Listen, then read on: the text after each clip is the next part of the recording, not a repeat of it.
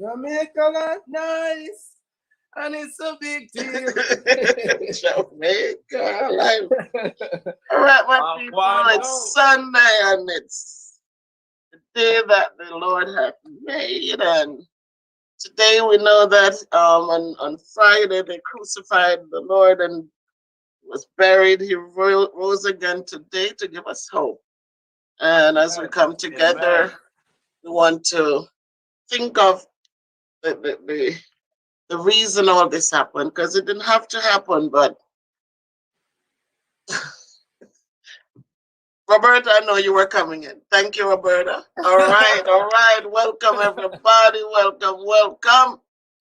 Thank you, thank you. So we know that my friend Terry-Ann from JA, thank you guys.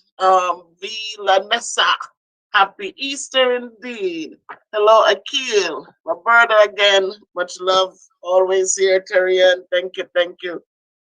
So we know that Christ rose today and he gave us hope. No longer do we need to live in gloom and doom where it was an eye for an eye and a tooth for a tooth, because he went to the cross and he came back and he showed us that now on we'll have grace and mercy to move forward. Paulette James, Aaron Barrow, blessings. So today we consistently think about how we should be so thankful, because when we didn't even think about him, he has been thinking about us. His death didn't have to happen. His father could have prevented it from happening, but it happened. And so today we have life. We don't have to go to churches to give God glory.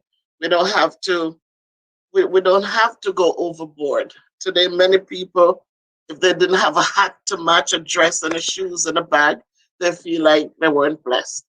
But just know that you're blessed wherever you are. And just do the things that, are right and true and wholesome and good. Just do the things to show that you care. It's not about the quantity, it's about the quality of what we do and how we do it. So today it's a beautiful day. It's God's sun shines on all of us. And we have the opportunity to ask forgiveness and to get forgiveness, and so we can move on in a beautiful way. So again, people, I say welcome, welcome. It's a blessing in so many ways. I mean, I said it many times that our blessings come in different shapes and forms. And yesterday, you got a taste of a visit from a man whom I have so respected and adored. I have come to become a part of his platform and what they believe in and what they do. And today, still a beautiful day. I want to turn over this platform to him as he hosts here at Miss Beth's production. So thanks everyone for coming in. I so appreciate you. And the next voice you hear will be from the man King Nick himself. Queen, I see you in the house. Christine, I see you. Denzel, my student, Juliet. Oh my God, thank all of you for joining. So appreciate you. Thank you, thank you. So the next voice, Johnson Twins. Thank you. You subscribed today. I saw you. Terrian sent you. Terrian. Thank you, Terrian.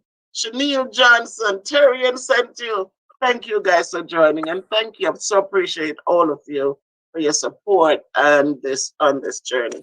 So, Mr. Nick, take it over. People big up on yourself. Go on. Go on. No! Big up on yourself. You don't know what. It's a King man from Jamaica Life Nice. And I represent for Miss Beth production channel. I love what say, And when I stop to the love spread to the four corner of the earth like a gospel. There you go. Yeah, man. So big up yourself. Hear me, I say, man. Thank you, Jesus. The life and strength. Thank you for sacrifice yourself. You understand? And so we may have, hope of eternal life. You understand? So big up yourself, Ayade, you know? Big up Jamaica. I love with someone. I love with her. But you don't know people were there. I mean, I say, oh, watching our Miss Bev production channel. I don't know, she has been persevering for a while now. And, the milestone is here. And for 1,000 subscribers. And we see it, she has been a member of the Jamaica Life Nice family for a while now. I don't remember. How long now, Miss Bev? I have been a part of your channel for a year. A year? It's a year, yes. Wow. I started off watching some cooking and stuff and then fell full-fledged in March. So yes, so long you watch that So long I watch. So me a cook. Yes. Oh, the days when you cook and have people carve out watermelon flowers and all them good stuff. So what inspired you mostly of Jamaica Life Nice and you becoming a member? What inspired you mostly? You know what happened? I wasn't a YouTube person. I would get on YouTube and just to find some resources for my students to help them with math. And then my husband mentioned one time, he said, oh, there's this guy who drives he mentioned that one guy who came back from Jamaica and they were going around showing people who returned and what it was. So as he mentioned them, I would go and I would look. And then I picked up the guy who Maurice Kingpin, who would drive from place to place, and then I was so ecstatic because I'm seeing places that I'm used to in Jamaica. When he will go to Trelawney and he gets to Duncan, and say, look at the house, look at and I was very impressed with that. I loved it. And then one day I was just watching and I saw this Jamaica Life Nice or Jamaica Nice Life. It was something. It was Jamaica Nice first. Was Jamaica Nice, okay. And so I started watching and it was a cooking thing. And then I saw the guy did a thing with a watermelon where when he carved it, it was a rose. And I took a picture of it. But then each time when I come back for something else, there were things going on. And I just got, then schools closed because of the COVID thing. And you started going live. And so when you went live, there were so many people coming on and they sound like me and I couldn't see them, but and then it was incentive. You had started a drive to give back to the poor in St. Elizabeth. So I was excited again because I said, I'm from I grew up in St. Elizabeth. And so that connection just really hit me. So I got on board and ever since I've been stuck until this day. Wow. So what impressed me the most is the transparency on the show. I like the fact that I don't care what people say. I use my own knowledge, my own experiences. And what I liked was that the projects got done. No matter what happened, you could see that the legwork went in. I always say you're such a great leader because you make sure things got done. So that kept me focused and want to see the next project and the next project because we were seeing things happening. It wasn't about, oh, we're going to do this and then it withers away. It was powerful. It was every time the projects got done, people were excited. People were coming on board. People were supporting. And you appreciated everyone. It wasn't just about those who were giving, but those who were giving a thumbs up or just encouraging. And that stayed with me. I said, this young kid, he's a young kid and he's out there with the camera. He's out there holding up the camera. And yet, and so that really, really was what got me hooked onto Jamaica Life Now. And better yet, when you started encouraging people to go like up Miss when you started, and I said, wow. And in honesty, you know what happens when school started and I couldn't be on there anymore as often as I could because the lives were, And what impressed me too is the genuineness. Even if I'm not there, even if I'm not in the crowd, hey, King Net Morning, big up yourself, whatever. When I'm looking at the videos later, you were still saying, well, guys, remember Miss Bev, you know. And I said, wow, that is beautiful. It is genuine. It's not because I'm there, but even when I'm not there, I was getting the love. You know, people were still there. Well, So that was good. you actually, Exactly, Aaron. He is a man of his word, and that's a good quality to have. And you know, thank you, Queen, because you're part of it and making sure that my link was dropped. I can't even drop a link, but my link was in there and encouraging people to support me. And yes. at that time, I was new, so I had just a few.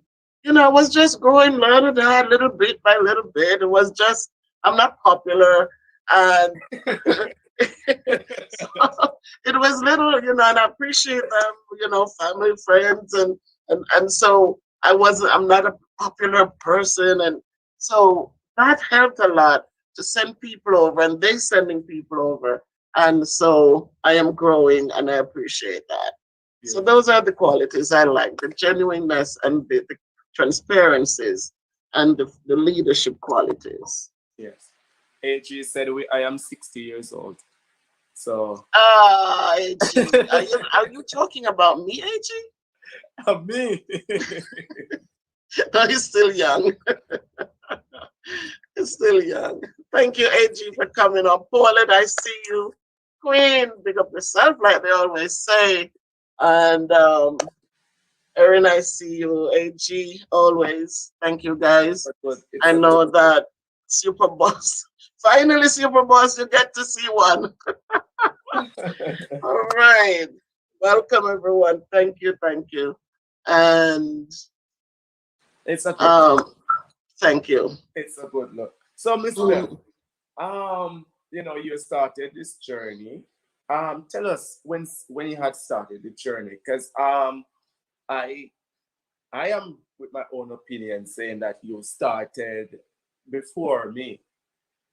I'm not sure because I started in 2019 actually. So when did you started your channel? Tell us a little. So, wait a minute. In my dreams, it seemed like 2019. But no, I started right when, wait a minute. No, I started last year when COVID.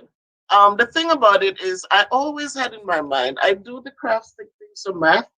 And when I jumped on, I wanted to do math. I love math. I teach sixth grade math. And that's what I wanted to do. And so for a long time, I would do the craft stick, geometric 3D figures for years with my students. And I kept saying, I would like to post this on YouTube. And then my kids that came and when we have big dinners together, they're saying, we thought that you had to put something different out there.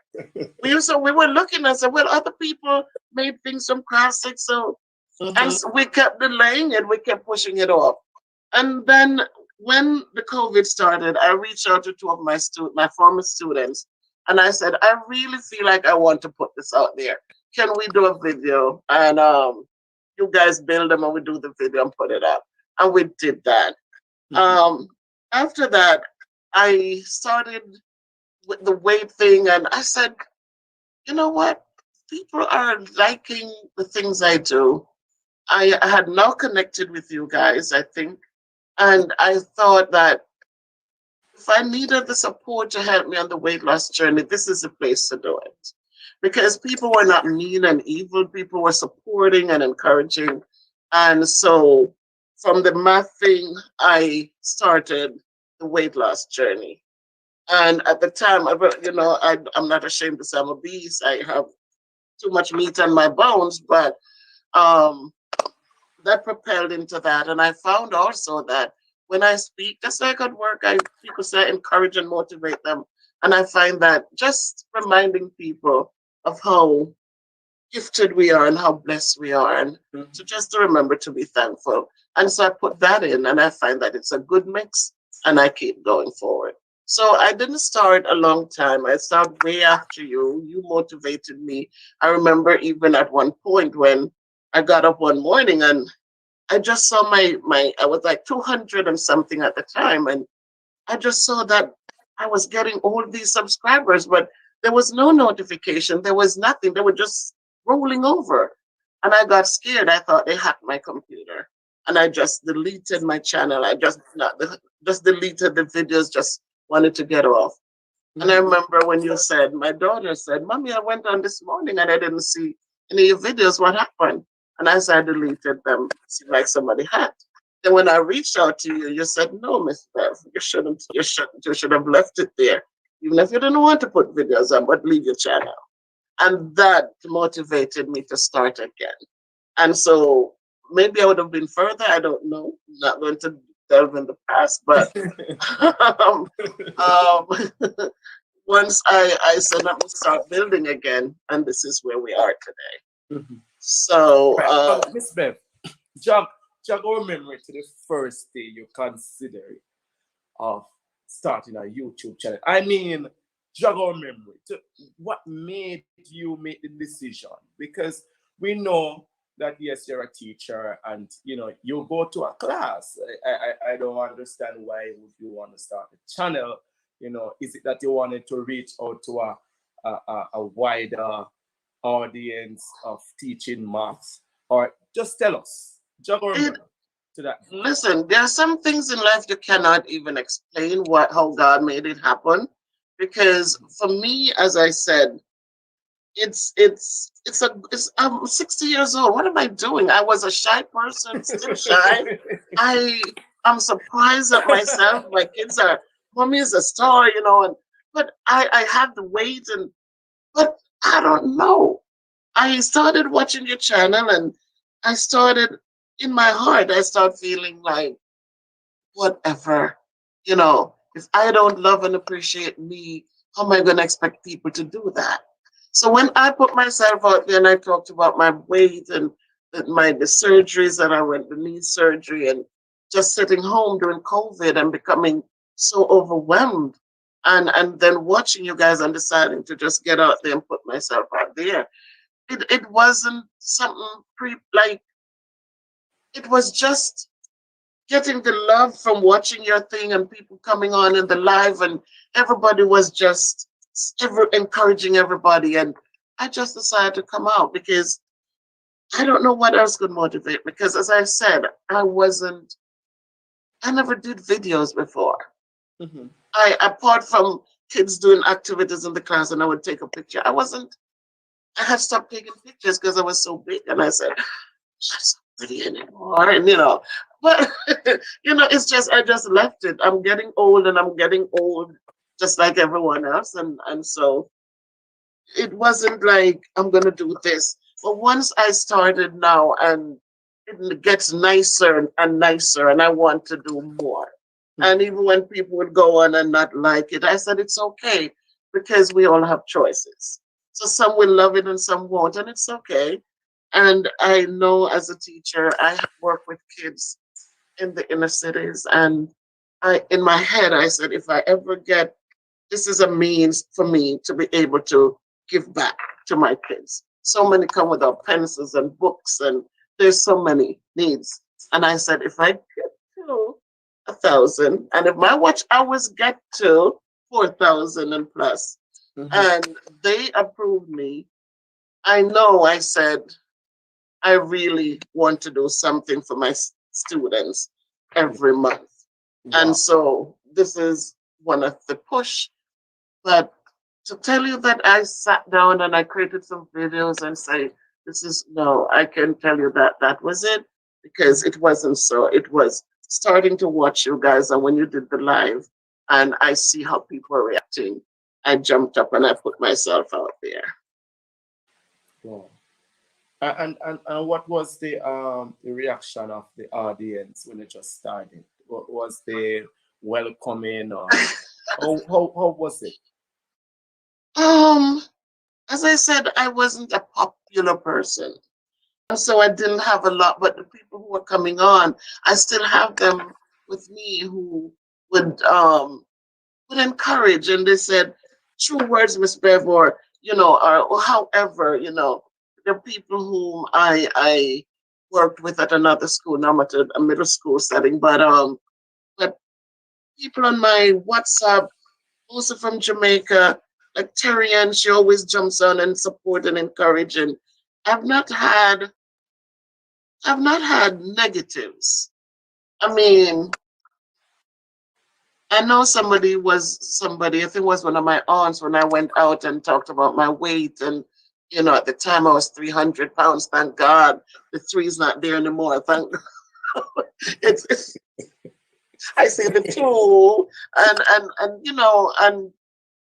there are times, and she said she loved the transparency, she loved the honesty. And it was a brave thing to put myself out there. But what I found too is that when I look back at some of my videos, I look like I'm growing more beautiful than when I just started. It just Yes, seemed like there's a piece, there's just there's a peace in your soul. yeah, it's just an aura that it's good, it's wholesome, and so I'm not, I just come out and do. You just do your best. Yes, To be honest with you, it seems like to me, yes, it's the Love Jamaica life shows me. to me, it's like to be obese is a thing that inflict a certain amount of pain on you, um, in a whole, for people in general.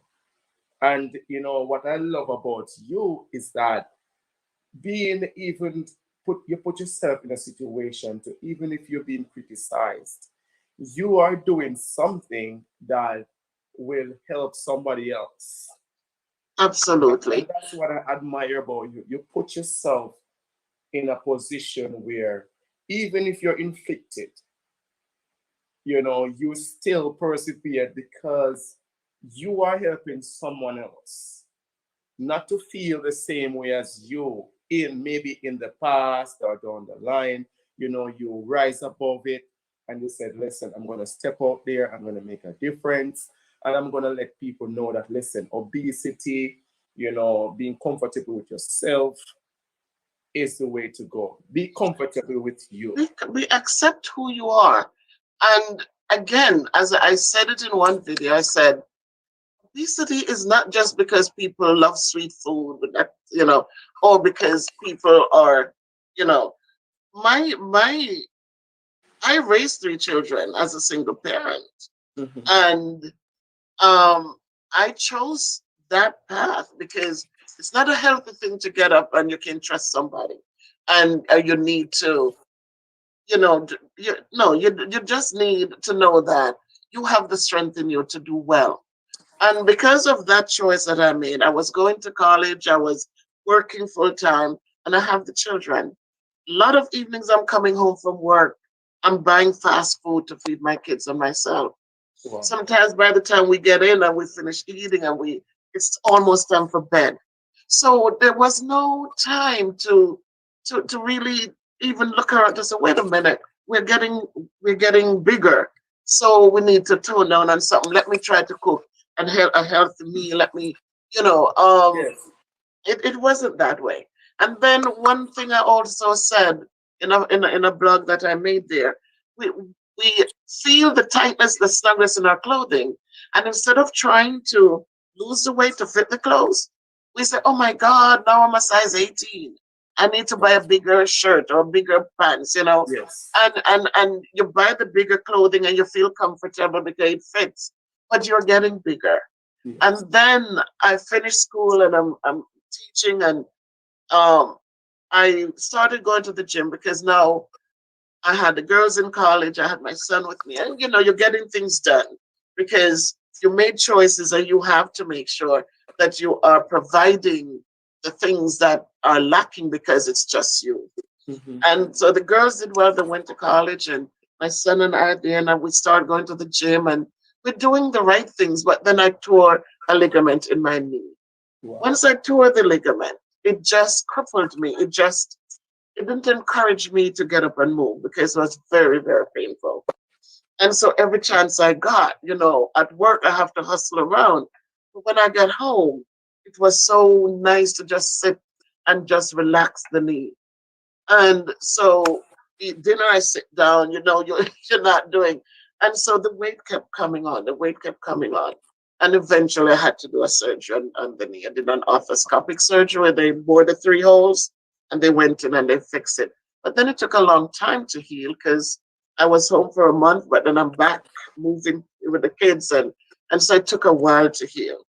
Mhm. So I did gain the weight. And then when COVID hit, I was home confused, didn't know what to do. And they're telling you one thing because they didn't know themselves.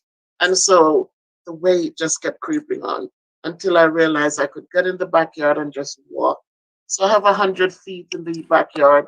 And that was my playground during COVID where I could just move back and forth. And till I started the walking program with my neighbor, and the weight started coming off. Changed the way I ate, cut out some things, and it worked. So And for me that don't want to get fat. Tell me, because so I what? guess I have a lot of skin on my bone. You have skin on your bone, not meat. The skin, you gotta fill it out, but the meat is harder to get off the bones. So what are your advice to those people out there who feel they feel like, boy, I am obese, and um I feel like I'm left out. People don't care about us. Nobody wants us, because I know most men don't go for it. So what is the encouragement to those people? You know. Listen to me, man. Listen to me. Men, women, whoever, love yourself first. Mhm. Love yourself first. If you can love and appreciate who you are, if you can, because being a beast, I want people to know this, it doesn't prevent you from doing positive and good things. Being a beast, yes, it means that you have more meat on your bones. It means that it might take you a little longer to walk a mile or to walk a half a mile, but it shouldn't lower your self esteem where you feel like you're not good enough. You're always good enough. You're Yes. always important. Don't let anybody determine that for you. You don't let people determine who you are. You determine that. And once you can feel good about you and you can accept it, you see, there are people who feel angry if somebody says they're fat, even though they're fat. I had Mhm. a situation with a student one day who she went to bat for me, but I had to let her know that a student said I was a fat something something, and she was so angry. She said, "Oh, you don't call my teacher fat." And I said to her, "But I am fat."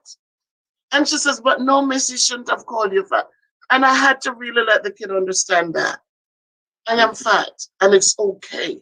I cannot get angry when somebody say the truth. So I have to love me and I have to accept me, and Yes. so that I can move forward.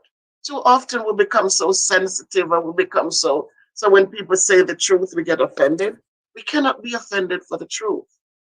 So I encourage people to do you.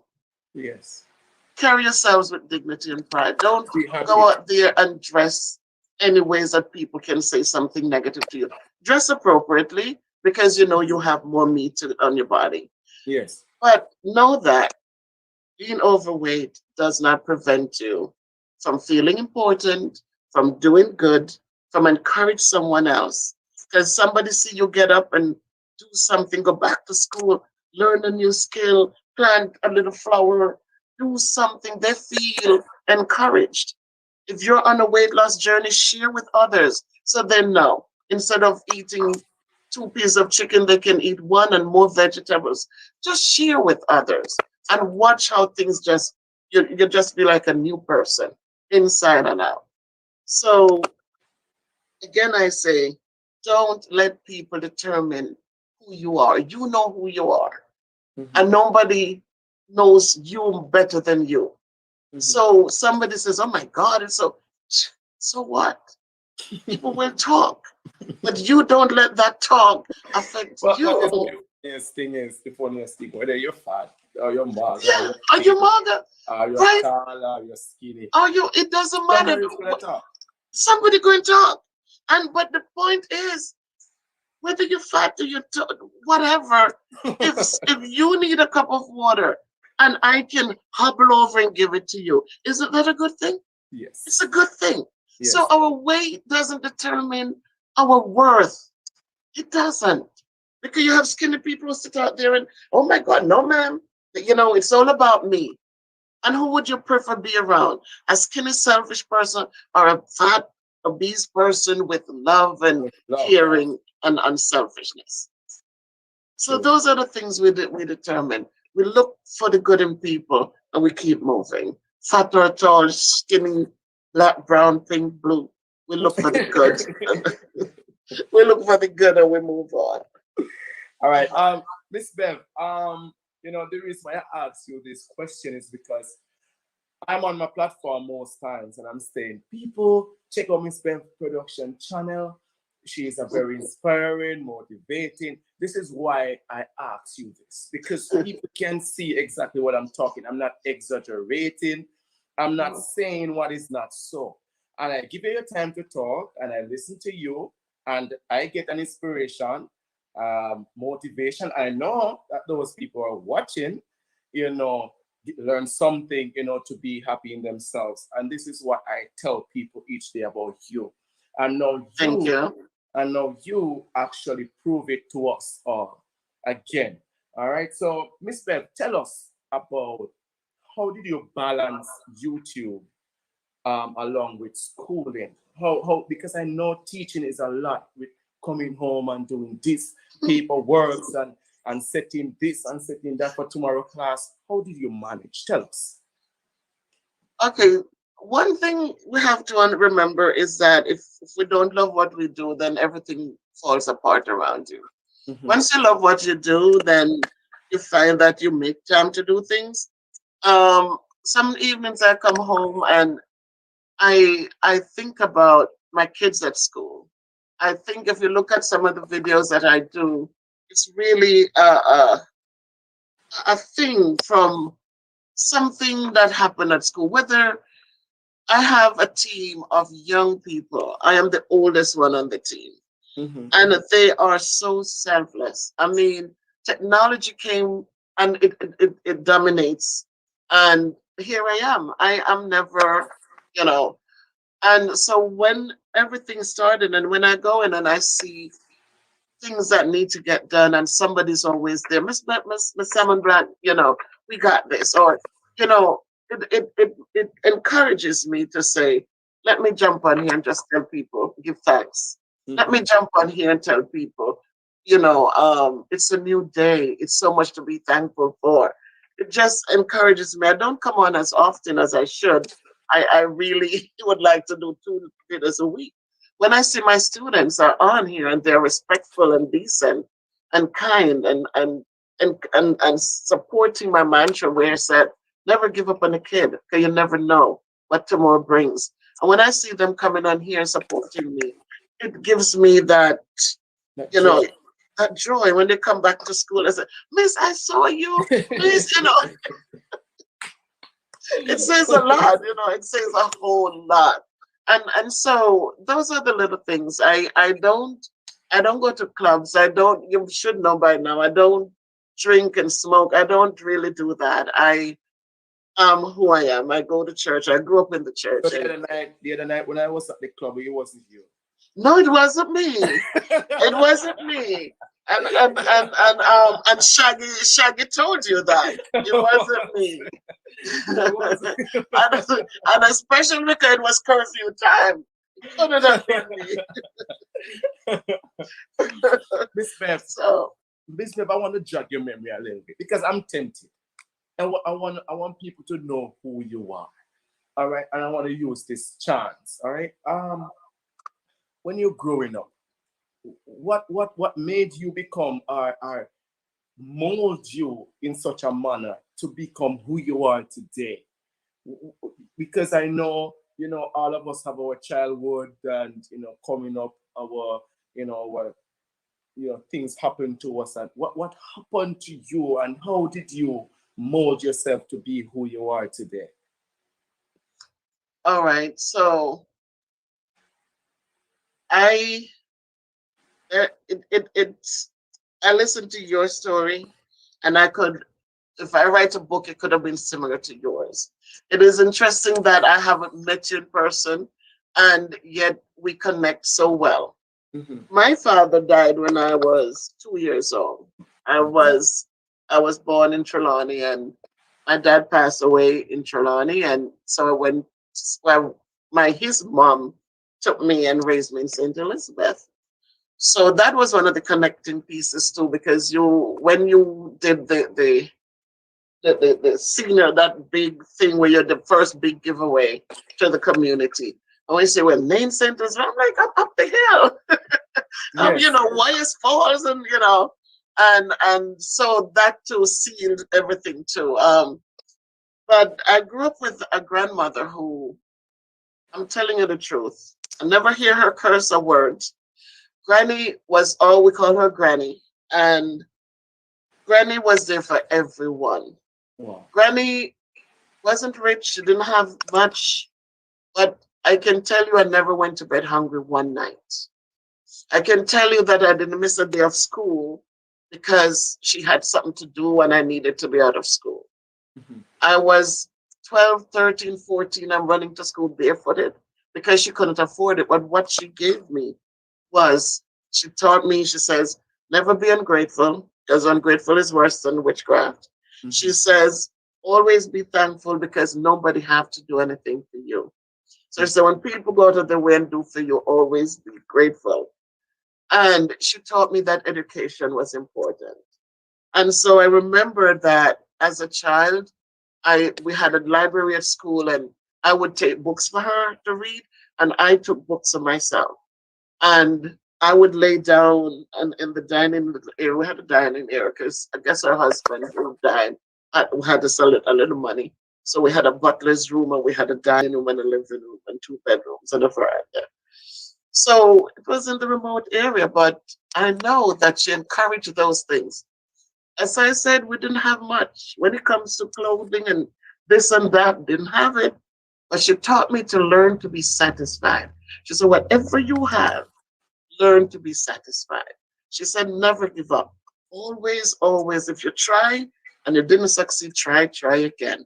Mm-hmm. And those little talks that she would consistently tell me, it it helps to motivate me. So when things didn't go one way, I didn't fall down and give up and woe is me. I tried something else. Oftentimes you might go to people and ask for support. Where am I forget it from? And I have it, and they push you aside and people give up on you because you didn't look like somebody who would have made it. But let me tell you all out there that it's not true. When God has blessed you, they said the stone that the builder refused. They said Become. them kick it, they kick it, they kick it, they kick it around. And when you look at the building is to be finished, that stone is the little piece they need to finish. And I'm telling you guys that I know from experience that I God has really been there for us. So with what she taught me, with all the struggles I went through, I Mm-hmm. came to this country. My mom sent for us, and we got to come here. And I started going to school. I had my daughters, they're twins, beautiful little girls, and I work hard and I tried my best and I do what I had to do. And the foundation that was laid for me was a foundation that allowed me to build. It was a foundation that gave me, put the things in place that could have taken me to where I am today. So I came here and I did my GED, and GED is just instead of a high school diploma, you could do it here in America, and you get a certificate that will allow you to go on to college. They accept it as a high school diploma. It's an Okay. alternative. And I got that, and I registered in community college, and I did elementary education and psychology. I stopped for a minute because my kids, I said they come first, and then I went back, but I finished. And once I finished, I started working as a paraprofessional. That's a paraprofessional works alongside a teacher in the classroom. Mhm. And then my professor came to the school one day and he said, Heavenly, what are you doing? I said, I'm a para. He says, no, you need to go back and get your bachelor's degree. And Wow. I registered into the next college and the 4-year college, and I got my bachelor's in behavioral science. Mhm. 2 years after into that, I did come back to Jamaica in '99. I was teaching there, and that's how Terry and see Terry is always here with me. She and I connected. We go to the same church. She was a young girl, but she was there for me, guiding me while I teach in Jamaica because I didn't know Jamaican the way, some things, but she would come Sunday evenings and she would work with me. So I always appreciate those little things because it's not money. It's not $10,000. It's not, but at the time that's what I needed. And she blessed me to come sit after dinner and come sit with me. So I came back here. My daughter, one of the twins, she says, "Mommy, what they paying you here as a teacher? It's so small. You would have made your month's pay here would have been a week's pay in New York." She said, "Mommy, leave the helper with us and go back up and go back to teaching up there." And that's what I did. And so they finished high school in Jamaica. They love the sunlight. They love, they just love the freedom and no coats in the winter. And they finished the 2 years in high school down there, came back, went straight to college. And I, in the meantime, went on to do a master's degree. Mhm. So again, it's a lot of support. Once they were old enough, the girls were old enough. My son is 6 years younger than they are. And it was a lot of just the four of us doing a lot together. Support, support, support. I remember when they left, they got scholarships and went away. And it broke my heart, but I couldn't say no because they worked hard. They were smart kids, still smart kids. So my son would be with me and I have to bring him to the college to finish up. And sometimes I'm so tired. I say, "Christopher, we're not going tonight." He says, "Mommy, you got to go to school. They'll give you an F." So I had to drag myself up and it paid off. It really paid off. So the four of us, we worked as a team. I have my big sister in New York who was very supportive and encouraging. I have my brother, it's an only brother, and there are other people who, have been there to encourage and to support. Um, I have my niece, she was on here one night, and you know, my little sister, she's a teacher too in Maryland, and it's just a lot of, you get the encouragement, but you have to do the legwork. And no matter if people encourage you, if you don't get up and move, no matter how much encouragement you get, it doesn't work. Yes. So a lot of hard work, but a lot of reasons why you wanted to just get out there and do the right things and do well. Yes, ma'am. That's it's very touching to see where how far you're coming from and the perseverance, to reach where you are now. It pays off. Big up yourself, big up to your family. Mhm. Yeah, Yeah, they your got to the smart family. daughters. They are, they are, they are, they are. And my son too. I'm Yeah, just like, I mean, I and want my to see my son too. Don't leave him out. call me later, I say, so what? So, You're smart. what's up with that? Yeah, yeah, they work hard. I have It's a to be blessing. thankful. Yes, It's a blessing, Miss Bev. And it's a blessing that, we cross paths, because sometimes, we go through life and we don't know that people exist, it's true. and, this platform, which even Jamaica Life Nice, it allows us to meet people that we think never existed.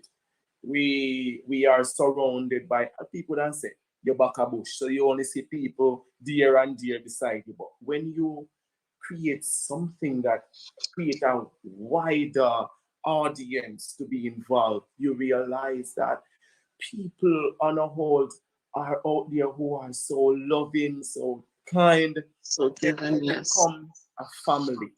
And that's what I always tell people.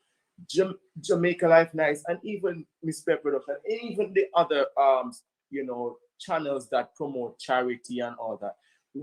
I don't believe calling them channels. It's a platform. because it brings people together. And that Oh, is what I definitely. love most about it. It brings people together. And being since I've started 1 year and I know, I've met so many So many. wonderful, amazing, kind, sweet people Genuine, that genuine it people. widens your mind. Like, yo, man, wagwan, you know? Mm-hmm. Mm-hmm. So it's a beautiful, beautiful settings, to meet you, Mm-hmm.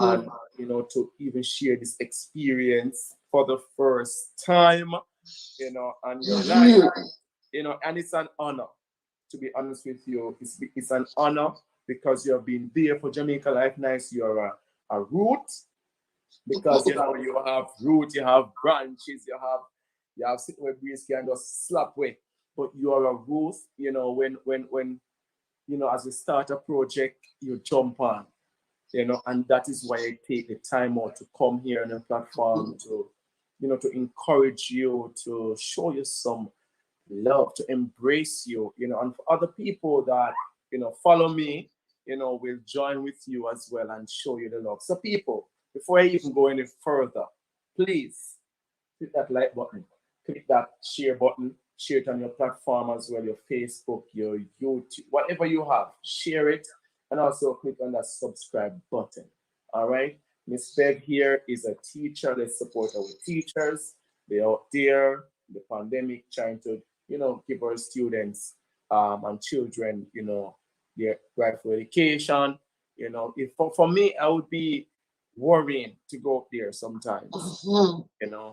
and for you, you have to, sometimes you want to embrace the children and everything, and you put yourself so vulnerable, to this, to this thing, to show love to the children. So, people, please go take a minute. When you subscribe, please come back and tell me you just did, and so we can continue our talk. Please, people, go ahead, go ahead, go ahead, go ahead. I'm gonna give you some music while you just do it, do it. And guess which song I'm gonna play now? Ah, Uh, Jamaica uh, Life ja, Nice. ja, ja, ja. I'm a good host though. You're I'm the taking it. best. You're the best. You're the best. So, people, just go over there, Hi, subscribe, subscribe, Carlton. How are subscribe. you? Nick Carlton says here, Simple Jenna. Thank you for supporting Sandra T. Thank you. Lorna Smith. Thank you. Barry Candler. Thank you so much. Erin Queen. Thank you. Thank you. I saw my sister Karen. I saw JB. Um, Terrian, as always. Thank you, Terrian. Cello D. Thank you. Paulette, I see you. Fire Reed is in the house. Thank you, Fire Reed, for your support.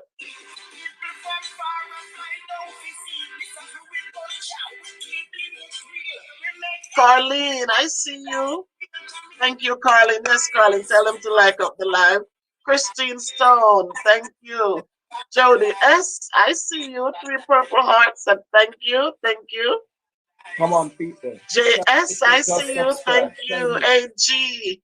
Thank you, AG, for coming in. Joan Heslop, thank you.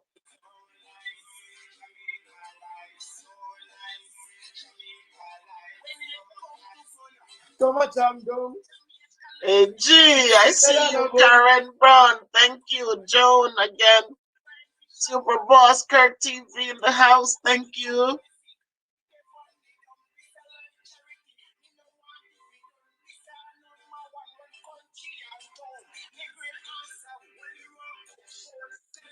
Queen, thank you so much for holding it down for us, Queen. Thank you, appreciate you. Jamaica life, Jamaica life. Ava Ellis, thank you. Terrian sent you. Beverly Brown, I see you. Thank you, Beverly, for coming in. Christina Stone Jamaica. left Jamaica since 75 and never been. And JLN and your show make me want to come back. Beautiful, Christine. You see so many negative things about Jamaican. I love show Jamaica in such a positive light. I so totally agree with you, Christine. That's why I'm there, and I'm still there a year in. And for those Jayana people, Roland, I see you. Thank you for supporting. Norma Gregory, Blacks Don, my nephew. Thank you. Johnson Twins. Thank you. beautiful. Uh, And for those people Latila that Moore. I see you, Latin. I see you, Latoya. Giselle. Thank you, Giselle, for coming in. Alien Mode. I see you. it's a good look. All It's a right, good look. Denzel. Thank you, Denzel. I don't see Roberta. Where are you, Roberta? I know you were here. I don't see you. I don't know if you left. But thanks for your support, Roberta. I totally appreciate every time I come on, you're right here with me. So thank you if you're watching. Thanks everyone. Thank you, Queen. Thank you, thank you. Daniel, my student. I see you, Daniel. Thank you for dropping in. Come on, people, like up the video, people. We are 50% watching and only 41. Still need 9%. Come on, show some love. Show some love. All right, we're on 43. Show some love. Make sure that you're subscribing, people. We need the love over here. You know, she has shown a lot of love to us, you know, over there, you know, on Teresa's house, Mr. Parkinson's, you know, Alicia's, you know, show her some love, man. She show us, you know, it's fair enough to show her back some love. Miss Bev, big up yourself. Whole heap of love. Thank you, sir. Thank you. You Whole pick heap up of love. yourself too.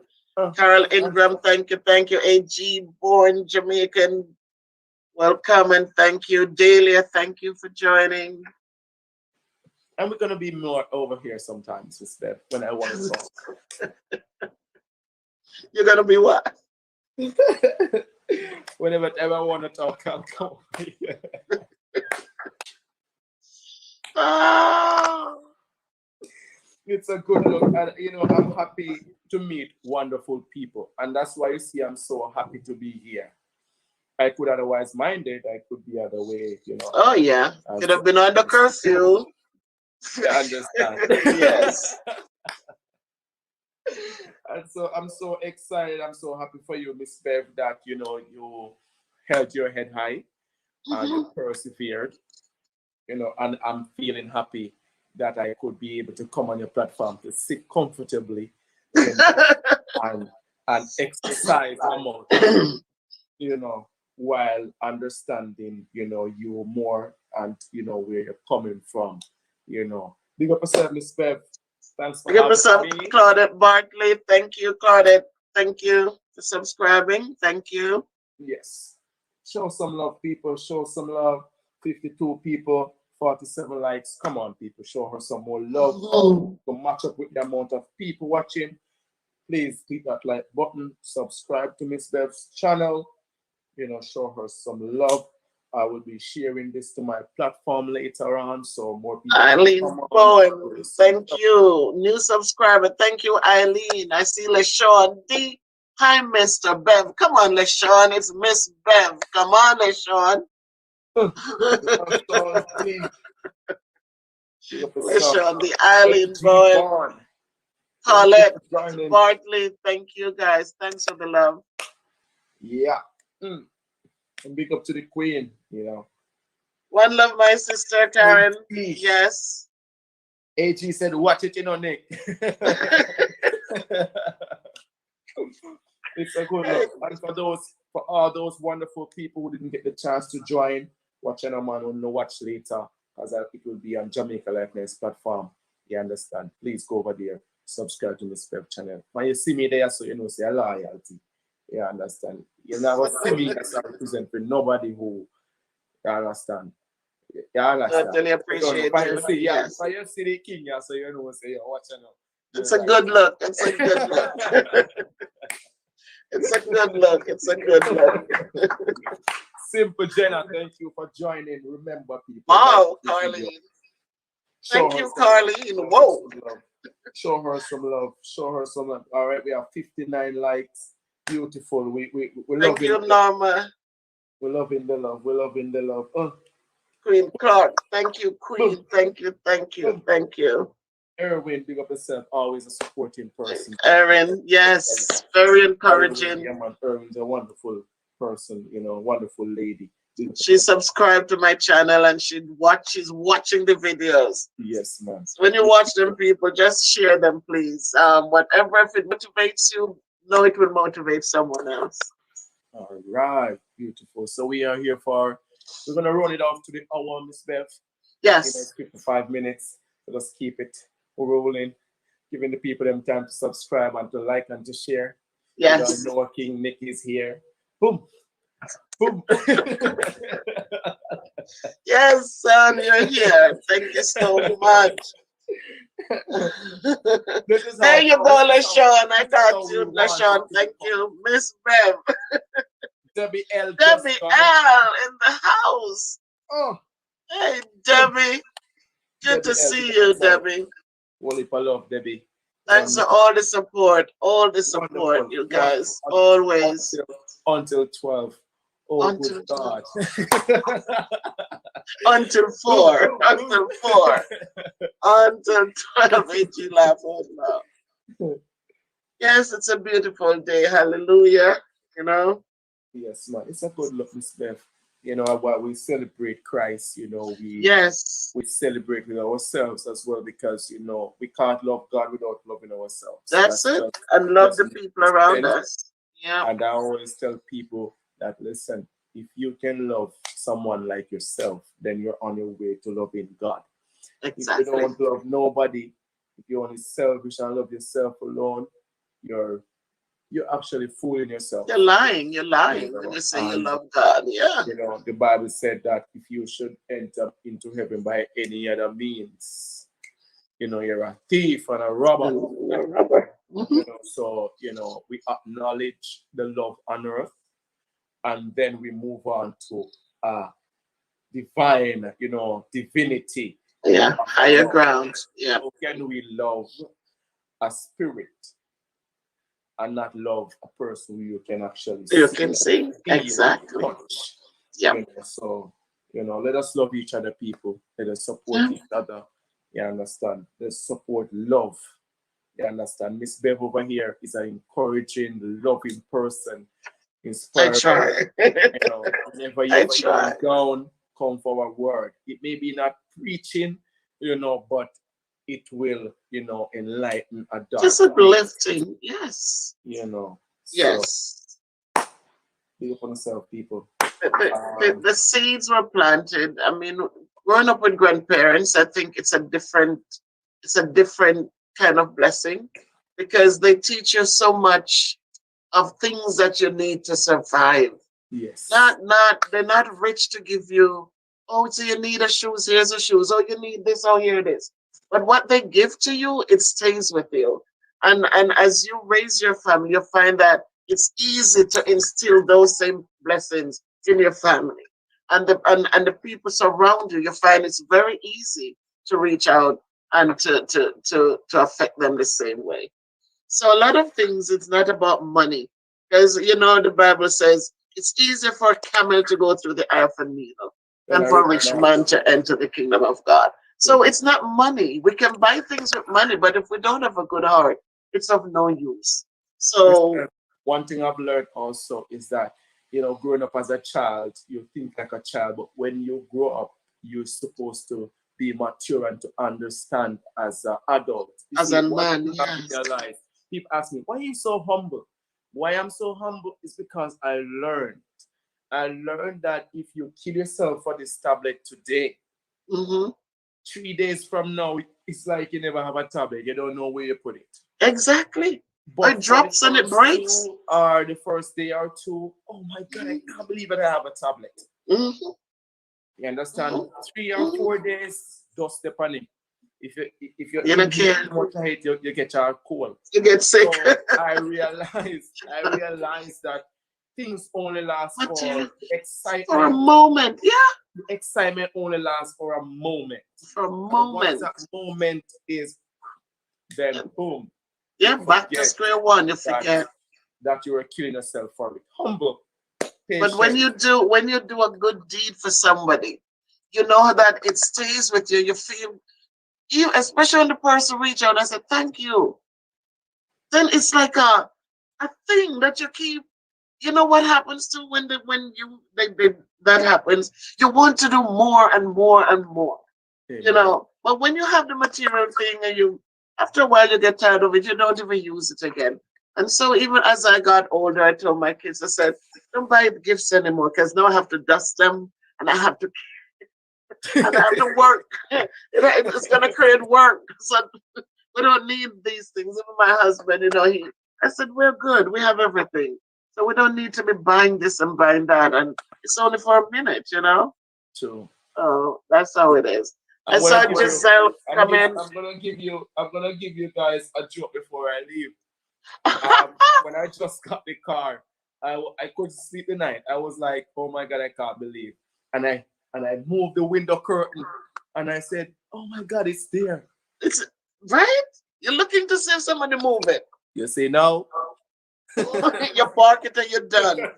And the thing about that I liked with you two, King, is that when you guys got the car, it's like you never made it into a, hey, don't touch my car. Oh, you were putting cement in there for the projects. You were carrying everything in Of there. course. Of The course. young kids like this, they don't touch my car. Oh, but this kid was loading it with the cement. He was loading it with everything and just going. And I really respect and appreciate those qualities in you. A lady in Bahamas called me and she started laughing. She said, our Barbados, one of them, I always mix up the two of them. And Mm. she said she has never saw a man tied on a bed on a car top. On a car top. On a car top. You didn't, and this is why you're so blessed. And more blessings will come down for you, son, because it's you didn't make it into a materialistic thing. Because as Solomon says, Solomon was rich beyond our Imagination. our imagination. And Solomon says, with everything, I had it all. I had it all. But Oh, all of it was just vanity and vexation of the spirit. Because as you said when you got the car, right? First thing you're looking out the window to look, oh, did to you make start sure that worrying. it's real. You want to make sure. But then you didn't make it become you. You make it do the work it can do. And so God will always provide because you didn't use it to become a God. You use it to do work, to do the work that needs to be done. Yes, sir. And so those are the little things we take out of life. And Giselle, thank you so much for dropping in. Janez Forbes, thank you. Erin, again, you're still there. Super Boss Kirk, thank you, thank you. Oh, Maya Giselle is in the house too, Unstoppable, listen. thank you. Nataj Shah, Drake, Gil sent you. Thank you, Natash. Natash. Okay, gotta see with me. But thank you so much. And tell my son thanks for sending you over. Please make sure you subscribe and like and just stay with me. Thank you and send others. Yes, man. Thank you, Queen. It was great, Queen. Thank you for your support, Queen. You're part of this. You made this happen too. So thank you and blessings to you also for all that you do and the knowledge that you have gained and the unselfish way you do what you do. Janice, thank you. Thank you. Thank you so much, So Giselle. blessings to everyone. It's an hour and 3 minutes. We've been together. So if we don't stop now, then we won't have anything to tell you tomorrow. So again, King, I thank you for the time that you took, for your unselfishness and for your honest and genuine attitude towards me and my channel and I also, I respect you a lot. That's why I'm still around. I respect what you do and how you do it. And just continue, son. Your blessings are there. Um, it says when God opens the windows of heavens, there won't be room enough to receive your blessings. You need And some donkey. so, Let's start by some donkey. no donkeys are too slow. but um, but in truth, He is making a way for you, and in due time, you're going to see it all come together. So thanks for all that you do for every person that you have fed, for every person you have looked out for, and just the way you do it selflessly. You're not looking for anything. Sometimes even after donors send, you're using your monies to fill in the gaps, and I say, how is he doing this? How is he gonna survive? But God is providing every time for you, and you're going to be all right. So Jamaica Life Nice and his family, my family too. Thank you guys for coming out and supporting. Thank you, King, and keep on doing what you do. And for the team and for everyone, I say thanks. For my family who supports me and my friends, thank you always. And It's an it's a honor and a great day. Happy privilege. Easter. Happy Easter Sunday, everyone. Happy Um, Take care and be good to yourself. love. Christina, thank you. Love, love, love, love, love, love, love, love, love, John love, love, love, Heslop, love. thank you. So, guys, be good to Yes, love. yourself. You can't be good, be careful, but walk good and be good to yourselves and be good to others because that's the only way we need to go. All right. Take care. Peace. We're out. We're out. Jamaica life, Alpha life. Over here, say put Jamaica the spread life life. so nice.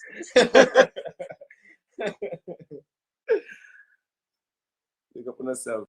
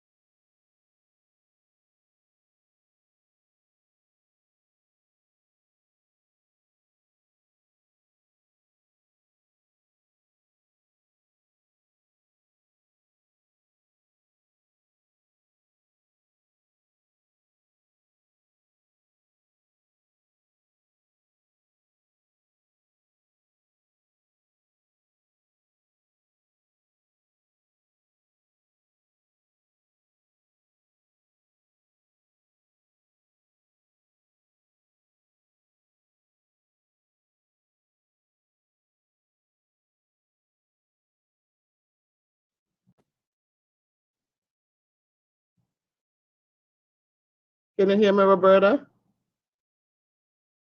Cool beans. How are you doing?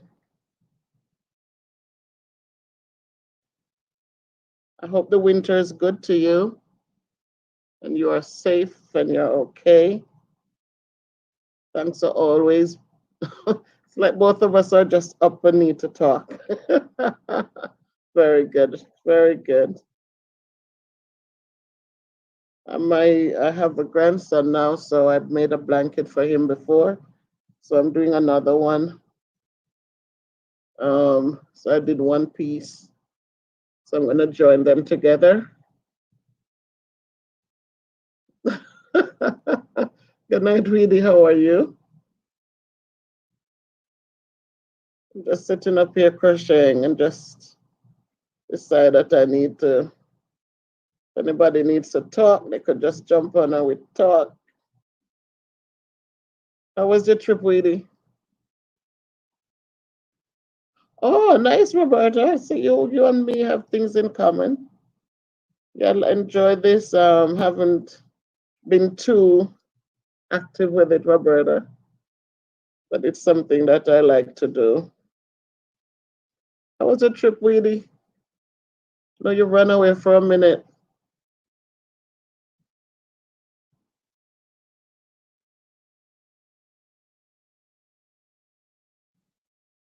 Okay, cool beans, cool beans. All right, I saw your channel. I saw your channel, man. But now you know I'm a teacher, so I can't even. I didn't subscribe yet because it's like hardcore music. So I didn't subscribe to it yet, really. But I encourage and support because of the job I do. Sometimes they kind of track what you do, and so I have to be careful. So I listened, and eventually, when I retire, I can subscribe.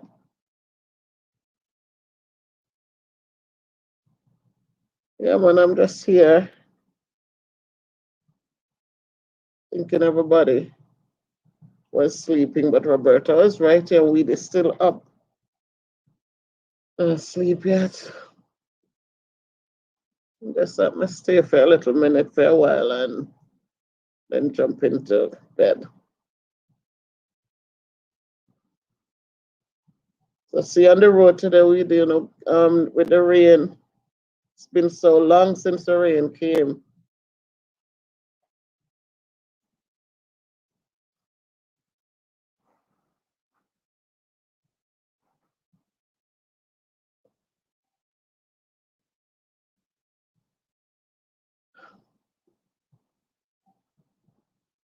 Yeah. So Roberta, guess what happened? We'll be going back to. We had started the hybrid. Hey, Terry, and I was just thinking about you. Oh my goodness, so Roberta, sometimes I could jump on and we just keep each other company. So sometimes I am up, but then I get tired when I have to go to work if I don't get enough rest. My day was so, Terry. It was so this week. We had a lot going on because it was report card. Hey, Queen, howdy, welcome, thank you.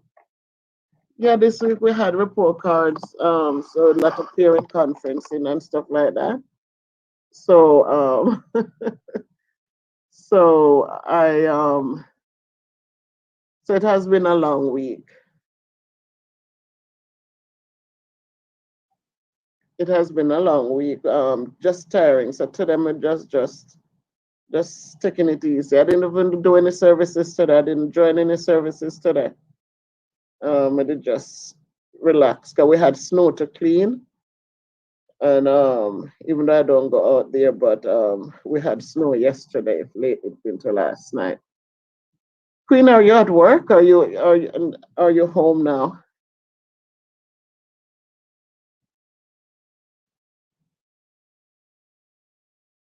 It was your day, Terry. I was just gonna talk about the fact that um we're going back to full time in school.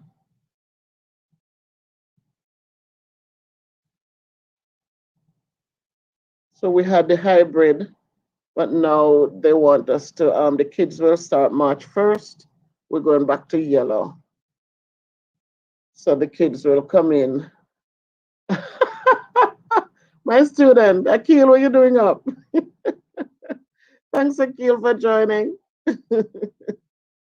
Oh.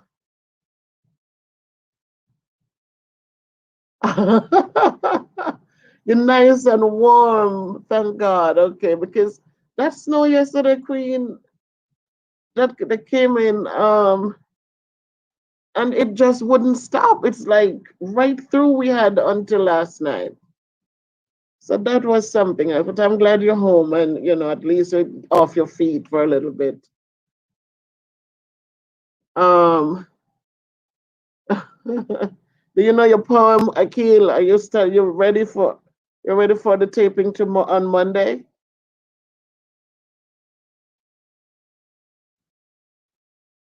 And yes, I saw that Weedy. I saw that Rain Man. You guys are having a good time. I enjoyed that video, Weedy. I enjoyed the singing the theme song. And I was just rocking to it. I was just rocking right along until it cut off. It's a nice song, catchy, nice. Queen, don't say too loud, please. Don't say too loud, Queen, because I think next week we're supposed to have something up here this coming week. They said we're supposed to get some more snow. Oh my god.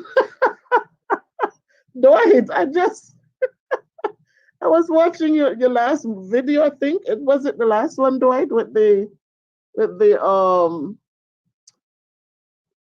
your nice new grill. Beautiful, beautiful, beautiful. I love it. Thanks for supporting, Dwight. Thank you for dropping in.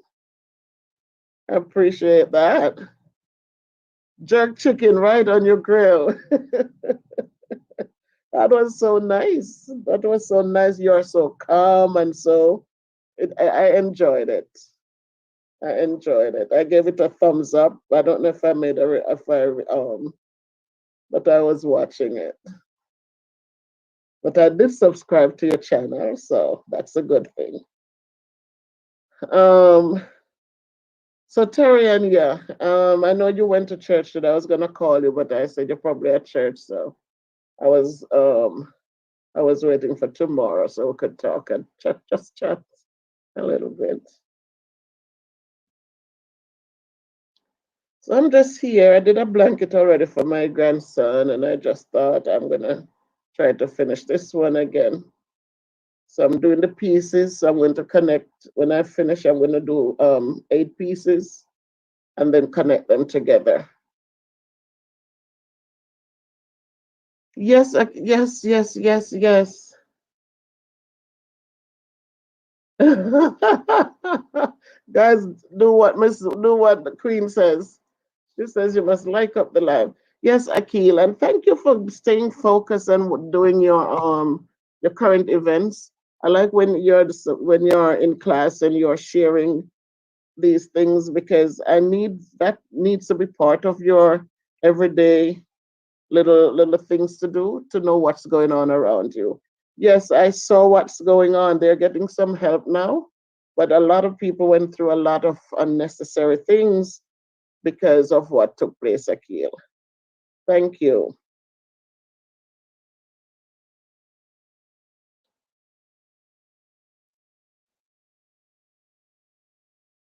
So I don't know if anybody wants anything you want to talk about.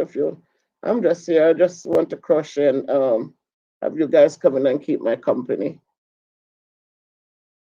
Nothing really. Apart from the fact, as I was saying, Tarian, we're going back to yellow. So the kids are going to be coming back to school the way it was when in good night, Paulette. Good night and welcome. It's so funny. I had a friend years ago when I went to the school in Falmouth. Her name was Paulette James. And when I saw you when you subscribed to my channel, I said,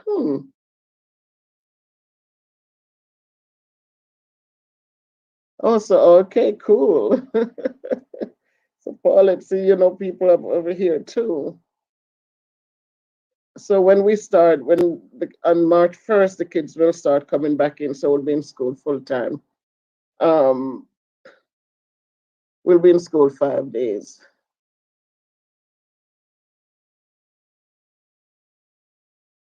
Oh my goodness, I can imagine that's tough, Terry, especially if you're not used to the cold and all of a sudden, Texas is usually hot, and all of a sudden, all this cold and snow. And the thing about them, they're not used to it, so it's harder for them. When you come from New England or even in New York, they can manage it a little bit better.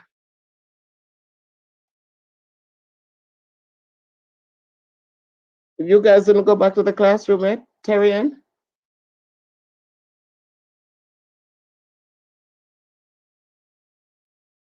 I'm glad for them to come in. We still have 2 online classes, but I like it better when the kids are in person because boy, this thing when you have to sit on the computer 8 hours a day, man, it's hard.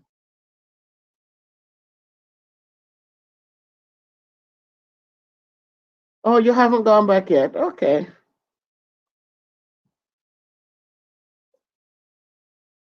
It's just quite interesting, an interesting time.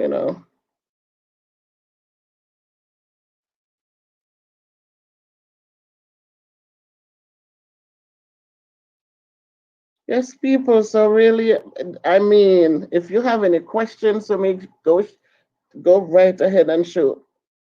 If you have anything you want to share, any concerns, Akil, how is mom and your little brother? Um, I said I was here and I just started crushing. I said let me just quickly do a live and as Lady V said, when you come in, like up the live, guys.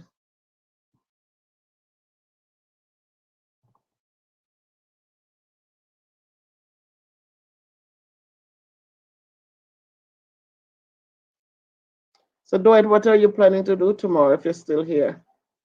Are you planning to run the grill again tomorrow? Grill some vegetables or something like that?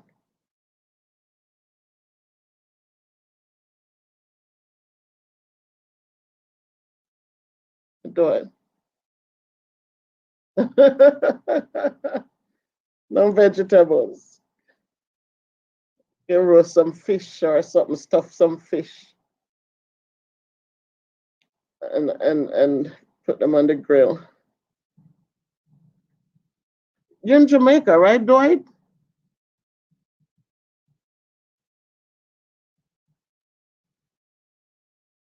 Okay. Okay, cool, cool, cool. Fish differently. Okay. Okay, Akil, that's good. You're helping mom. That is good, son. Okay, so you next door. I'm up in Connecticut.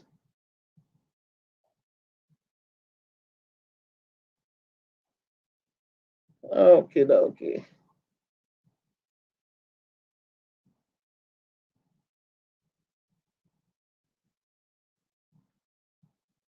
Oh, my people.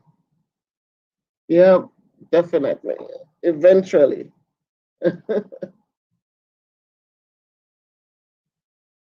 Oh boy.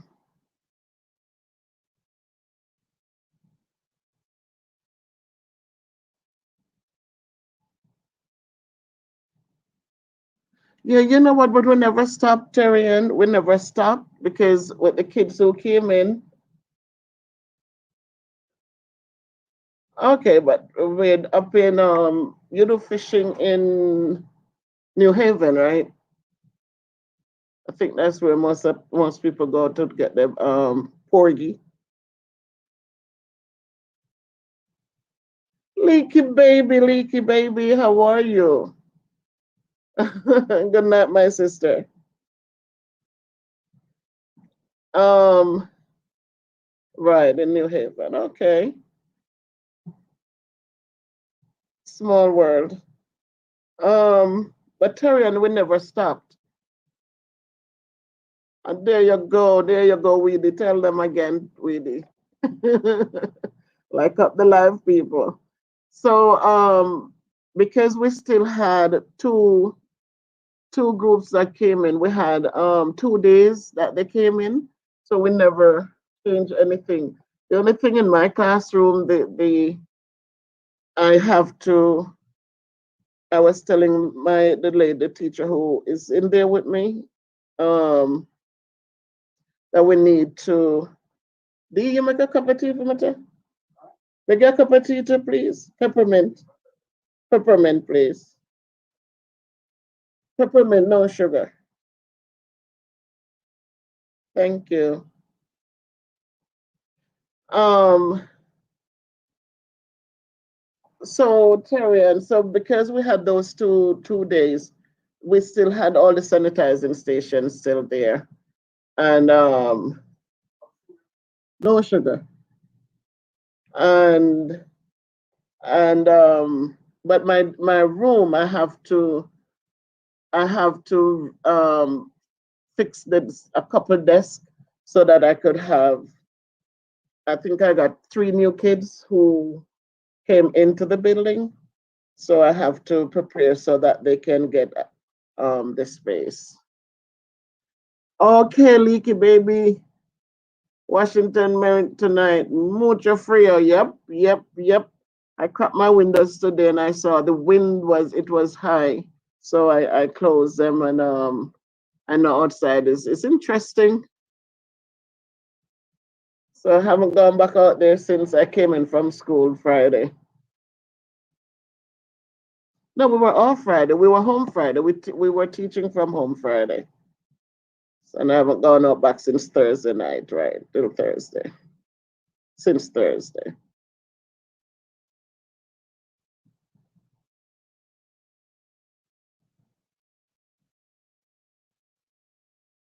I'm glad you're home safely, Leaky, baby.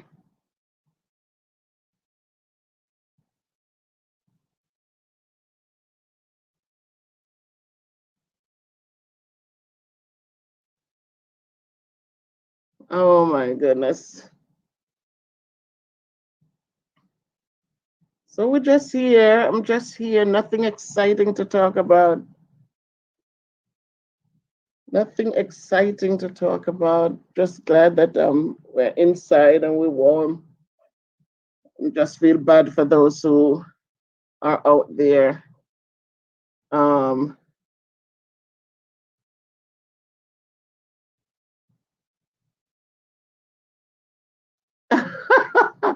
this is one of my students. Is this Miss? Is this Samara?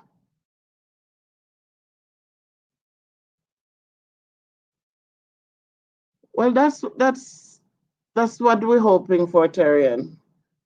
That's what we're hoping for.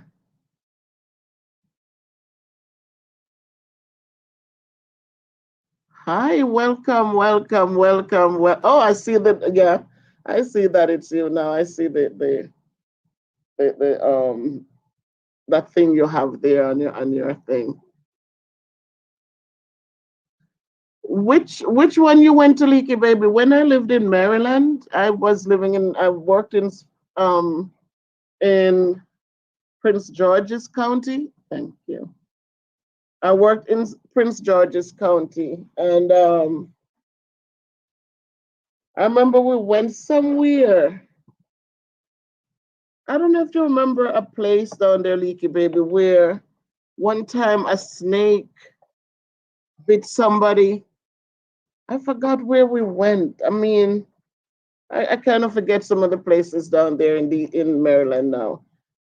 But I know we went to the Caribbean store, and they were showing us where one of them they put out the food and the thing and a snake was in it and bit somebody.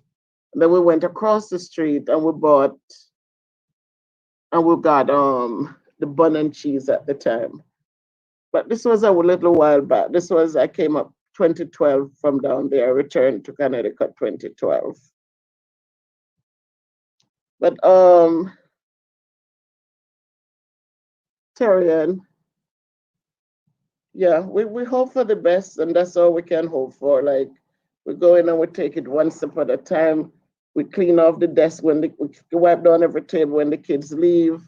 When they come to the classroom, they have to sanitize. We have sanitizer stations in the classrooms. Um, and we try to just encourage them to wear the mask. So we can only hope and pray for the best. You're going to bed, Weedy? Come on, now you're in Jamaica. Well, everybody went to bed. Thank you, Weedy. Take care of yourself. Say hi to Uncle Bob and the rest of the team down there. King Nick, Aunt Val, Shawnee, Pops, and Fecus. Heal them up for me.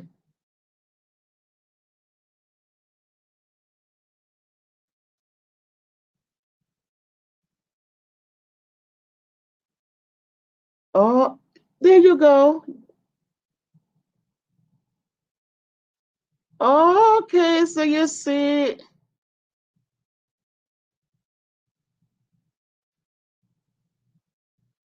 Okay.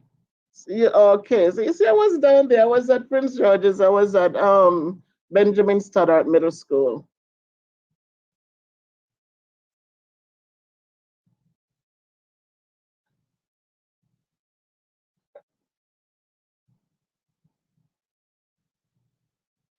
You're not going to bed, Weedy? Where you going? So I was in your neck of the woods. Probably saw you on the train a couple times and didn't know. I am doing well. I am doing well. I am here crocheting. As you see, I'm crocheting. Usually I teach my student, I do a little crochet lesson with the students, but because of everything I'm not getting to do. Very good. Thank you, Weedy. Stay up, keep my company. And tell the people like up the live.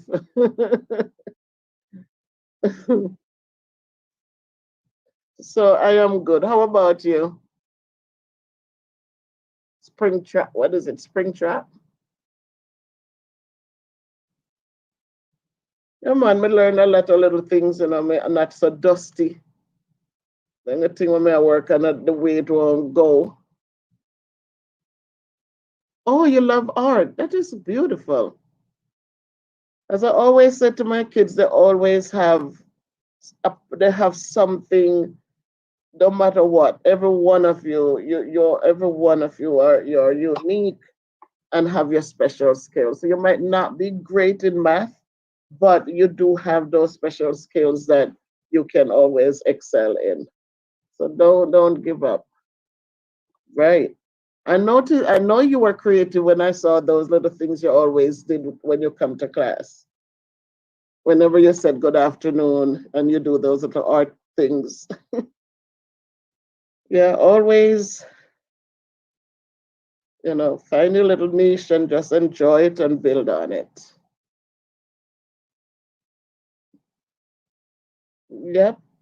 You never give up on a child. Never ever give up on a child because they might not, you know, what you want for them is not what they might want. And so it doesn't mean they should be treated less. They should always be encouraged because you never know.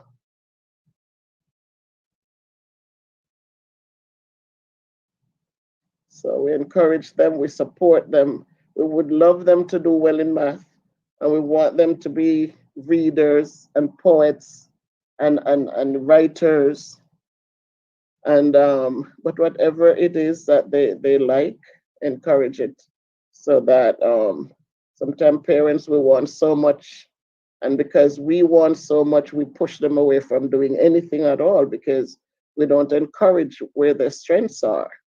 Because we don't see them going to college, and so we don't think that they have greatness in them also. But whether they go to college or not, whatever skills they like, encourage it and let them be the best they can be in what they enjoy doing.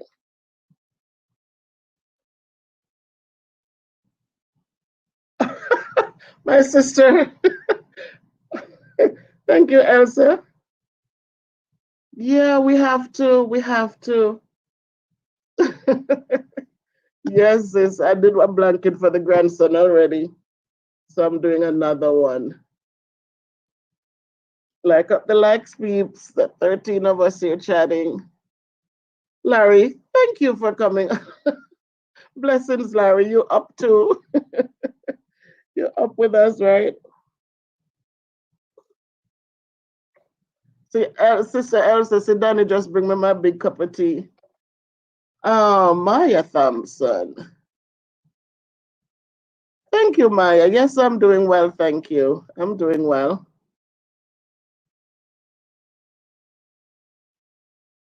That's right. Larry, go ahead, Larry. You tell them, Larry. Show some love with a thumbs up. Oh, my goodness. Thanks, guys, for coming by. I said I'm just here crocheting and chatting with my friends.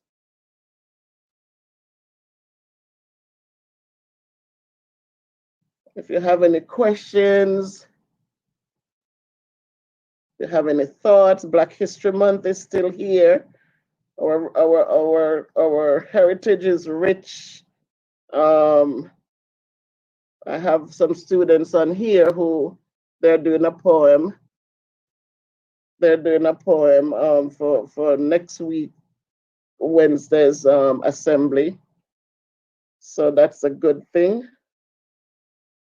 We talked to them about so many people. They would say that our foreparents came here as slaves, but that's not true. That they were doctors and professors and great people in the country. And it was when they came here, they turned them into slaves. They didn't come here as slaves. They came here as awesome people. And remember to teach our kids that it's our foreparents who created math and medicine started in Egypt. A lot of things that they use today came right out of Egypt. Farming started in Egypt, irrigation, that's where it started. And as I said, the calendar, because they started trading, the boats, all of those great things came out of Egypt from our foreparents. So our children need to know those things because too often they think that the Europeans brought those things here, but it wasn't so. They took it from our foreparents, straight out of Africa. The wheel that we use on our cars, because they had chariots, so they created the first wheel.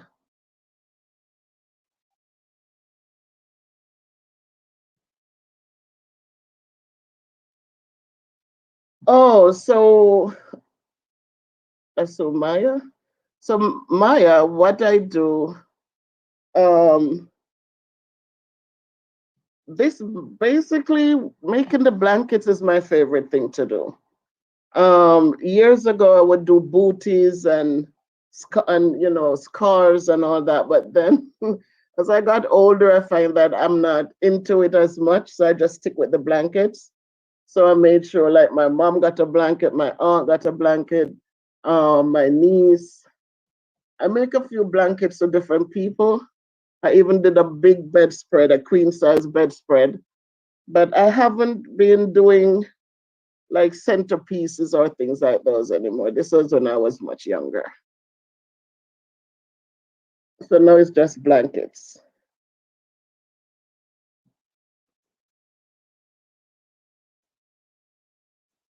And our kids need to learn these little things. I used to have after school programs to teach it to kids because they need to know these little things to do as past as little hobbies, how to crochet, how to knit. I can't knit. I can only start something, but I cannot create something from knitting. But these are good things for the kids to learn.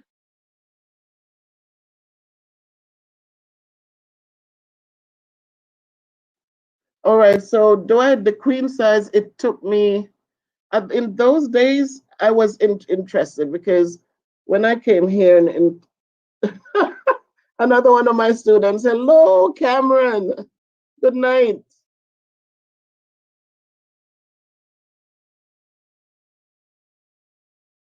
But it's something, Maya. And we used to do embroidery in school when we were younger and in primary school years ago in the 60s. Um, and that's when I learned to crochet actually. And my grandmother, this is a true story. My grandmother couldn't afford a crochet needle when I learned to crochet. And my uncle's wife, she had a baby, and I got one of the big bobby pins and bent the point on it. And I used to crochet the little white fine thread. I used to learn to make the chains with that. It used to cut up my finger so badly, but it was something I liked to do until somebody bought me a crochet needle. And I didn't stop. I kept trying to do my chains and lock them in and try to do patterns until I was able to crochet. So it's a good thing to have.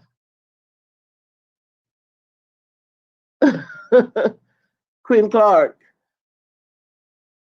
one of these days you come hang out and I'll sit down and show you. Once you get the hang of it and learn how to lock it, because you want to make sure that you're not just going around, but you learn to lock it and start a new row, then you'll see that you'll be able to do it.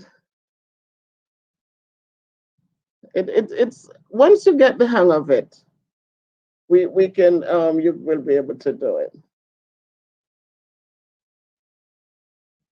Thank you, Miss Thompson. Thank you, thank you. So I see Cameron is up. Yes, Cameron, your teacher has some skills. The teacher does not only know math, she can crochet. And thank you so much, guys, for coming in. Cameron, did you like up the live? Did you give me a thumbs up? And Samira and Akil, did you guys give me a thumbs up?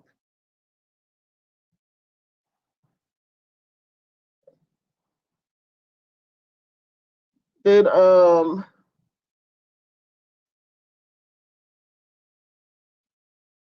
okay.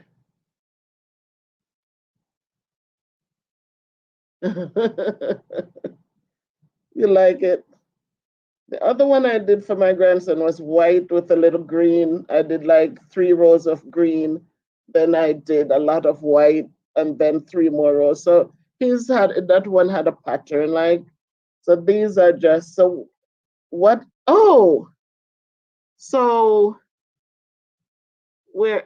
Hey, Ransford. Good night, Ransford. Welcome, welcome. Where is Dwight? That's his name.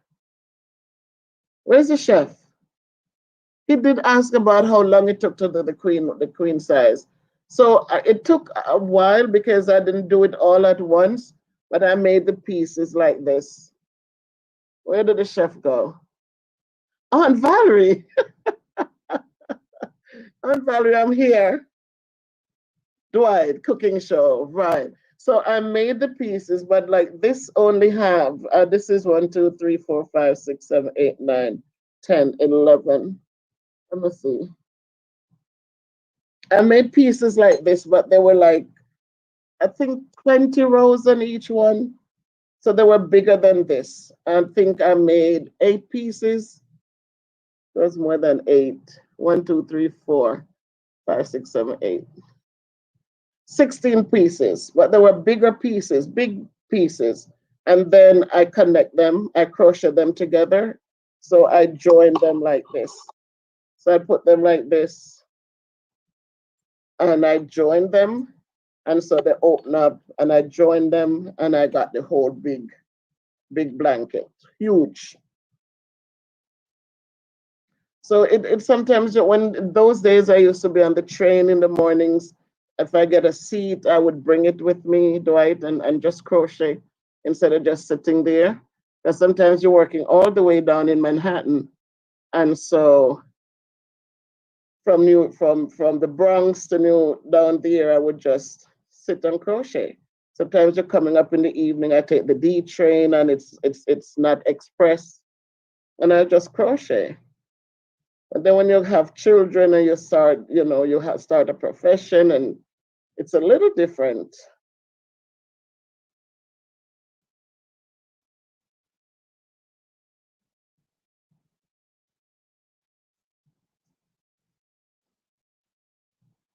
Yep, long, interesting journeys, right? Especially if you don't get a seat on those trains. Um, Cameron, are you gonna stay remote or are you gonna come to the building?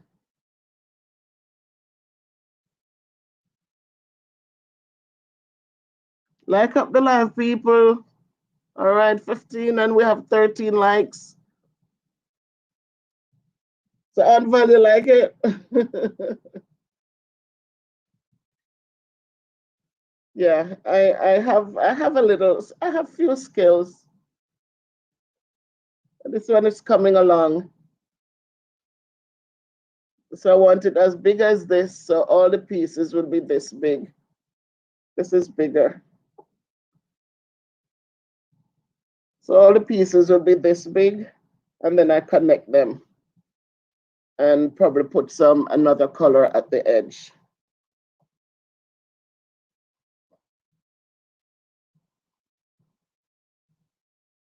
Okay. Thank you, Samara. Have a great weekend. Say hi to mom. Thanks for dropping by, Samara. Okay, I understand, Cameron, and I understand the fear. I understand. But hopefully, when things get better, I will try to do an after-school program and just have kids come in, maybe 6 or so kids. Bye. Bye, Samara. Maybe I just will take 6 kids or so and teach them how to make it. I also do the latch hook. Oh, Larry, you gone to bed? Thank you, Larry. Thank you. Yeah, Larry said to give me some love with a thumbs up. Well, everything will change soon. We hope, Cameron. They're giving the vaccinations now, and we hope that. Well, so far we see a difference. We see that it's getting less. So let's hope. Let's hope, and let's hope. And if you pray, then pray too, so that things will get better soon.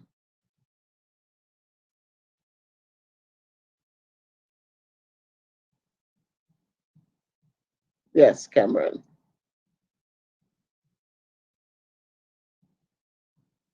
But I also do latch hooks. I don't know if anyone knows what latch hooking is. Um, if you don't know what latch hook is, then one night I'll show you guys. It's beautiful too. It's just pieces of rugs with a picture on it, and you put the threads in to match the different colors on the drawing. On the it's a piece of mat, and then with a beautiful whatever they painted on there. You follow the colors. It's a very nice pastime too. I taught that to sixth grade kids. I buy them the latch hooks and teach them how to make it. So little hands-on things, so that the work is not, they have something else to keep them occupied.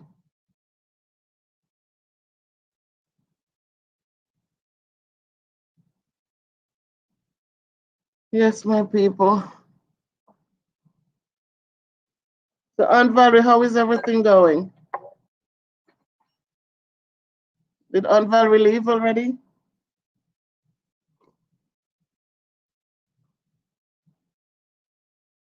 Weedy still here?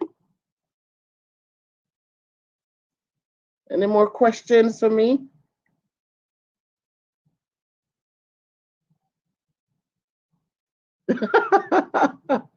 And climbing trees? What trees are you climbing, Cameron? You have trees around where you live?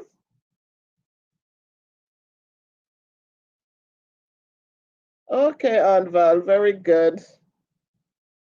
Very good. I don't hear you laugh anymore. I know you're busy, but I'm happy everything is good. Thank you, Weedy, keeping my company still. Nice, thank you. Um,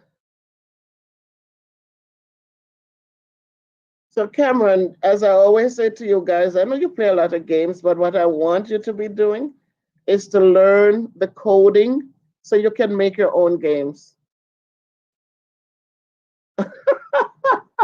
Desmond, how are you, Desmond? Wait a minute. Is this Desmond from Des? Is this Desmond from CT?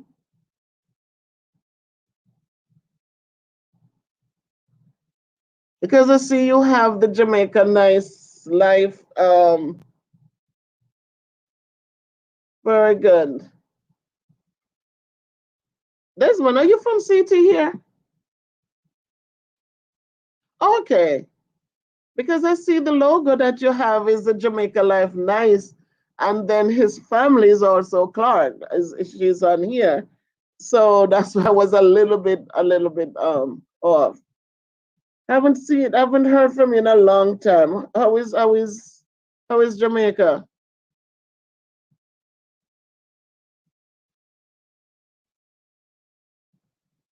Yeah, but you know what, Leaky baby, I've been telling the kids that yes, we need to put these things back in kids' hands where they're learning to sew. To remember when we went to school, we were able to make make skirts, we made stuffed animals. We just, we did so much with our hands. We did pillowcases, we did crocheting, we did embroidery, we did so much. And now our kids,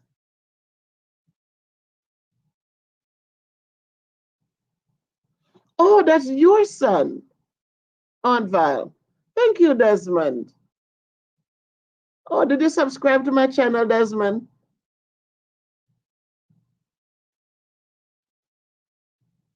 Oh, you threw the virus, man. The virus will mash up everywhere. The virus mash up everywhere.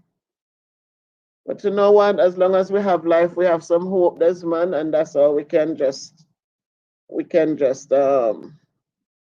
go with the hope that we left with. That it will pass and we'll get to travel again and come see Uncle Bob on him farm and get to eat some tomato and cucumber and callaloo and just chat politics. But Leaky baby, we need to, they take away these things out of the school. I always think that little boys, if they teach them woodwork and they could make a picture frame, even though nowadays people don't even use picture frames because all the pictures are up in their phones. People don't print pictures anymore and frame them nicely and have them displayed. But these things need to come back. Yes, Aunt Val, we can sit down and have some nice gut laugh. Them nice good laugh, them laugh what genuine, and it just come from deep down. You just laugh. But they need to bring these things back where girls are learning to sew, whether it's the sewing machine, whether it's by hand. It is so sad when you see a child's clothes has a rip on it, and they cannot sew it themselves. They need to bring those things back. Teach our children to be useful. Teach them how to plant a tomato plant and nurture it, let it grow. Teach them little things, because in teaching them these things, exposing them to it, maybe they will find a love for it, and create a, a living from it.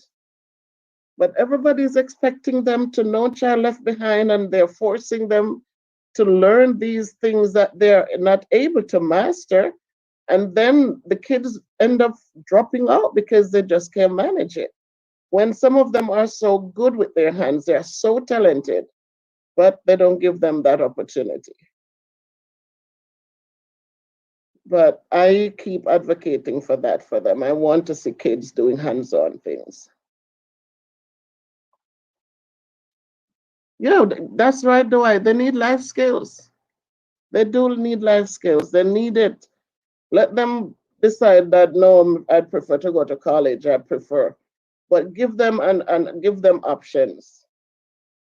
Too often our kids, even though you're teaching on when we do the online classes, you know how much kids don't even turn in work, and I feel bad because for some of them I had in the fifth grade last year, I know they were struggling, so I know that they're not turning in the work because it's too hard for them. But we cannot help them more than if they come online and they're not participating. What do? There's nothing you can do. And so, what is left for these kids when COVID is done? You know, they're so far behind. I don't know how they're ever going to catch up, because we're doing tutoring, we're offering all these things. They're still not doing it because they just cannot manage the work.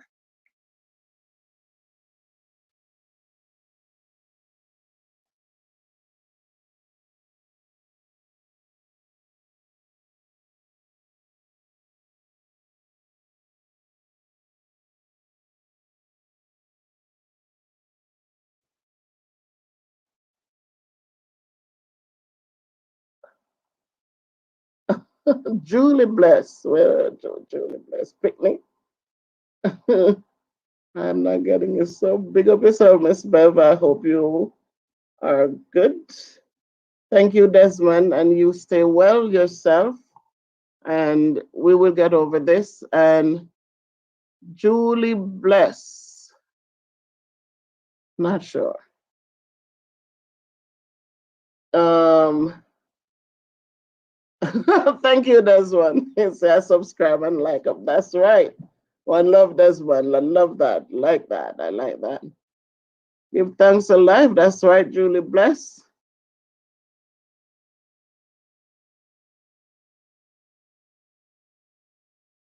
Let's see. So, yes, Akil. As I said, it's tough because I know the games are what you guys use to keep you together socially, but it's the amount of hours that are spent on these games. And as I said, it's like I told my son, I said, don't be a tenant in the house, in the building. Try to own the building for yourself. So when you're playing these games, you can create a game too. So you can make your monies too. Because you guys pay so much for these games that you're wasting so much time playing, and nobody's trying to gain any wealth from these things. Sit down and figure out how to make a game, man, and make your own money from it.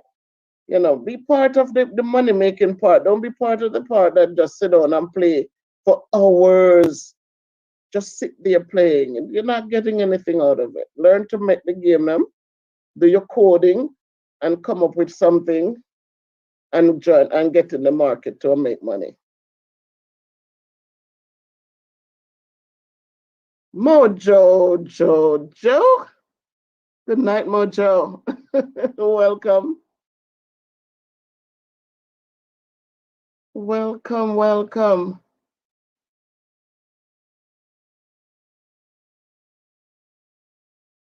And yeah, that's why they know they don't have social skills. They really, it's hard. It's hard because they'll sit there by themselves for hours just playing this darn game, just playing and playing and playing.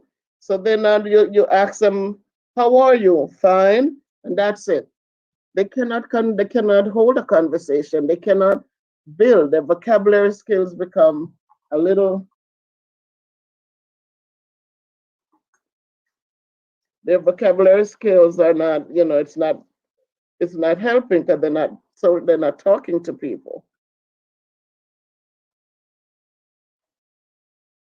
So it's a lot of things. I am from the old school. I know that things are moving fast now because of technology, but I'm still from the old school, and I think that our kids need a little to go a little slower, and they need to build skills, as Dwight said, lifelong skills, instead of just passing along. Because at the end of the day, these things I learned as a kid, I still have them, and it helps because instead of becoming, you just sit there getting bored, getting frustrated, you pick up something and you do. You read up, you do something.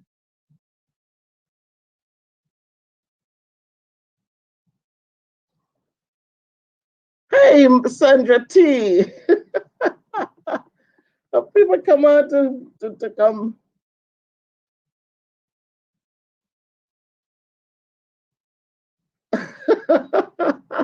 Yes, I am here, Sandra. Didn't go to sleep yet. I just was sitting here crocheting and thought, let me jump on and spend some time. So some people are up like me and want to come hang out with me a little bit. It's a big distraction, Dwight, and it's an expensive distraction.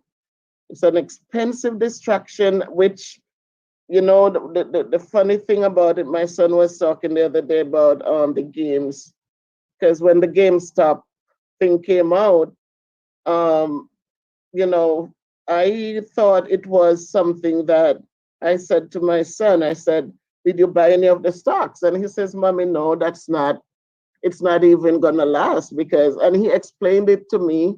And then when I saw the end result, I said, Dag. Yeah, as he said, they put so much into these games, they buy these games, and GameStop came up and would take the games. You pay $60 and they will take the game for $10 and then sell them something that is used, or maybe they themselves sold, and they pay $30 or $40 for them. But he says, no, mommy, they don't even want those games anymore because everything, you can just order it and you get a code and you download your game. So all of this, just like when they used to have that place you could rent a movie, and now everything is on Netflix. That's how these things happen. So they're putting so much money, and I'm teaching my kids to build their wealth. Like in school, I give gift cards. I give because I know it's tough, and the remote kids, if they're in class, you can give them something, but remotely, some of them are doing exceptionally well, but you can't even say good job and give them a little incentive to encourage them. So I started giving them the Amazon gift cards. But I told them, when like the kids who come in, like I would give them $5 for their birthdays. Every kid whose birthday is celebrated at school, if I know the day, they get a birthday card and $5. I said, don't gladly spend it.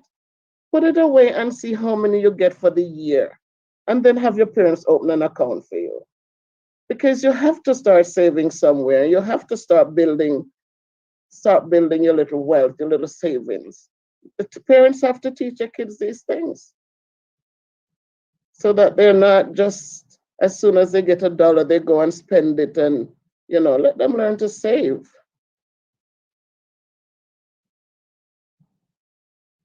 So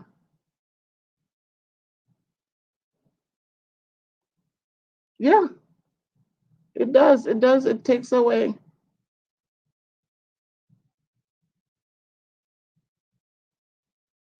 It's all controlled,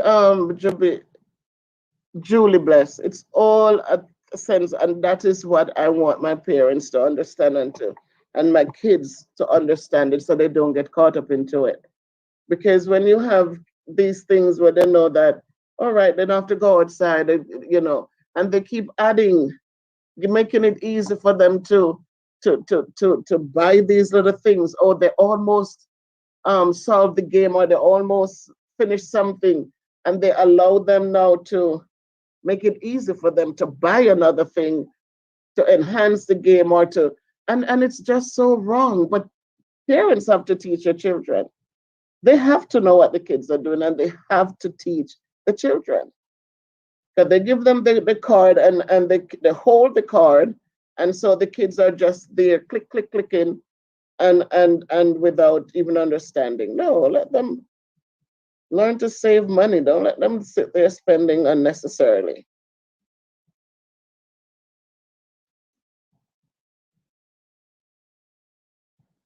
So we have to teach them, and we want parents to make sure that they're teaching them too. Otherwise, it's going to be hard.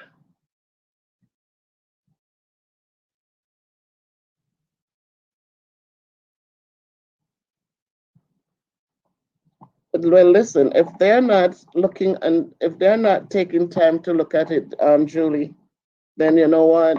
It's going to be a sad day, because at some point we have to know. We have to know that when people can control you with things, it's not a good thing. Because as long as they know, I used to tell my sixth grade students, I said, you go to China, these things that you spend $300, $400 on, these what do you call it, Xboxes and all of these things. I said, you don't see those Chinese kids with these things? They are busy learning. They are making these foolishnesses for you to buy because they know that's what you want so that they can control you. So you're willing them change one thing, and then it comes out Xbox One, then Xbox Two. What did they change on it to make it more expensive? What did they change? But we don't think, we just think that, oh, I have to get the newest version. And they've run out there and spend all this money. And yet they wouldn't buy one little stock. They wouldn't, they don't want to open a little bank account. They don't want to invest in anything so that it can grow and make them better. It is sad. They just like to be controlled. And when you tell them, they think that you don't like them, and they think you don't want them to be happy. So it's just,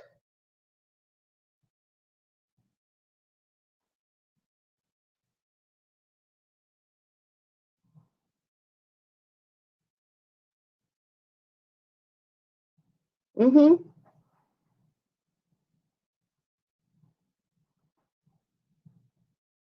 Oh, Sandra making a blanket. Making a piece to connect to other pieces to make a blanket. So I did one already for my grandson. So I'm the one I did before was a little smaller. So I'm doing this big one. I'm making a bigger one for him so he can grow old with it. So I'm doing the pieces and then I connect them.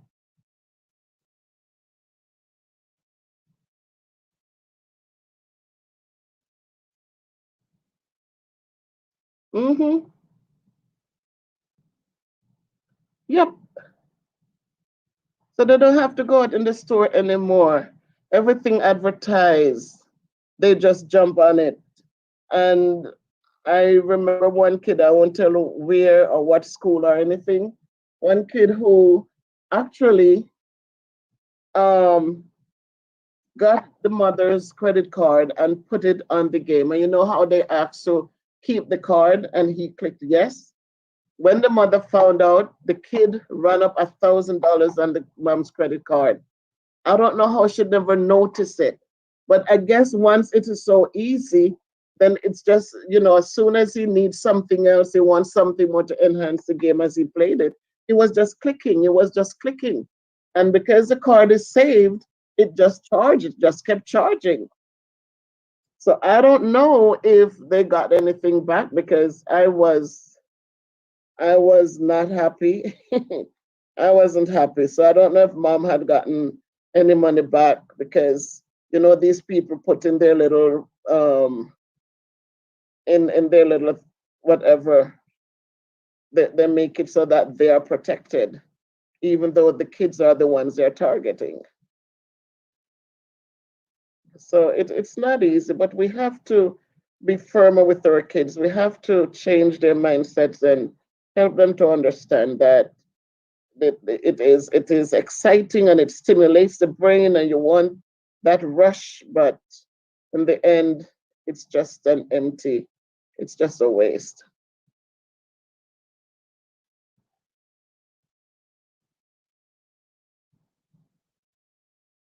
Whoa, Sandra, sorry.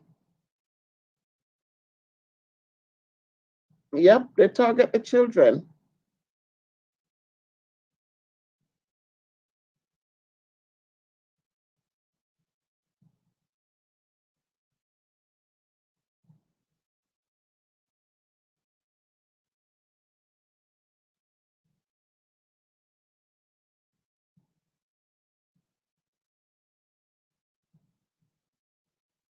Julie, bless what are you talking about? What does the call baby goat? A kid? Okay, she did get her money back.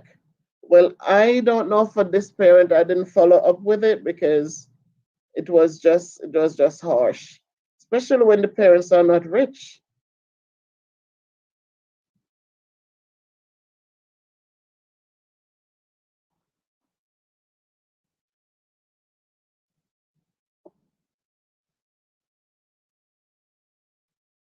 Yep.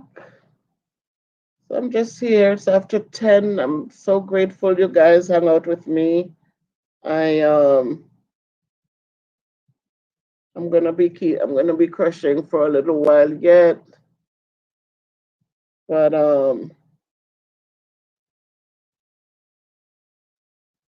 totally appreciate you. Have a wonderful night, Aunt Val. Weedy, love and appreciate you, son. Show Miss Bev some love. They did, Weedy. They did. They did. Akil, make it a good night, son. Oh, today's Denzel's birthday. Could you text him? I think he'll come in on Monday, so he'll get his card and his $5.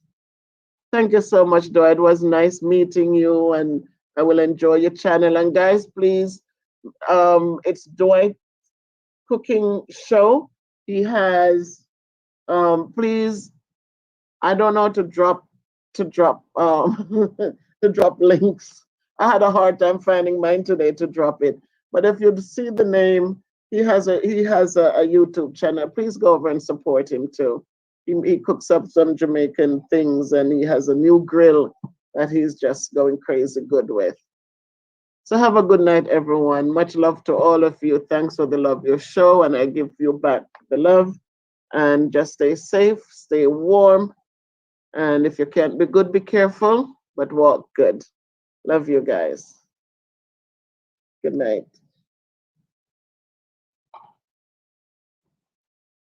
Always, always, always.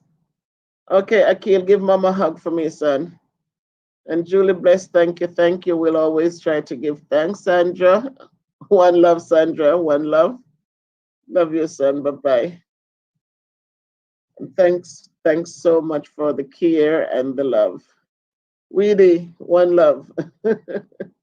Thank you, thank you.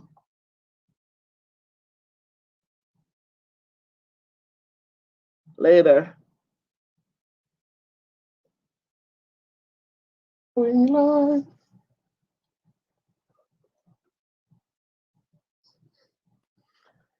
Is the microphone working? Going live.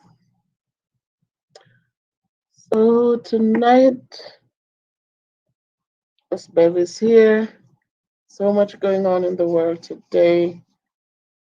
Last night we have the big storm, but we're here to tell the story. And so we have to continue to lift our eyes unto the hills from whence our help cometh. Hey, Roberta, you're always here supporting and encouraging. Thank you, Roberta. Tonight, I hope that I will be also loving you and encouraging you. We, the official, good night, my son. Good night. Good night. Thank you for joining me. So much going on around us today. And tonight, I just feel so uplifted. And I just wanted to come on for a few minutes. Um, 2 days we had all that snow. Sandra, thank you, Sandra. Thank you, Sandra, for always being there. Thank you. Irrespective of everything, um, as I always say, we always must be there for one another. We are no islands. Each man is our brother, each man is our friend. Thanks for the love, Sandra, and I give you back the love. Weedy and Roberta, thank you. I give you love for always being there. So we had all that snow last night. So much snow, so much, so much. I mean, it was. Hi, Akil, my student. Thank you for getting on here. Thank you, son. Thank you. Um, and all that snow last night, it was so much, so much, so much. The guy who comes to help us with the shoveling, he came early and he shoveled until 12. My husband was at work. He got in about 9:30, 10 out of the snow, which was good. And they were out there shoveling and blowing. And even after that, the snow came down again. So this one we got up and there was still more snow to shovel. But you know what? I give so much thanks because yesterday we worked from home. Um, Today again we work from home. The wind did not make it easy. A lot of kids lost. Howdy, howdy, pumpkin. Howdy do, howdy do. A lot of kids they didn't have the proper their Wi-Fi was giving trouble. It was tough all around. Just imagine sitting just looking at the computer screen all day yesterday and then again today. And for my last class today, there was a student who never she hardly spoke in class. But today she felt so good. Yeah, we did, Miss Bennett. We did. We hired somebody to come in and help. And then this morning again, my husband went out again and finished. But we did get somebody to come and help. They don't us too much. And we had this young lady who she just came alive on that class in the day because it's the last class. It's kind of like you feel tired or you feel like, okay, well, let's get through this one. But somehow today, I just wanted it to go on and on. This young lady, I had to send them an email. It was three of them, one boy and two young ladies who were just so involved in the discussions in for the lesson today. We talked about comparing fractions, and they were so involved. So the conversations were so rich, and it just gave me this great feeling inside. I said, it felt so good, so rewarding. And so, oh my goodness, Sandra, you were out there cleaning it up. Oh boy, it was a lot of snow to push, right? But we're thankful. We continue to lift our eyes to the hills for every little blessing, no matter how small, no matter how great. Denzel, hi! No matter how small, no matter how great, we learn to give thanks. Denzel, please go subscribe and like up the channel. We have so much to be thankful for. So when you teach and you encourage or you support and you encourage and you support some more and you lift up the children, and then when you see the returns, it's such a good thing. And so I thought about it tonight and I said, God, I have to continue lifting my eyes to your hills. And that's the only way the help comes. We see the situation in Jamaica, what went on in the church, and um, I'm not sure where the church is, but I have more Joe. Thank you. Thank you. Um, so appreciate you. Miss Benji, thank you. We're lifting our eyes unto the hills from whence cometh our help tonight. because there's so much to be thankful for. And so we continue to lift up our eyes. I don't know why he there are different stories, Akil, that created the situation. And it is so sad that this happens because it doesn't matter what. Nothing is worth taking somebody's life. Nothing at all. Because at the end of the day, how much can we use? How much can we, it's not even worth it.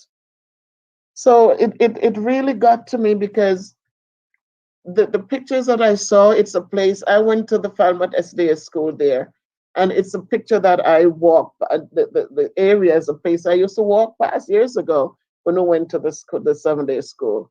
So it was shocking when I saw the name on the thing, Pastor Rutty. I'm like, he used to be in Duncan's, and then he moved down into the Falmouth area with his church.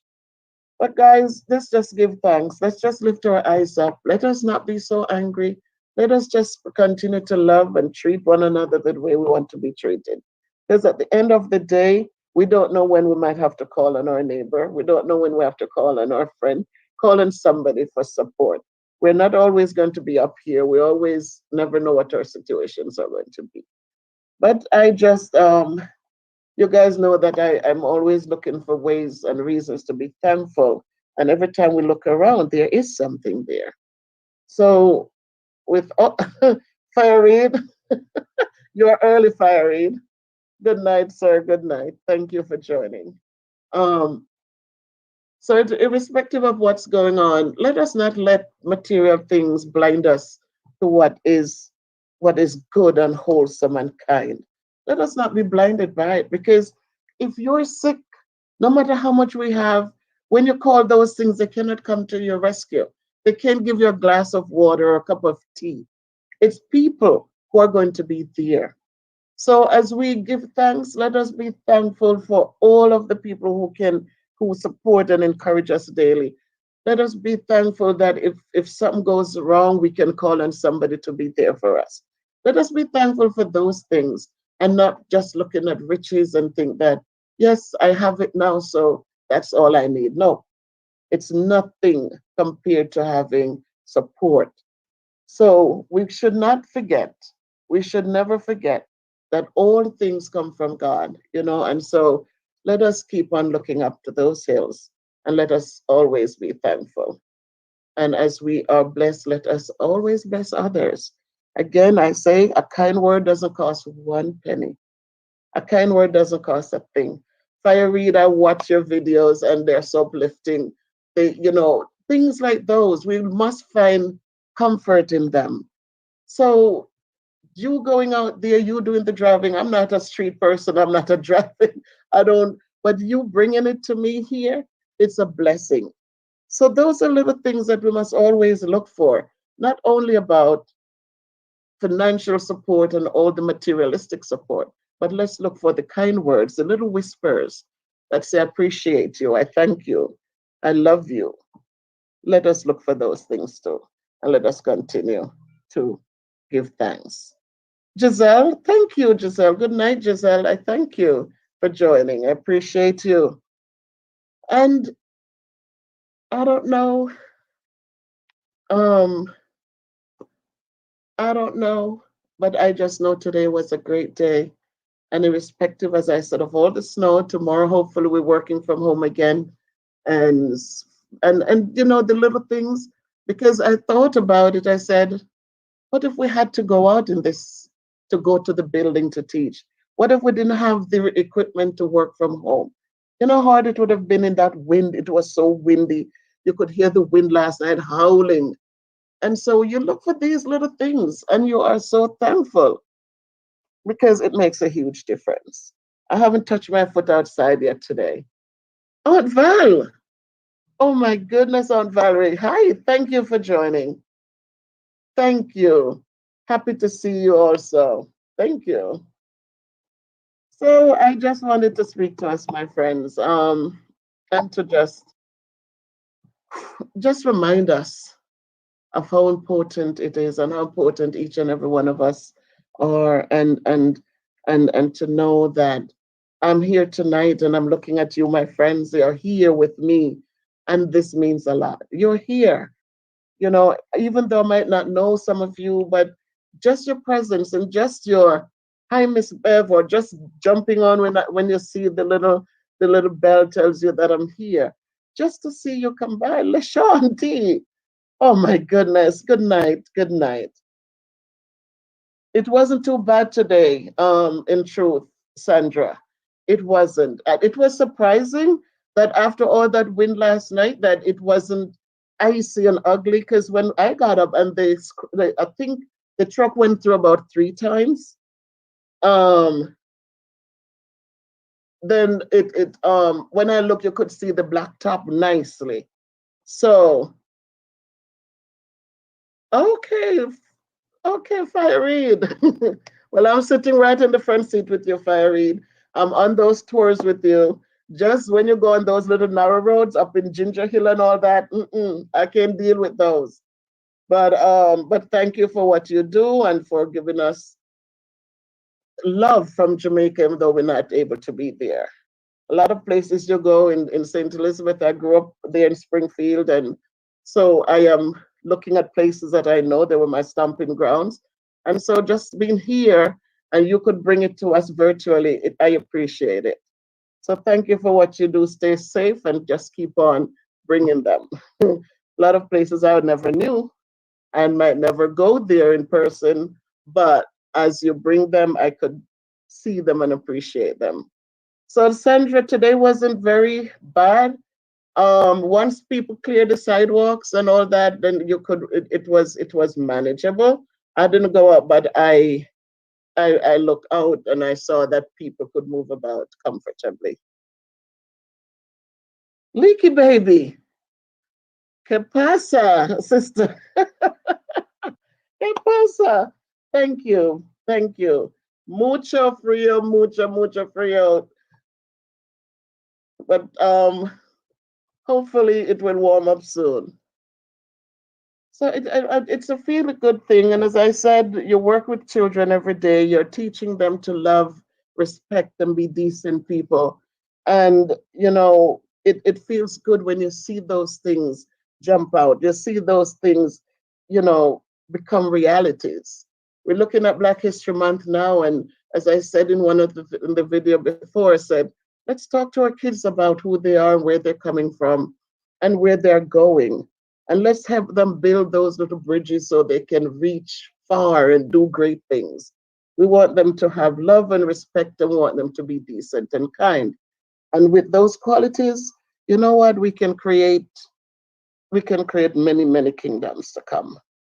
So in all things we say, we need each other, love and respect one another always. Doesn't matter. Love and respect one another. I tell the kids respect is free. You don't have to pay for it. Some of my students are here. You don't have to pay for it. Don't go around and tell people you love them and you love them and you love them. But then as soon as anything, then it becomes the hate and the ugliness. Because you know what? A bad word spoken, it's a word that maims forever. It stays forever. And it doesn't matter how many times you say, I'm sorry, it doesn't heal quickly. And so we stay away from saying harsh things because we stay away from. Maurice! Hey, Maurice. Thank you, Maurice, for joining. So we shouldn't be quick to get angry and then we say ugly things and then we're telling the person, the hardest thing to watch? A husband and wife or a girlfriend and boyfriend who they claim undying love, and then a mistake is made and the harshest words are spoken, and then you hear, I'm so sorry, I didn't mean it. But that word will stay with you. And even though if you didn't mean it, then don't say it. Because there's so much more beautiful words that we can speak. There's so many more the more quiet moments we can take instead of saying those harsh things and then you have to come back to tell that person, oh, I'm sorry and I love you. And it never makes it right because there are times when it's going to come back to the surface. So let us do kind things, use our hands to do good, Use our mouths to speak soft, sweet things. One of my gem is always speak sweet words in case you have to eat them tomorrow. Because tomorrow when you have to eat them, it's gonna choke. You're gonna choke on it. It's not gonna be so sweet.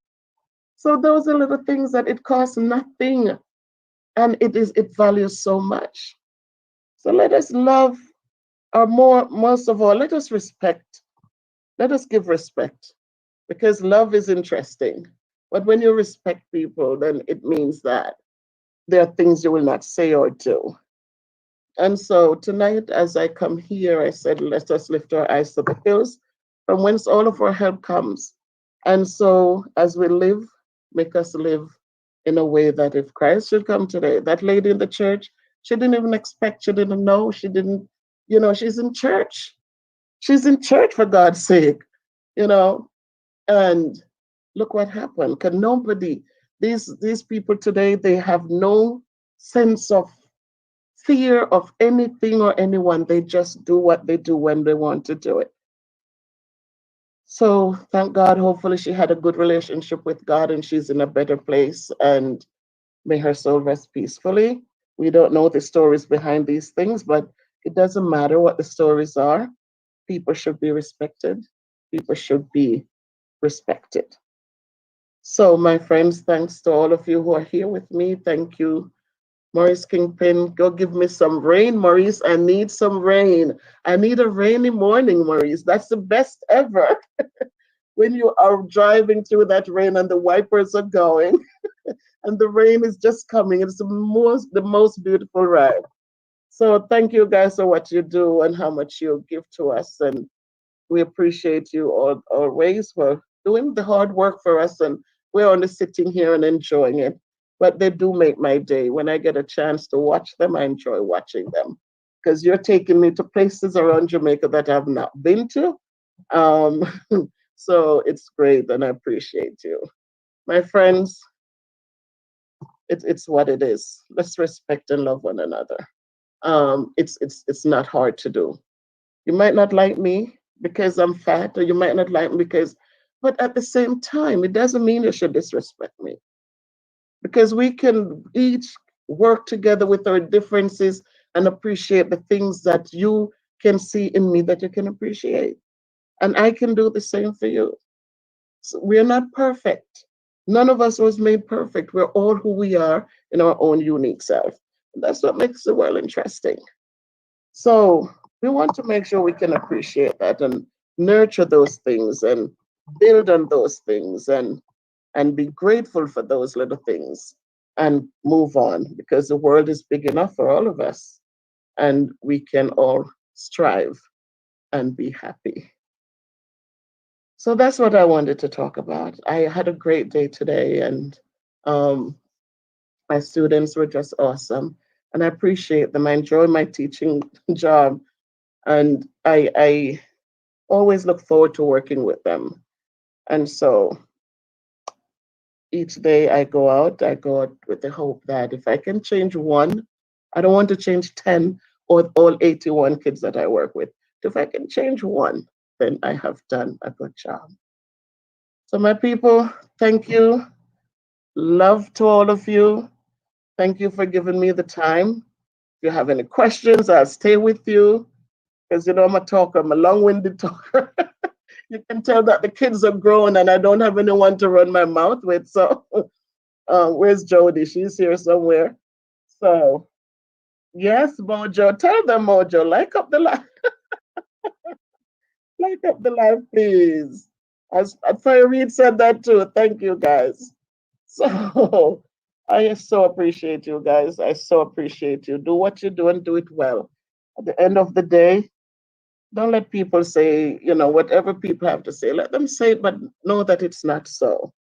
People will always talk, people will always do. But at the end of the day, you lift your eyes to the hills and you make sure that you are doing what you are supposed to do. Okay, Joe, you need to tell them, Joe, to like up the live. Oh my God, if you didn't subscribe yet, then give me some subscriptions. But at the point, it doesn't matter. The important thing is that you're here. I am here. and we walk in faith and we walk in love and we walk with respect and we support and we go about our business upward and onward. Maurice Kingpin, one love fire read as always. And that's all what I'm going to say.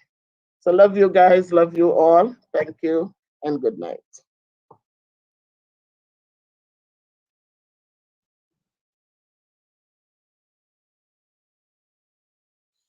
So I'm live and the microphone seems to be working.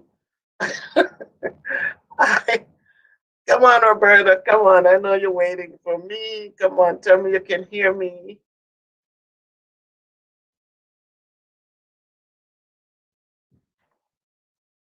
Hope you didn't go to sleep, Roberta. Hey, Roberta. You can hear me, Roberta? Yes. Listen, I am no. Oh, I tell you. Thank you, Roberta, for just being there. These are the little things we talk about in life, you know. It's not the big gifts sometimes. It's just the little gifts sometimes that are worth so much. You are there waiting for me. You wait up. You couldn't hear me, but you stood by. You didn't just give up and walk away. And I love that. Thank you. Ah, Shani, Lifestyle Prank TV. Come on now, Shani. Welcome. No pranks over here, Shani. Thanks for dropping in. Thanks for dropping in. Thank you. So again, as I was saying, Roberta, you know, these are little things. Some people they don't look at these things and appreciate them. They take the little things for granted. Um, sometimes if you're not giving up big things, people don't acknowledge you. They don't really care. But these are little things that I like. I love people. I love children. I appreciate the little things. Sometimes it's not the loud voices that are so important. Sometimes the little whispers.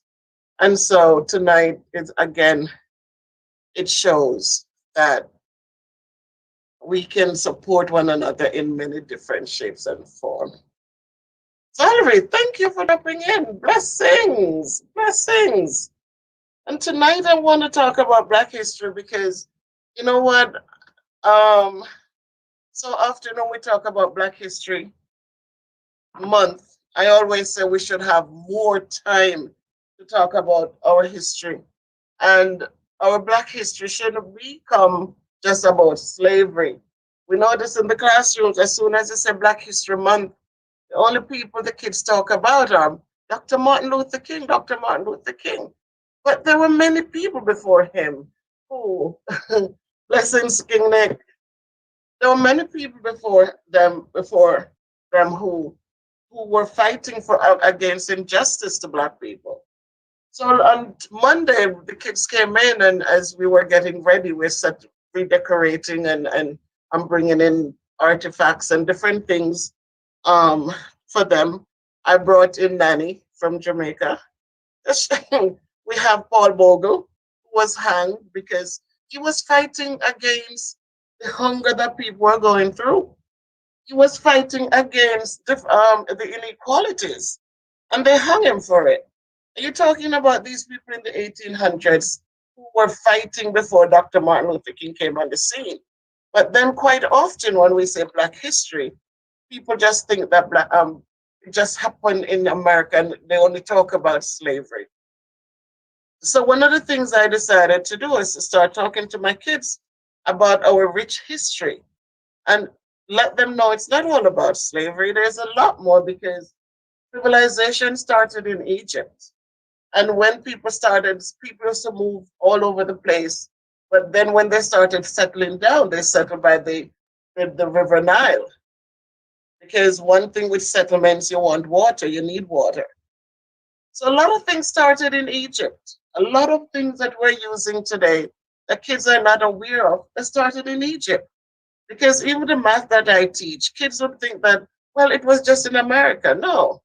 Math started down there in Egypt, right there by the River Nile, because farming that we do worldwide or wherever the land is able to produce.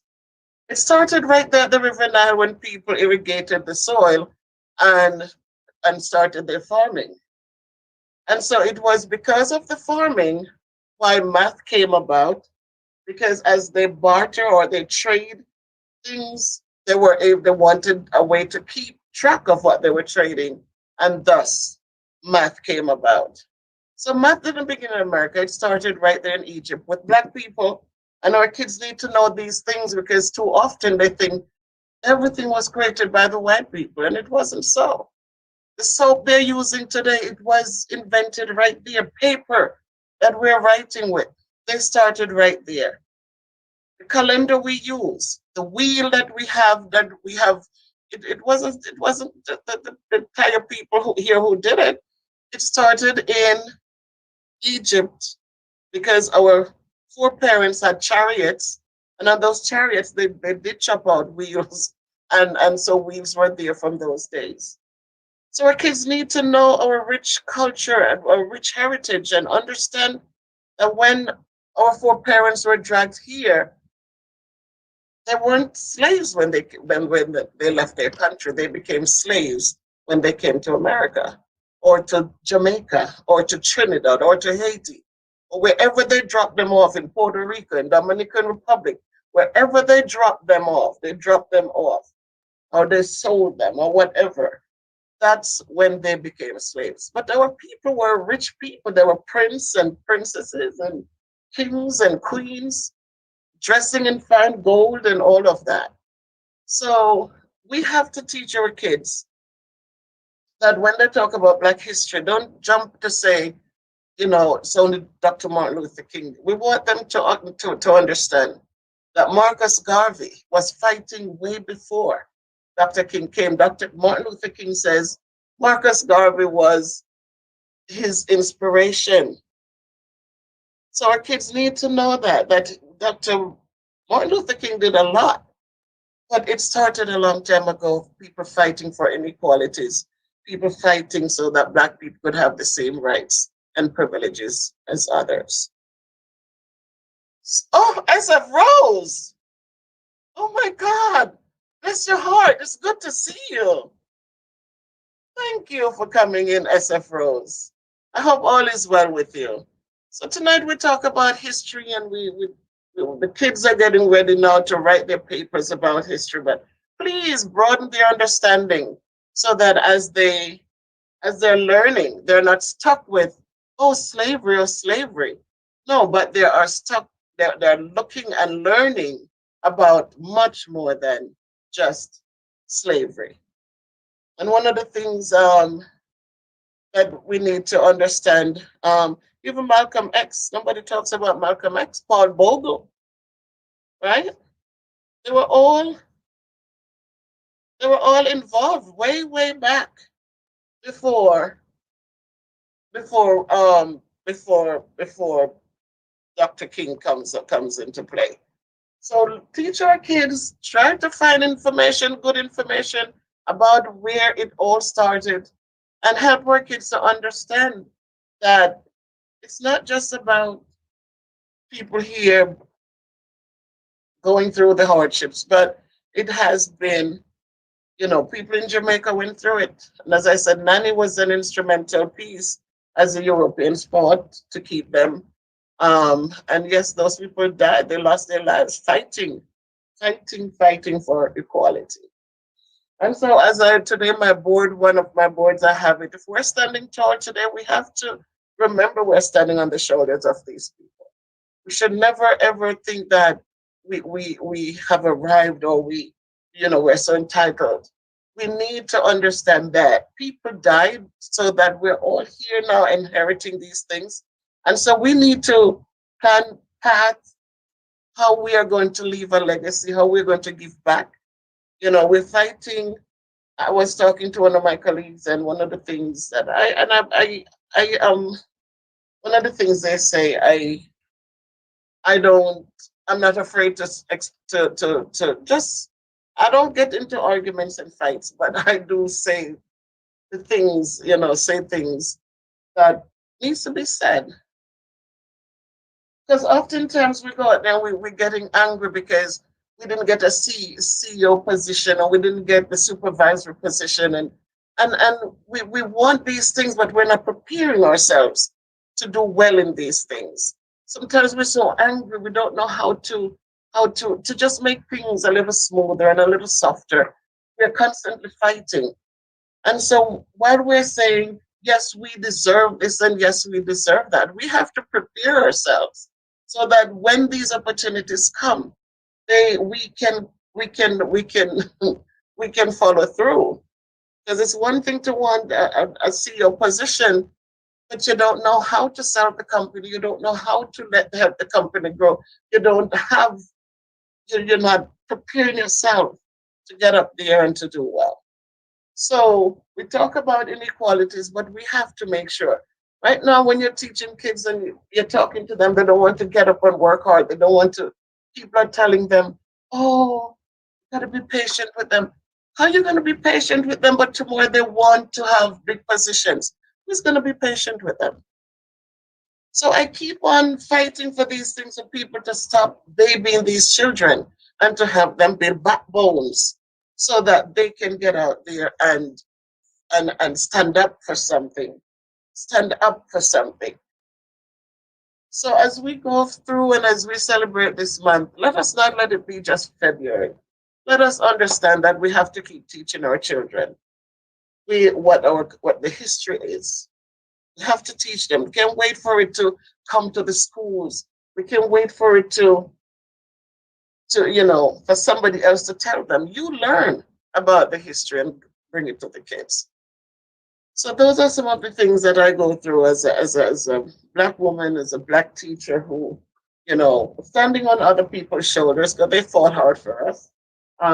So I want people to understand it's not an easy thing. I didn't come to this country and sat down and say, oh, well, I am here and they owe me this.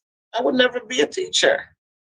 And I came and I went through, I found out how the process worked. I got the GED, I went to college, I went to college, I went to college. And I prepared myself because I have the knowledge and I have some things already, but I needed to prepare myself so I could sell. I had something to sell when I go in for an interview. And they could say, yes, you're qualified. So we have to teach our kids those things, those basic things, so that we cannot have them sleeping till midday and then, oh, well, he's tired or she's tired.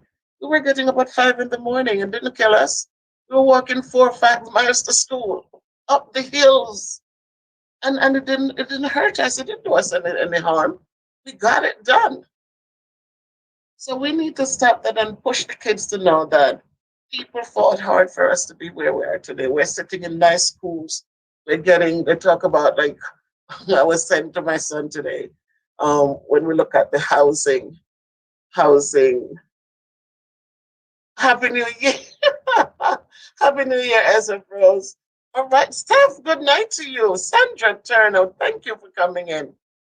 Thank you, guys. So, Roberta, thank you, Roberta. And I appreciate that, Roberta, that it means a lot. And thank you so much for being there. You might be so far away, but thank you. So I was talking even about housing. We have people who genuinely need support with housing. But one of the things when you look at it, you have somebody who got a house, a 3 bedroom apartment. And you're talking about New York City that has all these high rise and to accommodate so many people. But then you'll have a parent. I was in Maryland and there was my one lady there who she had a 3 bedroom house, apartment, not house. She was living in one of the complexes. And she has a 3 bedroom apartment, but she got it and she had it through Section 8. And there's no shame in getting support when you need it. But when we get the support, why aren't we building up ourselves? And so somebody else can get a chance. But she's sitting in there for like 20 years. Her kids are grown. And I'm saying, how is it that nobody says, well, she got a 3 bedroom. But now the kids are grown, so we need to give that 3 bedrooms to a new family. Instead of having somebody sitting in a 3 bedroom flat paying $250 a month for that space. So the kids don't have any zeal to go out there and be independent because why should I go be independent when I don't have to pay for rent? So these are some of the things that helps to tear us down instead of building us up, and those are opportunities that once you get through, give somebody else that space so they can move on. We need to stop just sitting back and waiting for the handout and build. Because if we're talking about doing better, we can do better if most of us are sitting here not trying at all. We have to get up and try.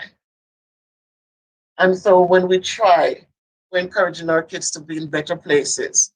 They don't need to have to hang out with gangs and get into all sort of things because you're teaching them that success is not something they should be afraid of. So tonight I just wanted, as again I said, I am the experiences I face is what I'm sharing because as I go through these experiences, it pushes me to just speak up about how I feel and how I know that things can be better because our children know they know how to do well if they try. Hey Cameron, Terry, and you're back with me. Thank you.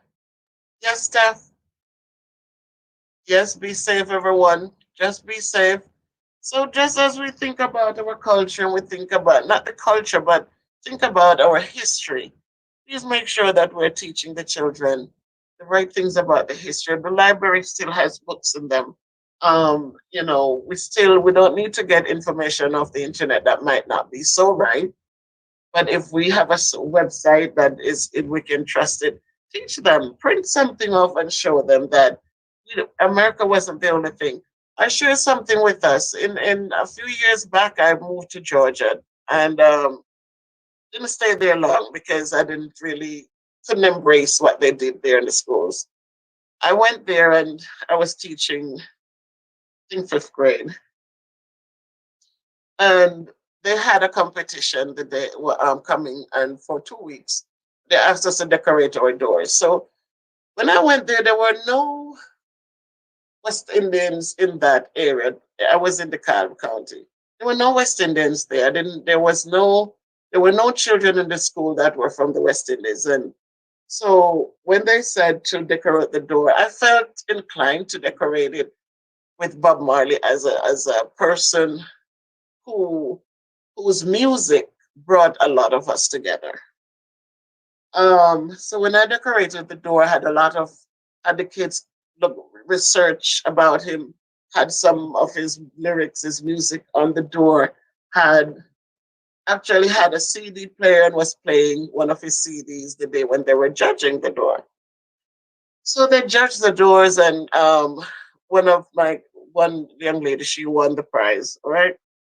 So after she won the prize, one of the judges said to me, she said, your door was the best one, but we couldn't give it to you because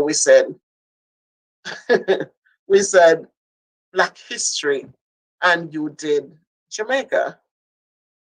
And that just really had me looking so hard at this woman like, are you kidding me? So you're telling me that the Black people in Jamaica, the history, I said, Africans were dropped off in Jamaica too. Africans were dropped off in Trinidad. They were dropped off in along the coastlines. So it was not only America. It's not Black history is not only America. Black history is wherever wherever we are. So that was disappointing because this was an educator and this was somebody who actually was going for a doctorate degree. And I was very surprised that she never thought that Bob Marley, whose music was instrumental, he fought against apartheid in South Africa. His music worldwide took on a worldwide tone, and what the people, black people, white people, they were all jamming together to his music. There were good messages in his music. So I'm saying it's not just Dr. King who fought for equality. There are many who fought. We might not have heard about them, but they're out there. And so we need to teach our children. We need to teach our children that Black history means Black history, that we need to learn about the history, get the facts, and understand it so that we can share it and our kids and it can live on. So that's why I'm here tonight. I just said let me jump on again. And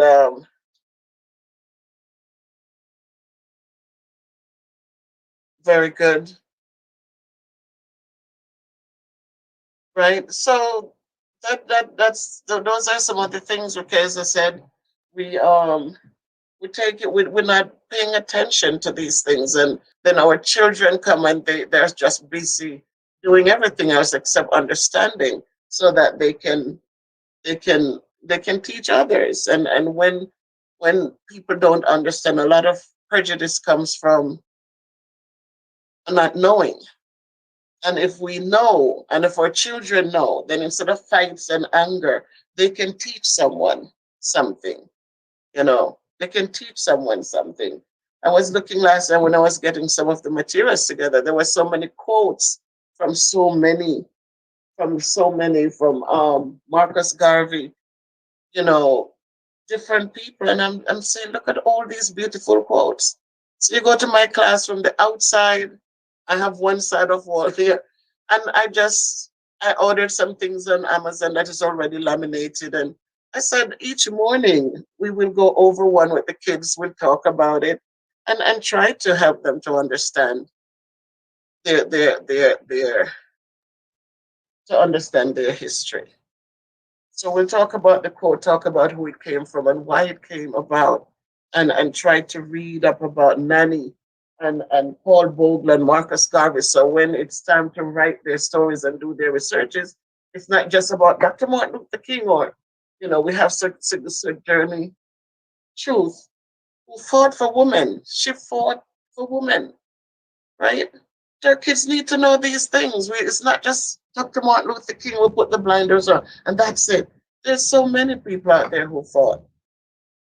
So we have to make sure that we are encouraging them. We're going deep in the history to tell them where it all started, let them know that their foreparents were scholars, and a lot of things that we use today came from out of Africa. It didn't create in America, it came from Africa. And so that they can connect and make those and learn these good things. So I'm not going to stay long tonight.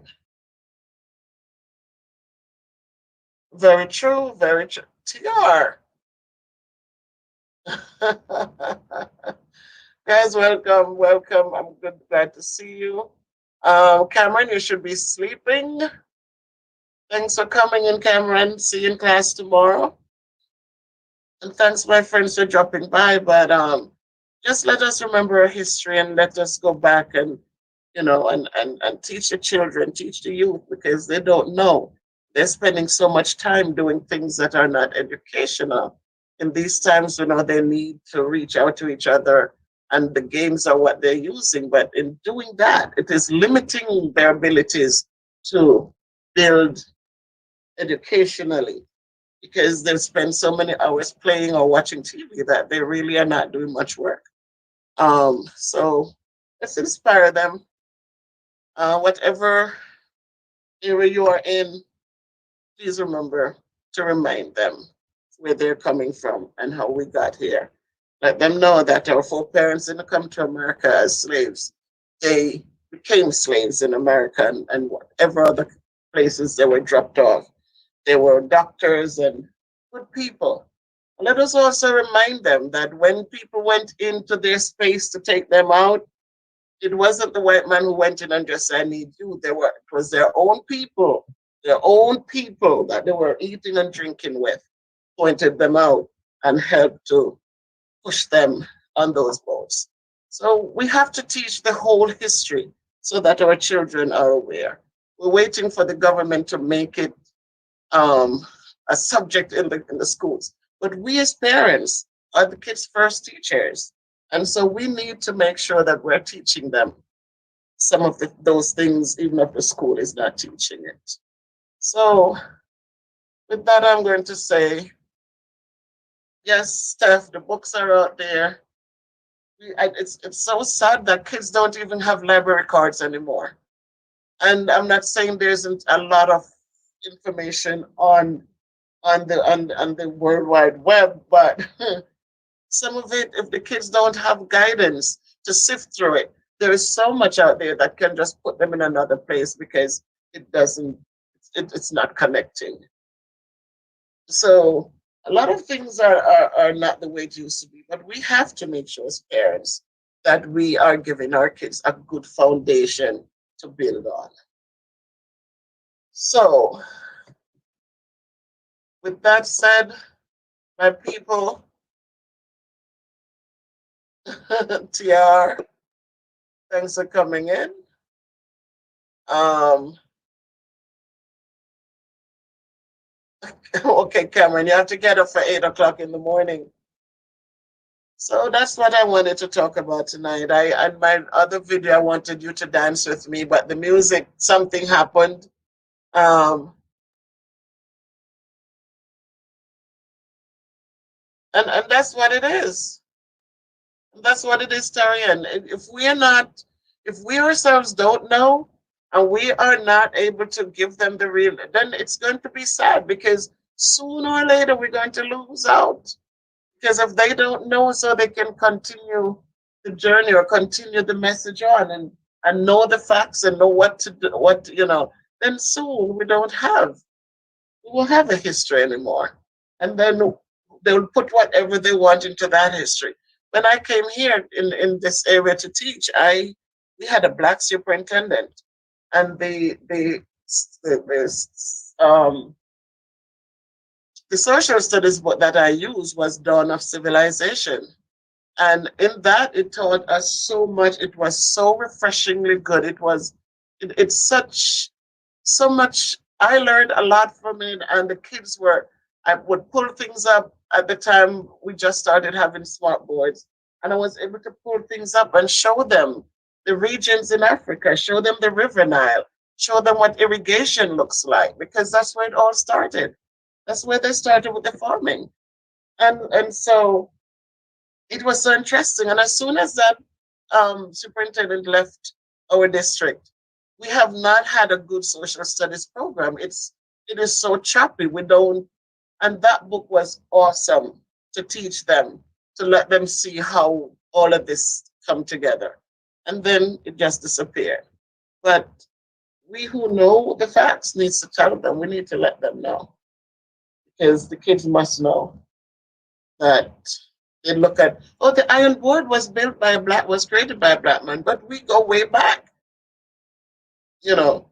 And they say, well, the straightening comb, but we go way back. The math you learn, it was our people, it was our ancestors. So you need to know those great things too, not about the straightening comb only and the ironing board and the stoplight, but we need to know the other truths that are there. So, I am going to say good night to us. I am so tired, but I just wanted to speak to us as it relates to Black History Month, which it should be every day we should be teaching our history, not just 1 month out of the year, but all 12 months should be teaching our history. So, my people, thanks for joining me and have a great night and continue to dance and just dance some of the cares away and just learn to laugh out loudly because each day is a new day. So again, if you can't be good, be careful and walk good. Nice to see you, SF Rose. Bye. Good night. Good night. It's good to see you, SF Rose. I need to come hang out with you one of the. I'm getting older, SF Rose. I go to sleep early. Blessings, Terrian, and all the best in Jamaica. Roberta, love you, love you, love you, love you. Thank you so much for hanging out with me, Roberta, and thank you for your support. Might not seem like much, but to me, it means a lot. So one love to you, Roberta. And for everyone else who hung out here, Sandra, thank you, thank you. TR, TR. I long to hear the music, TR, but boy, I'm tired. Very good, SF Rose. One day, that would be nice. After three, maybe 3:34, I can hop on. Thank you, Sandra, and all the best, Sandra. I'm so glad to see you still supporting, even though you had your stuff to deal with. I so respect and appreciate you. See you in class tomorrow, Cameron. Thank you. Steph, thank you so much. And so true what you said. Thanks for contributing, Steph. Good night. Good night. Thank you. Terrian, pick up Jamaica. Miss home bad, but you see, it's what it is.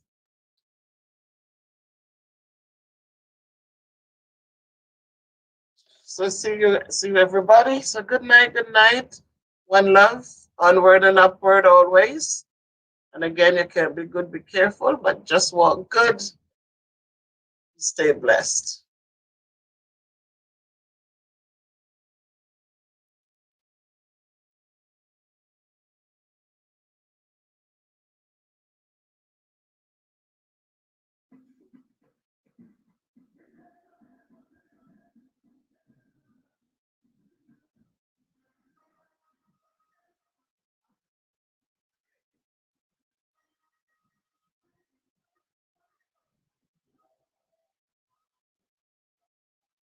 Hey, Roberta.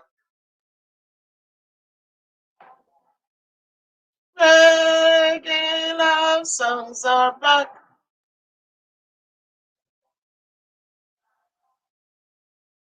Higher than the highest mountain.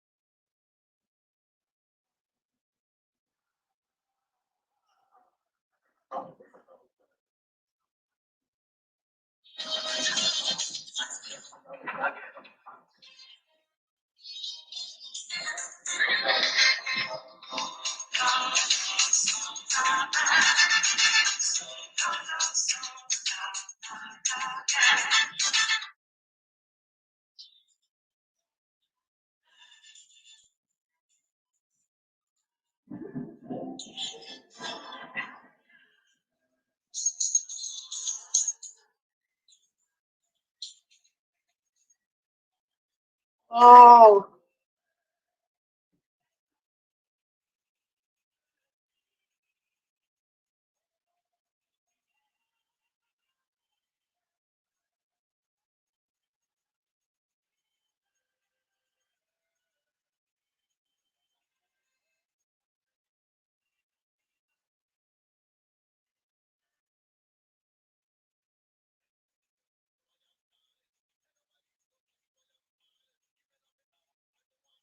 hey, Weedy, answer me. Oh, my love.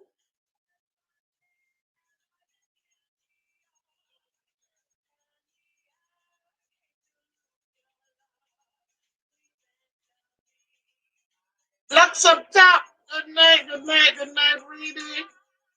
Can you hear the music? Can you hear the music? Here you Brother Dennis will answer me, my love.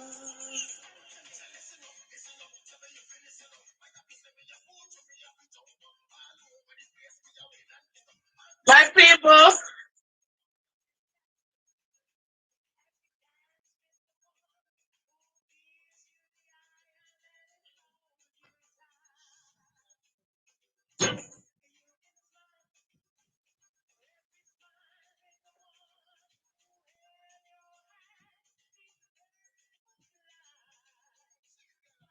don't forget. And it was gonna be. My people, the last time.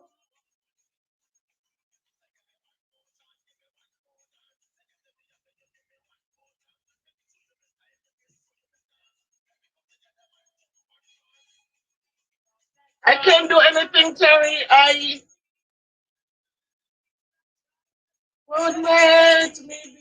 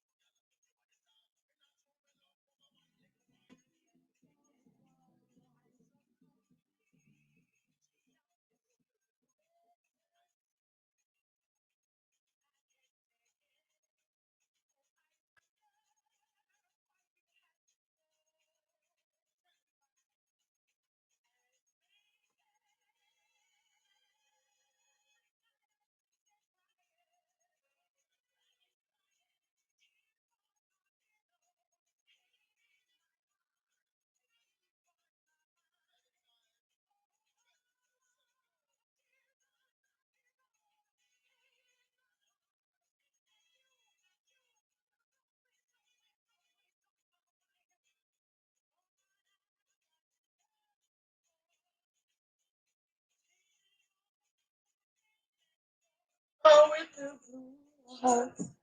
I don't know what happened to the music, to the sound.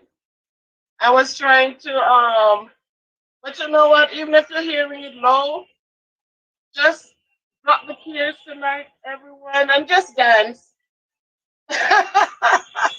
Thank you, Winnie. Just dance, guys. Just dance. Just for a minute. Just leave the tears alone and dance. Pretty blue eyes, please come out to play. Don't I tell you what I have to say that I love you. Pretty blue eyes.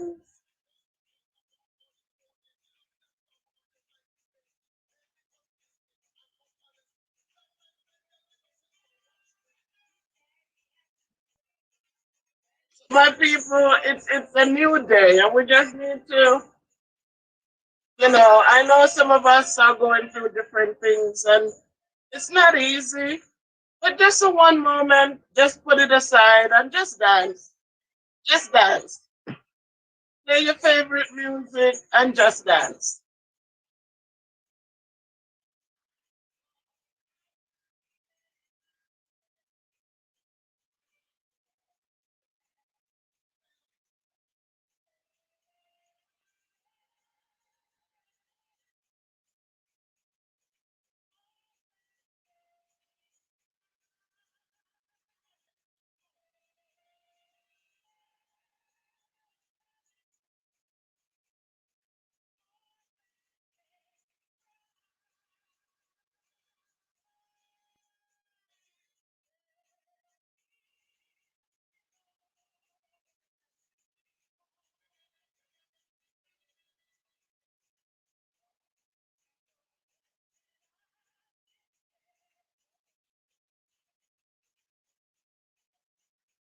I have to next time have somebody help me with the sound. I thought I could have gotten it from the computer. So how are you doing, Janice? I see you.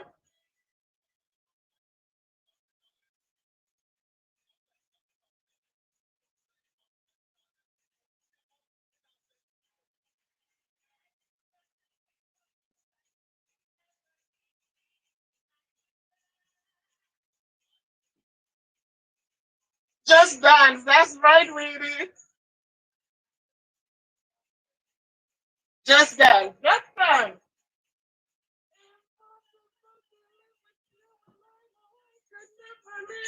Without you.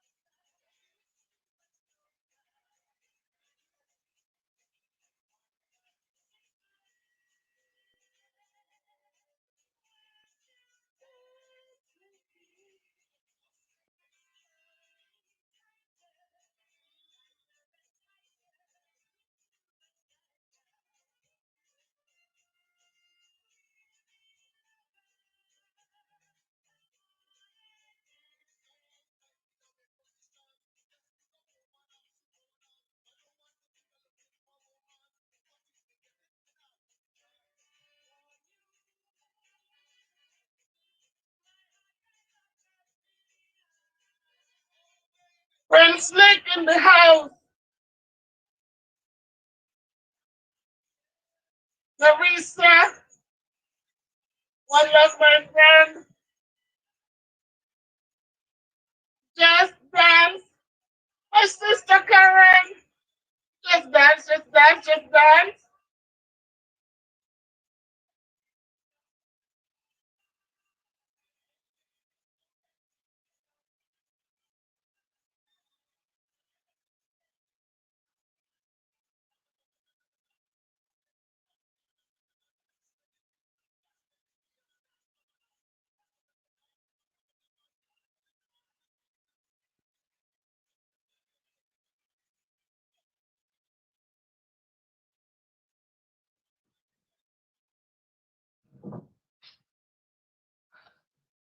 My people, it's a beautiful day.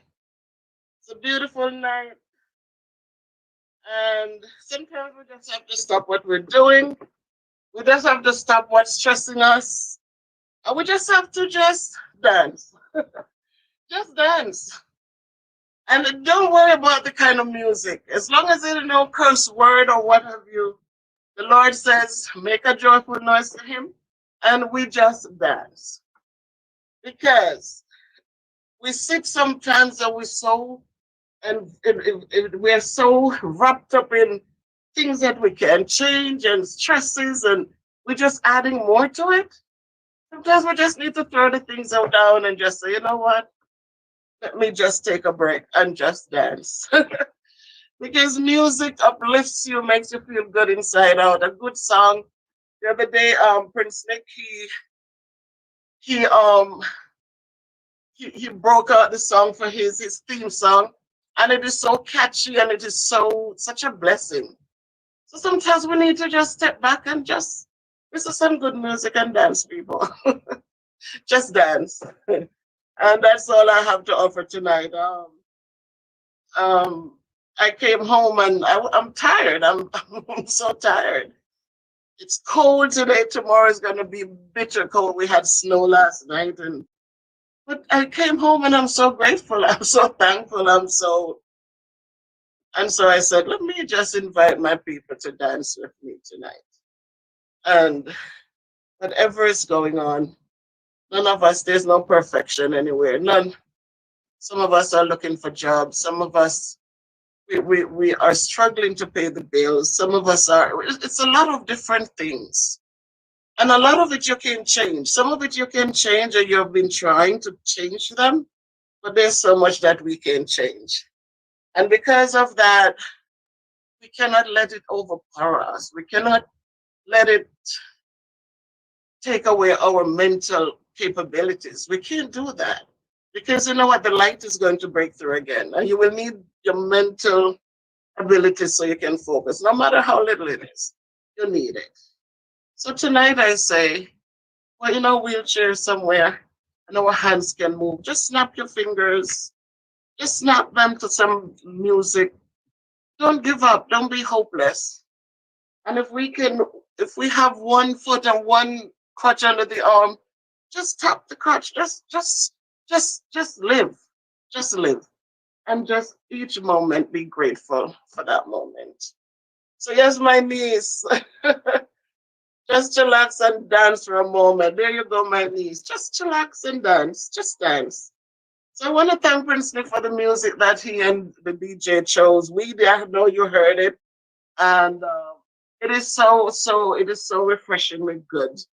And so if you didn't subscribe to that channel, do that and just listen to the intro music and just feel good. Just rock your shoulders 2 times and bow your head. Maybe you can only bow the head, and it's okay. As long as you can do it, just let the music take you away. And so that's all I wanted to say tonight. Just dance. Whatever it is, whatever you can move, just dance. If you can only snap your fingers, snap them and feel good for a moment. And when things seem like they're overpowering you, just stop for a minute and just get some music and dance. So, my people, I wish everyone well. I hope whatever you're going through at this time, that it is somebody will be there for you and to help you get through it. And so that you can feel a little uplifted. All right, we've come a long way. We're still here.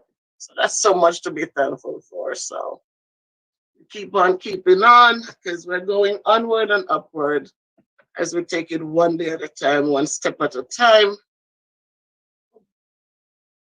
Who knows what tomorrow will bring? All right, my people. So that's all. Stay tuned for the next live. Um, because I want to talk about Black history. So right now, my people, one love. Take good care of yourselves and just be good to yourself. So right now, walk good.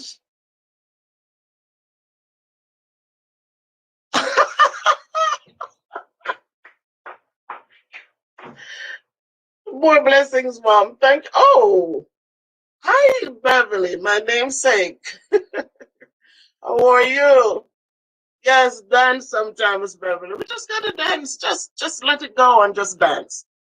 Whether we do, whether it's the love songs I just played, or whether it is the gospel music nowadays. You can sing a hymn. You can sing to the Lord. The Lord is your shepherd. You shall not want, and you can move to it. There's no sinfulness for it. There people make everything become so dark and gloomy, but it's not. It's music, and the Lord didn't tell you. It didn't. It says make a joyful sound to Him, and if the sound is joyful, your heart is going to dance. So exactly, Terrian. We just have to. We cannot be so burdened down and so filled with doom and gloom that we can't even smile. We're so serious, and we're so. That's not what the Lord wants for us. So we just need to let go sometimes. Miss Barbara, thank you so much for joining, and thanks everyone for joining. I'm hoping you have already done your dinners so you can jump back on with me as we talk about Black history because it is needed to be said. So I want to make a connection to Black history on a broad scale because too many of us think that Black history is an American thing. So I'm going to see you back in about a half an hour or so. So enjoy your life. Um, If you need help, reach out and get help and support. There are so many places for support. Reach out, and try to get the help that we need, because in these times, no one is an island. You're not an island. You shouldn't stand alone. So please take care of yourselves. If you can't be good, be careful. But one thing you should do is to walk good. Love you guys. Love you. Love you.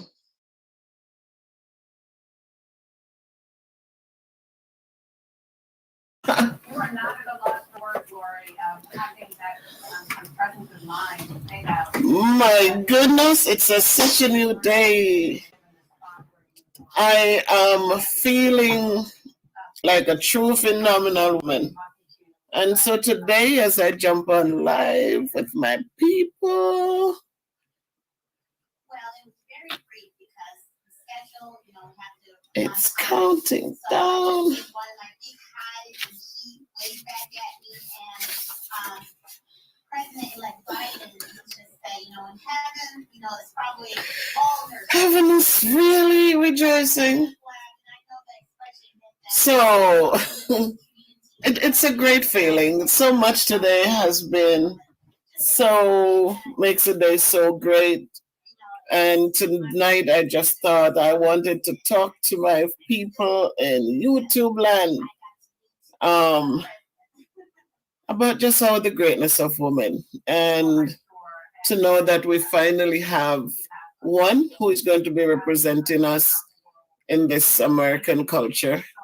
It gives me great strength to talk about it tonight. So, first things first, today we had some good, I went to work. I didn't go to work a couple of days last week. I didn't go in physically to the building, but I worked from home because my knee was just not giving me too much love. So today I went in and I felt good. I felt so upbeat. I felt awesome. I saw my teammates. We hung out. Actually, one of my teammates got me a shirt. And because I'm telling you, these people are just so awesome. Just totally awesome. So I went in and she came up to visit, and voila, still has a sticker on it. She just got us shirts for Black History Month, which will start next week, which will start in February. So the entire team got these shirts. Hey, LaShawn, welcome, LaShawn, you phenomenal woman, you.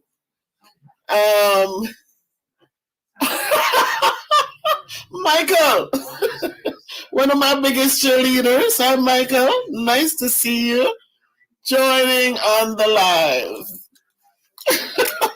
Thank you, Michael. Thank you. So this was a great honor when I went in, and just to know that you work with awesome people who think about you, it just makes you feel so good inside and out. So we will decide which day we're going to. Mojo, Jojo. Hi, Pumpkin. One love. One love. So that was awesome. And it's 4 phenomenal women who work together. Well, we have other people like the special ed teachers and stuff. And we have one young man. And he's awesome too. Very supportive, very encouraging. So we have an awesome team. And so I went back in, and it was just nice that people actually missed me out of the building. They were happy to see me back there.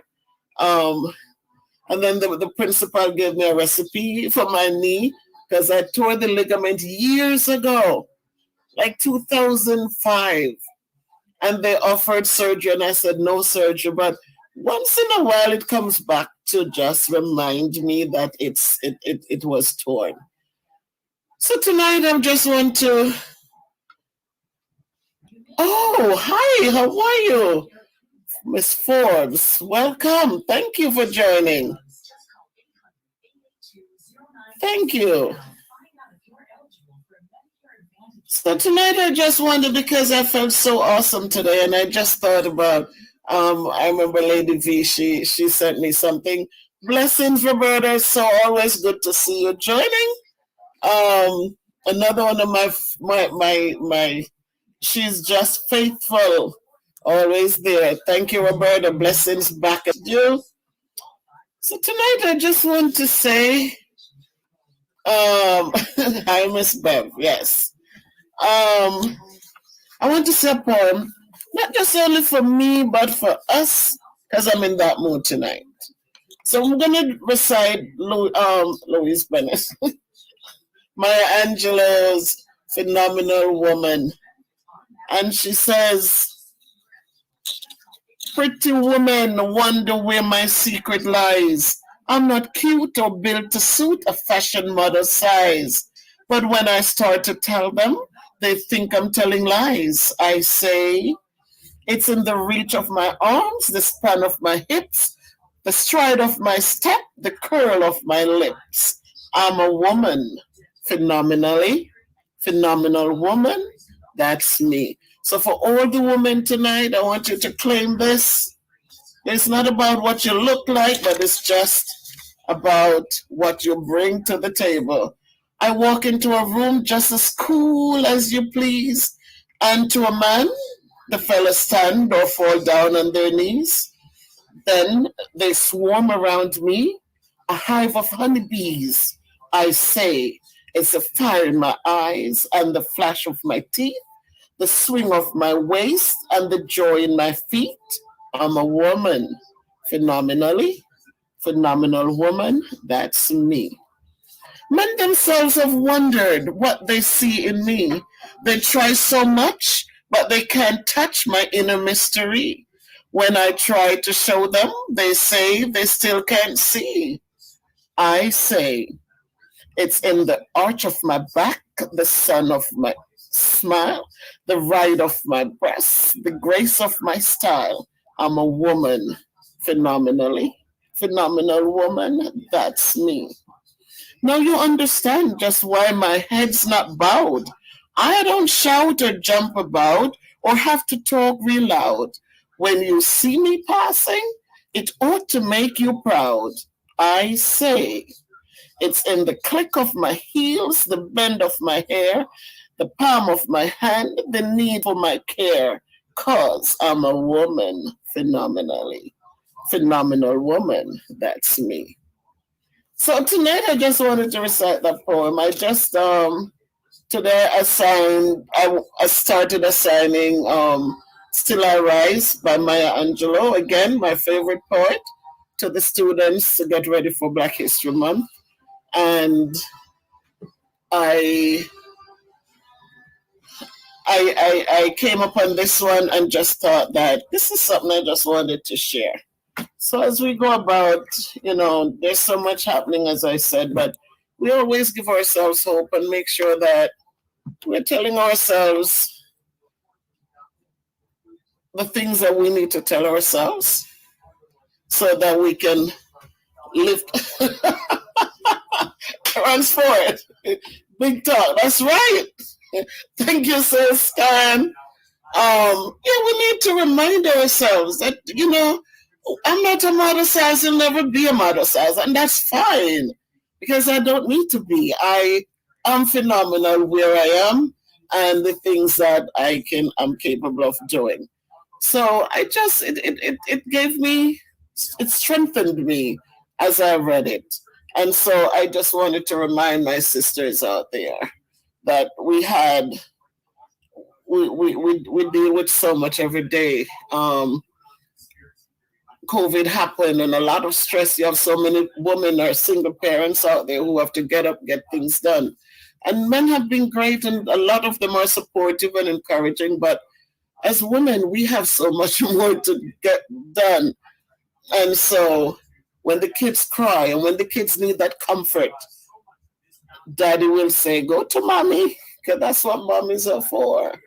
And so there's so much that we have to really endure on a daily basis. And we have done well. And so just remind yourselves that you are awesome. You are filled with greatness. And so we're going to let that come out. We see Kamala Harris. She's now going to be in the White House representing, I hope, representing all of us. And so we just have to consistently pray. 'Cause nothing gets done without prayer in the midst of it. When we pray about things and go forward, we know whatever the outcome, it is God's will that is making, God's will be done. So as she goes forward, we hope that she represents all of us. Um, Sometimes status changes us, but we hope that she'll stay calm, stay humble, and just fight like crazy for the upliftment of all of us. So tonight, Sandra Turner, you're in the house. Good night, Sandra. Thanks for joining. So tonight I just wanted to speak again because you know me, I like to speak. I like to speak. So I'm just here. So Ransford, thank you, Ransford. Big up yourself, he says. And Jojo, it comes from self-confidence. There you go, Jojo. Good talk. Oh, Debbie, you're here. Thank you. So yes, let us just build our confidence. As Jojo said, Jojo, that is so true. When we find that strength in ourselves, I don't care what your position is in life. When you find that confidence, when you know that it's not about being arrogant. There's a difference with arrogance and ego trips and self-confidence. Because sometimes we find that, all right, I have a little bit more meat on my body, so I should take the back shelf. I shouldn't put myself out there. I should not speak because, no, we have to make sure that we are representing who we are and we are standing up. Just do the work so that when you speak, people will hear you. When you speak, you are encouraging somebody, you're motivating somebody. They want to hear you. They want to be part of what you represent. So that's what it is. It's not being arrogant and full of self, but it is speaking to power the things that you know that you are capable of doing well. So we all have it in us. And so we don't need to go far to find it because it's in us. Sometimes we're not encouraged enough by our parents. But as you get exposed, as you become educated, and when I say educated, I don't mean having degrees, because degrees are nothing. No matter how many you have, it's the man behind the degrees, not the degree that the man has that does much. It's you, how you handle yourself with those degrees. But when I talk about education, I mean learning about things. I always reference my grandmother who didn't pass 6th grade in school. But when she reads a lot and she's able to formulate the things that she wants to say. So when she goes out and she gets in a conversation, she is the center of that conversation because she is equipped. She has information. She has what to share. She has what people want to hear. And so she's always one of those people that people will stop and ask questions or make suggestions and to start a conversation. And so wherever we are, whatever we do, we just have to go out there. Jamaica Live Nice in the house. Thank you, Sir Nick, for dropping by. Guys, so Jamaica Life, they have they're doing a project now in Jamaica. It's a school building. We need to go over and support King Nick with this project. So if you haven't, I see most people here already are accustomed to it. But for those of you who are in the hearing of my voice, this time it's the school that they're trying to just give some love. So please go over and support It's Jamaica Life Nice, and you'll see the wonderful work that he's doing. He uses his platform to give back to communities, to give back to children, and to give back to older people. So it's a great platform. So please support him, so that the work will continue onward and upward. So today, as I said, I felt good inside out. And I just wanted to jump on for a minute or two. Tomorrow we're working remotely, so adds to the adds to the gusto because I don't have to go out in the cold, so that's good. So um, so again, remember, as they prayer changes a lot of things, and so I'm not preaching religion to anyone, because we know who our creator is, whoever we perceive him to be or her to be, but we know that prayer changes things. So as we go forth with our phenomenalness, if that's a word, please let us continue to pray for the stability of this country, for the stability of Jamaica, or wherever around the world we are. Let us just pray for those things that are wholesome, that are good, that are healthy to be each and every one of ours. So, um, I'm just feeling in a good mood tonight, and I'm so glad to see my friends. Debbie, thank you for coming. Sandra, you're here. I so love to see that you're always out here. LaShawn, thank you. And guys, we have it. I don't care how old we are. My kids, it's a joke because they're looking like, Mommy, you're, you get things done, you know. And so it doesn't matter how old we become, we can do something. I still crochet, I still do things, and and I haven't finished reading my Barack Obama book. That was such a huge thing. I put it on audio, so I'm listening to it sometimes. And I know that Michael was in here for a minute. I don't know if he's still here. And I took up the challenge and I said, Michael is still here. And I know the book. But I put it on audio so when I'm driving I can listen to it a little bit. But again, it's like I don't I don't know if it's just me, but there are some things that sometimes you just have to be in the mood for it. And so thank you. Thank you, son. Thank you. But Michael, I'm gonna get it done and I'm gonna be able to tell you to just do a summary in time. I'm older now, I'm not young anymore, but I'm gonna get there, Michael. Rosalie! Thank you for coming in, Rose. My goodness.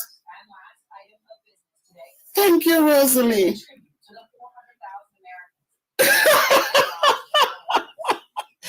Michael, you have to give grace.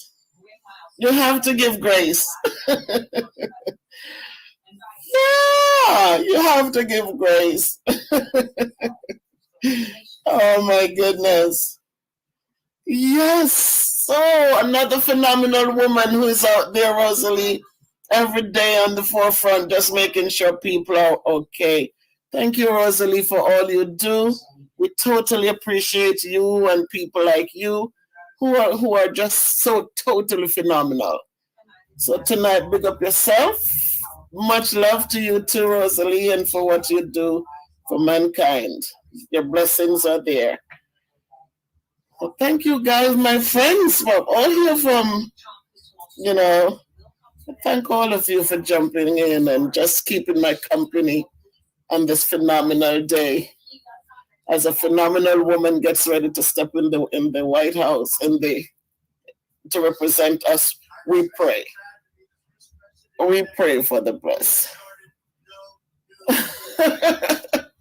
I don't know. I think when you work with kids, you have to be able to find that inner thing where you have to, because you have to give hope.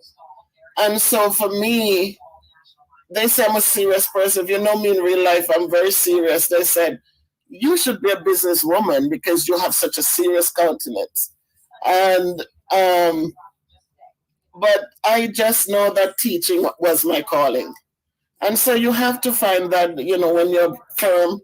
I remember years ago when I wouldn't smile because in New York, when you teach in New York, those children, you have 38 kids in a classroom. And you have kids will throw chairs and things like that and call you MFs and all sorts of things. So I was trained that you do not smile. Don't let the kids see you smile until the last day of school. So it was tough because sometimes some things happen and you really want to laugh out loud, but you have to pretend like it didn't phase you. But then when I came here to Connecticut, we had like 20 kids in the classroom, and it grew gradually. Now it's top, I think it's 27. But you have to have those moments when I just will sing or laugh because I see that it does something for the children. So I do enjoy a good laugh sometimes, a good laugh out loud. It's good. It makes you feel good. So I like that. I like that. I have my daughter Jojo who she comes on, and sometimes I'm talking to her and she just laughs from the gut. Those good belly laughs, and it's healthy. So we do that when we can. So I'm just here, and I'm just happy to see everyone. And I just hope and pray that all is going well for you. And if it's not, that soon, whatever you're going through will lift and give you some peace, some comfort, and so that, you can find laughter, you can find sunshine, even in the rain.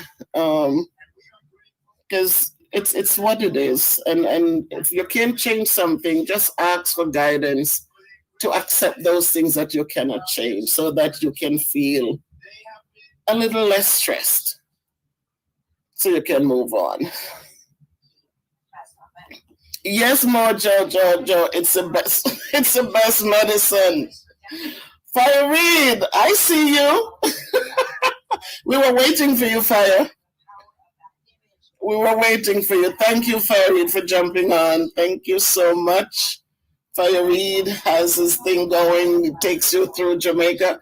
Actually, King Nick, he travels through St. Elizabeth. So, Fire Reed, you need to big up the JLN family.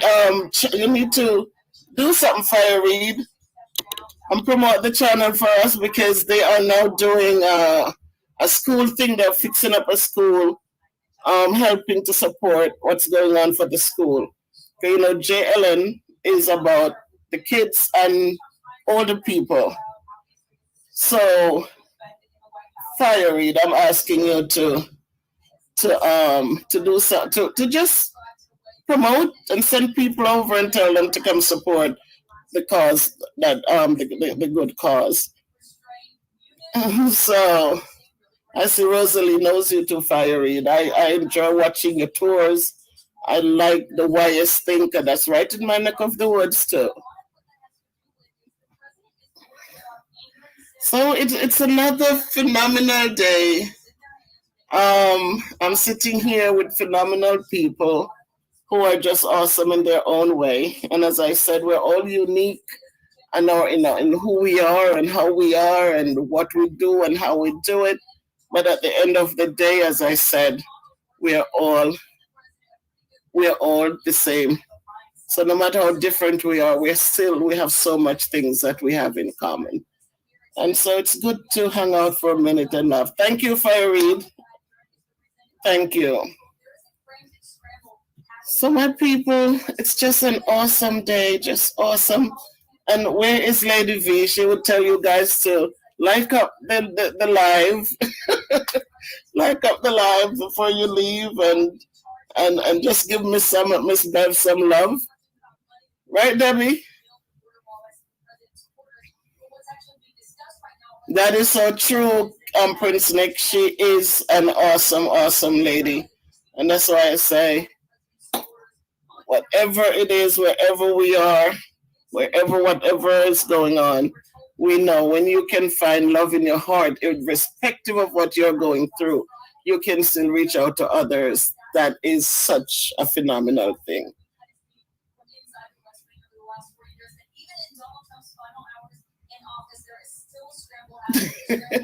You know what? I thank you, Michael, and you know it's I am so thankful that it means so much to others that I remember when I deleted all my videos and King Nick said, Miss Bev, no, you need to, no, you shouldn't have done that. And he started showing me. I think he sent me a couple clips where people were motivated by what I was doing, and that really, that's why I feel so, I just love his channel. I just love him as a person because he encouraged me. I know my videos sometimes are not so well put together and well polished, but I just it makes me feel good. I have a friend on here who, when I come on, she's the first person right there.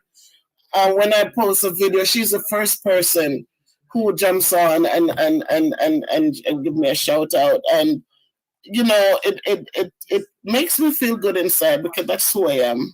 I that's who I am. I grew up in the country and I grew up with a grandmother who taught me first and foremost to love and to care about others. Those are the first things. So I can't help it. It's just a natural part of my growing up.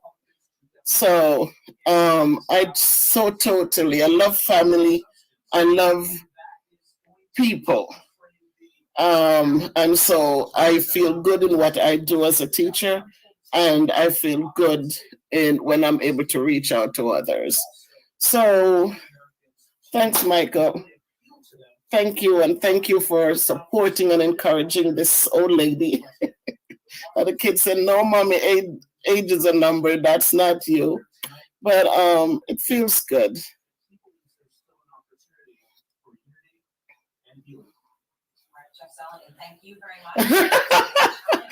Okay, LaShawn, I will. Yes, Sandra, I grew up in St. Elizabeth. I grew up right near YS area. So that's how come I follow around Fire Reed because I each time they go to different places and I follow Maurice Kingpin because when they go to different places, I grew up in Trelawney, in St. Elizabeth, but my mom's family is from Trelawney. So I was born in Trelawney, raised in St. Elizabeth. So when you go to YS area, I'm right up in the little windy hills going up. And so I really connect well with everybody because I'm Trelawney and St. Elizabeth. So I can't just say St. Elizabeth, but I love St. Elizabeth because my grandmother was an awesome, awesome lady. Just loving, humble, just beautiful.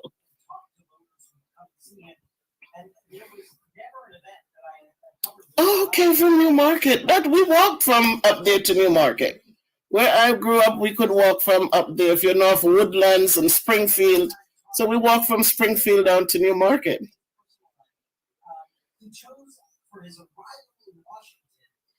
Oh, okay, whoa, what's Savannah? Who you put up in there? Prince Nick and everybody. Michael, where are you from? If you're still here. Yeah, I grew up there, went to school there, and just really, I'm just grateful because there's just something different. And as I said, my grandmother raised me, and she wasn't rich, but what she gave, the gifts that she gave me, the things that she taught me as a young child growing up, how to be, to be industrious. I learned to crochet, learned to sew my own clothes, learned to do things that later on were things that came in very handy, especially when you have children of your own and you're raising them. So Um, okay. Oh, you did not? That's beautiful. Yeah, after COVID, then I'll get to come down and do a little touring. Very good. So, and it's good. The platform that was created on YouTube for me, as I said, and I will keep repeating it. I'm grateful to the Jamaica Life nice family. I remember seeing Rosalie and those people on there, and just seeing how everybody was just getting along, and just getting things done. And I joined. I look forward to every time a video came out or they were doing a live thing. And so now I learned, and I'm observing and learning. And it really, really was one of the things that carried me through the COVID, because in the beginning, as I said, none of us knew what it was or how it was affecting, and we got so much information that we didn't understand, and the people giving it didn't understand themselves. So it was chaotic.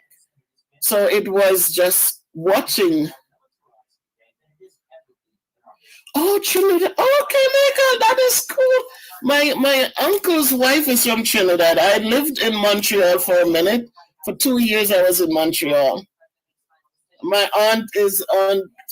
She's my uncle's wife. She's from Trinidad. Love the way she talk. Oh my God, love the way she talks. So yes, we are all from different places, but we come together as one because we share the same things. We all want to be happy. We all want to, you know, we want to be loved. We want to be treated well. We want to be respected. So we're all coming here for the same thing. Okay, Mandeville is good, Michael. Mandeville is nice and cool. So that's what took me out of the doldrum, and to just give me that hope and look forward to. I was watching videos like my poor husband, because I would sit here watching so many hours of these things that dinner wasn't that dinner at this time anymore. Because I would rush in and try to start something, but I'm back in here watching, didn't want to miss a thing. And so I'm grateful. I have to be thankful. They say, don't ever bite hands that feed you. And it doesn't mean just giving you food or giving you a dollar bill, but the little things that people do for you that gives you that good feeling inside, it's important. And so I really enjoy their channel, and I really, really, really just respect what the young man does and how he does it. He's just a born leader. So please go and support Jamaica Life Nice. If you didn't subscribe yet, then do it. But share the videos and share in what he's doing. I don't know how to drop links, but as I said, Fiery jumped on. He has his channel where he tours St. Elizabeth and different places. I see him in Westmoreland. I've seen him in Manchester. But he goes on beautiful tours, show you some parts in Jamaica that, in the country living. So support him, Fire Reed. And as we love and care for one another, we build a bigger family. And if the family is growing, it means that there's so much more love to go around. So let us just support one another. Let us just encourage. Let us pray, most of all, for each other, so that each day will be we can do whatever comes, we can deal with it. So again, my phenomenal people, especially my phenomenal woman, just don't forget that now you understand just why my head's not bowed. I don't shout or jump about or have to talk real loud.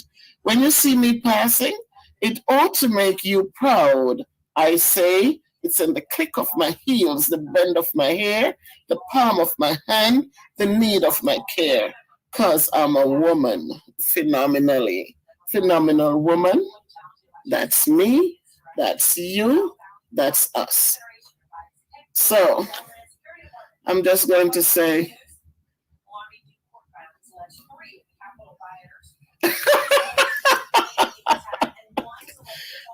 King Nick, you not liquor?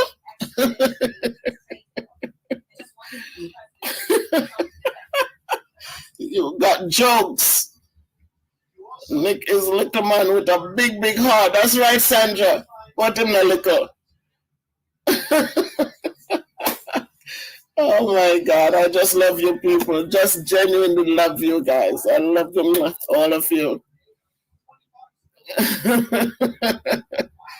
Oh my goodness. Doesn't matter, Nick. Size doesn't matter. It's what you do with the size that's important. So my people, have a great evening. I love you guys. I respect you guys. And just continue to be your phenomenal selves. And you know you're filled with greatness. So go on and make great things happen.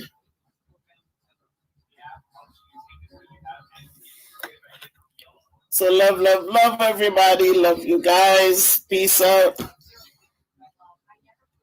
Unless you have a question for me, walk good. If you can't be good, be careful. Thank you, thank you. Mwah. Love you guys. Thank you. Stay blessed. You likewise. Blessings claim and given back to you. Thank you, Rosalie. Thank you for all you do. And I pray for your safety so that we can see you time and time again. Blessings back at you. Thank you, everyone. Thank you for staying with me. And love, love, love you all. Good night. Walk good.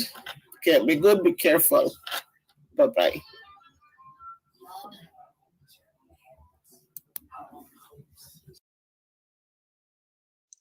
Hello, hello, hello. Is the mic working? Hello. Yes. My people, I am here tonight. Lift every voice and sing till the ringing bells ring with the harmony of liberty. So today is Dr. Martin Luther King's birthday, and Roberta, you're here. I love you. Thank you. You're here, Roberta. Giving thanks with me, celebrating. Hey, happy birthday, Dr. Martin Luther King. My sister Terry, you are here with me to celebrate a man who has done so much for us. Roberta, it's so good to see you. Thank you. Thank you, Roberta. Yes, yes, Roberta. Tonight we're talking about the man, Dr. Martin Luther King. You see, so much things are happening around us, and we have to be thankful for all that he did for us. And because of him, those of us who are standing tall, we're standing tall on his shoulders. So tonight I just wanted to share because today the kids at my school, they did a program and to honor him. Today is his real birthday. But Monday is the day that America celebrates the birthday. So Monday we're off from school, Terry, and we have no school. So happy birthday to him. And tonight we just want to look back at some of the things that he did. Some of the things we want to look at some of the quotes, some of his famous quotes of peace, and some of the things he made that famous speech that it never goes away. It never gets, you never get tired of hearing it. They actually listened to them at school, Terry, and they did something like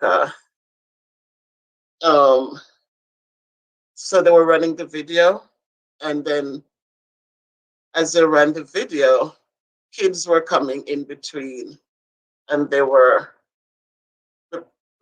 things about him, and and it was beautiful. I actually was just there crying because it was a good thing.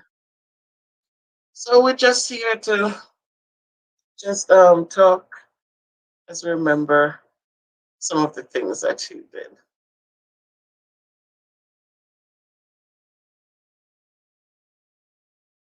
True, the way they did things was much, much better. You see, today we do the marches and we do all of that, but sometimes we do it with such anger. We take a page out of his book. We know that when they march today, the speech that he gave, he actually did that speech in Washington, and there were thousands and thousands of people, hundreds of thousands of people there. But there was nothing broken, there was nothing burnt. It was just marching for equality. It was just marching and asking to just treat us well and for us to be able to vote. And so we see that things happen when we do things in a nonviolent way. So one of the quotes he left with us, he said, um, nonviolence, he said, is a powerful and just weapon which cuts without wounding and enables the man who wills it. So a lot of times we do things and we're so angry that at the end, whatever we got, Mojo, Joe, Jojo, thank you, Mojo, for joining. Good evening, good evening, right? So nonviolence is a powerful and just weapon which cuts without wounding and enables the man who wields it.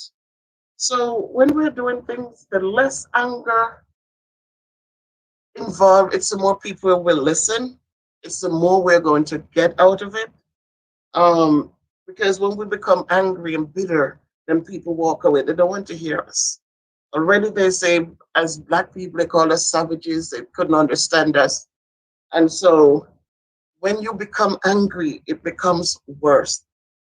So those are the things that he did. He marched and he encouraged, they were beaten. Dogs were set on them. They hosed them down. They did all sorts of things. But in the end, he was able to keep his peace and he was effective.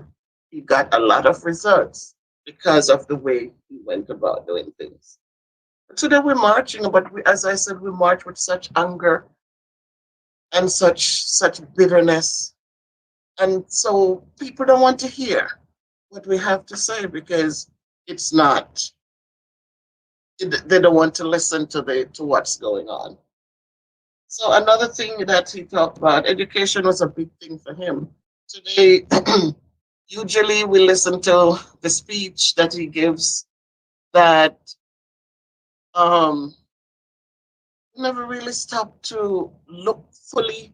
We only listen to that part of the speech where he says, I have a dream.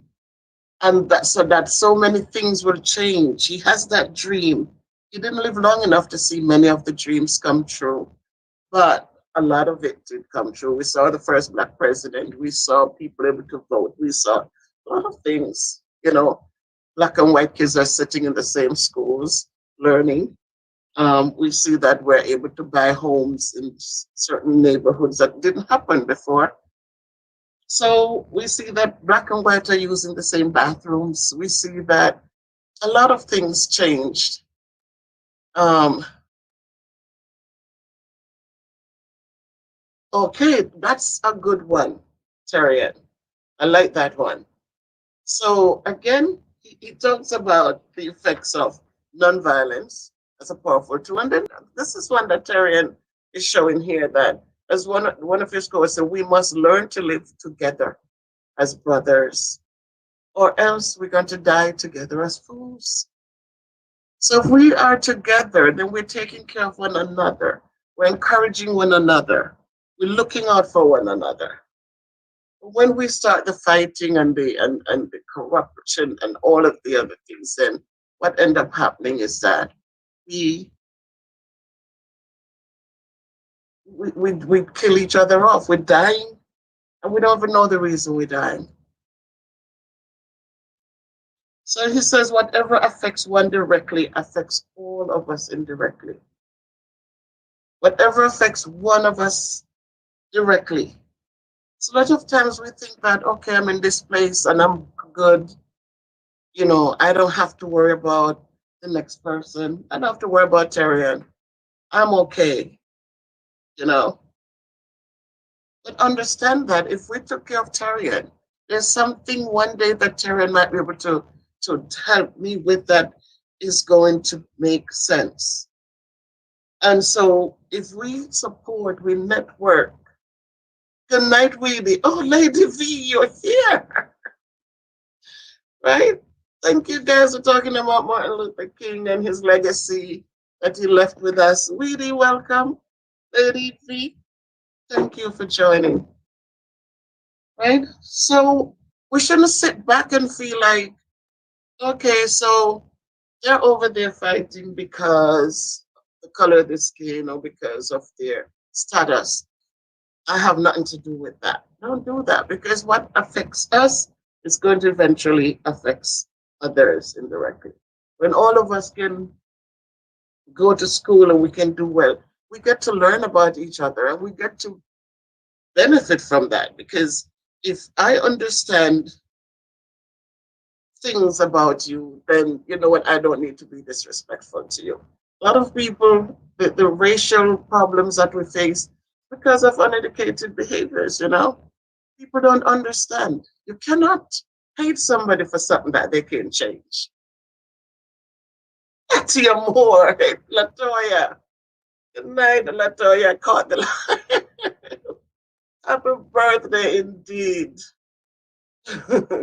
Right? You cannot hate somebody because of the color of their skin.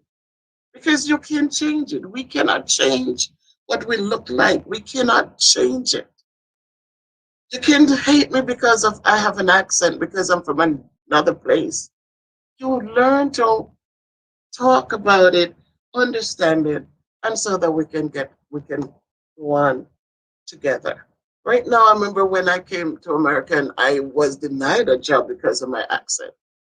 And I didn't get angry because in my head I was saying, okay, I have an accent. The lady had a point.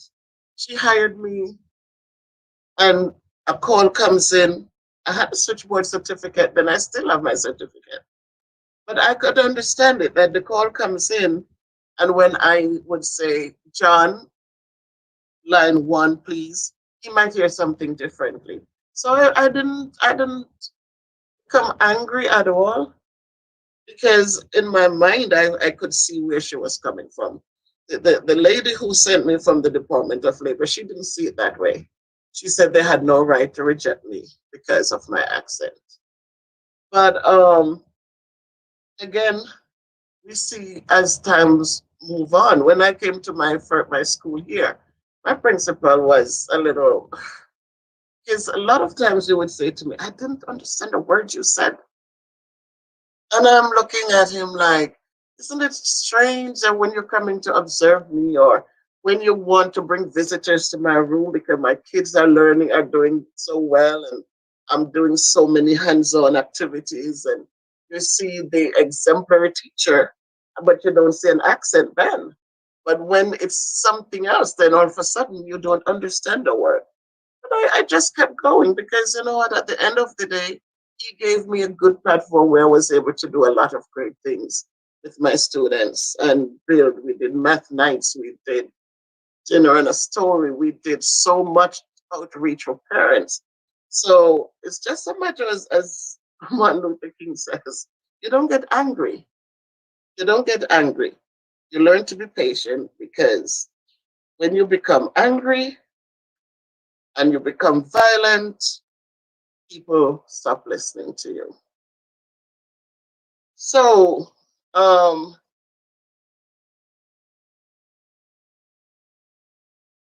yeah, exactly, Terry. And a lot of things he wanted first. We see a lot of it. We still have a long way to go. Still have a long way to go. But we have seen a lot of progress. We have seen a lot of progress. One of the things, as I said, he was big in education. He was very big in education.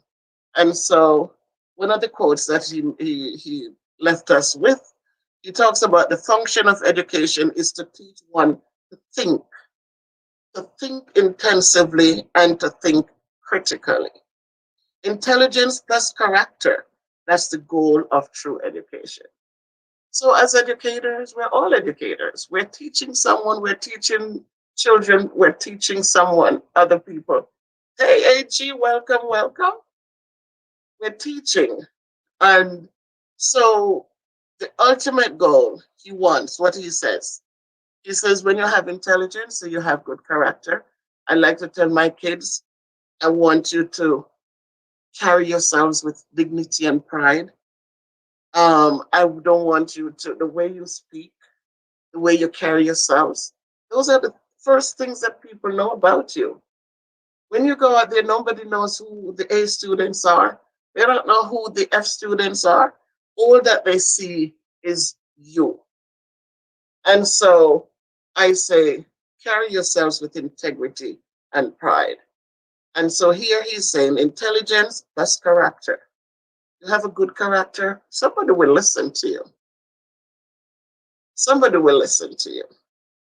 But when you have nothing, you go out there, you act like a thug, you act like you're bad. Nobody wants that. They start moving in the next direction. And no matter how bright you are, no matter what you have to offer, nobody wants it because it is, they don't like what they see or hear. So again, he talks about the nonviolence. It's powerful and is a powerful weapon. Nonviolence. When we do things with, with peace, then we get more out of it. They always talk about you catch more flies with honey than you do with vinegar. And then he says, but never succumb to the temptations of bitterness. Bitterness is not a good thing. Whether it's in relationships, whether it's in the workplace, wherever you go, don't become so bitter that you can discuss things with people. You can have a conversation. Because he says you should never succumb to it. Because when you're bitter, you end up hurting people unnecessarily. You end up saying things that you can't take back. The worst thing is when you say something harsh to somebody and then you cannot take it back. Because once it leaves your mouth, it is gone. You cannot take it back. So he says, never succumb to bitterness. People will say things or do things, but just try to make sure that you reach a point where you can smile or you can say, that was not necessary or I'm disappointed. Have conversations instead of becoming bitter and angry. So those are some of the quotes that I wanted to share. And I said, as he said, perilous time. We're going through perilous times. We're going through perilous times. Doing a live, son, join. We're going through perilous times, but what we should make sure that, as he said, we will overcome. We, huh? Yeah, yeah, like, yeah. Sorry, guys, that was I think it ended.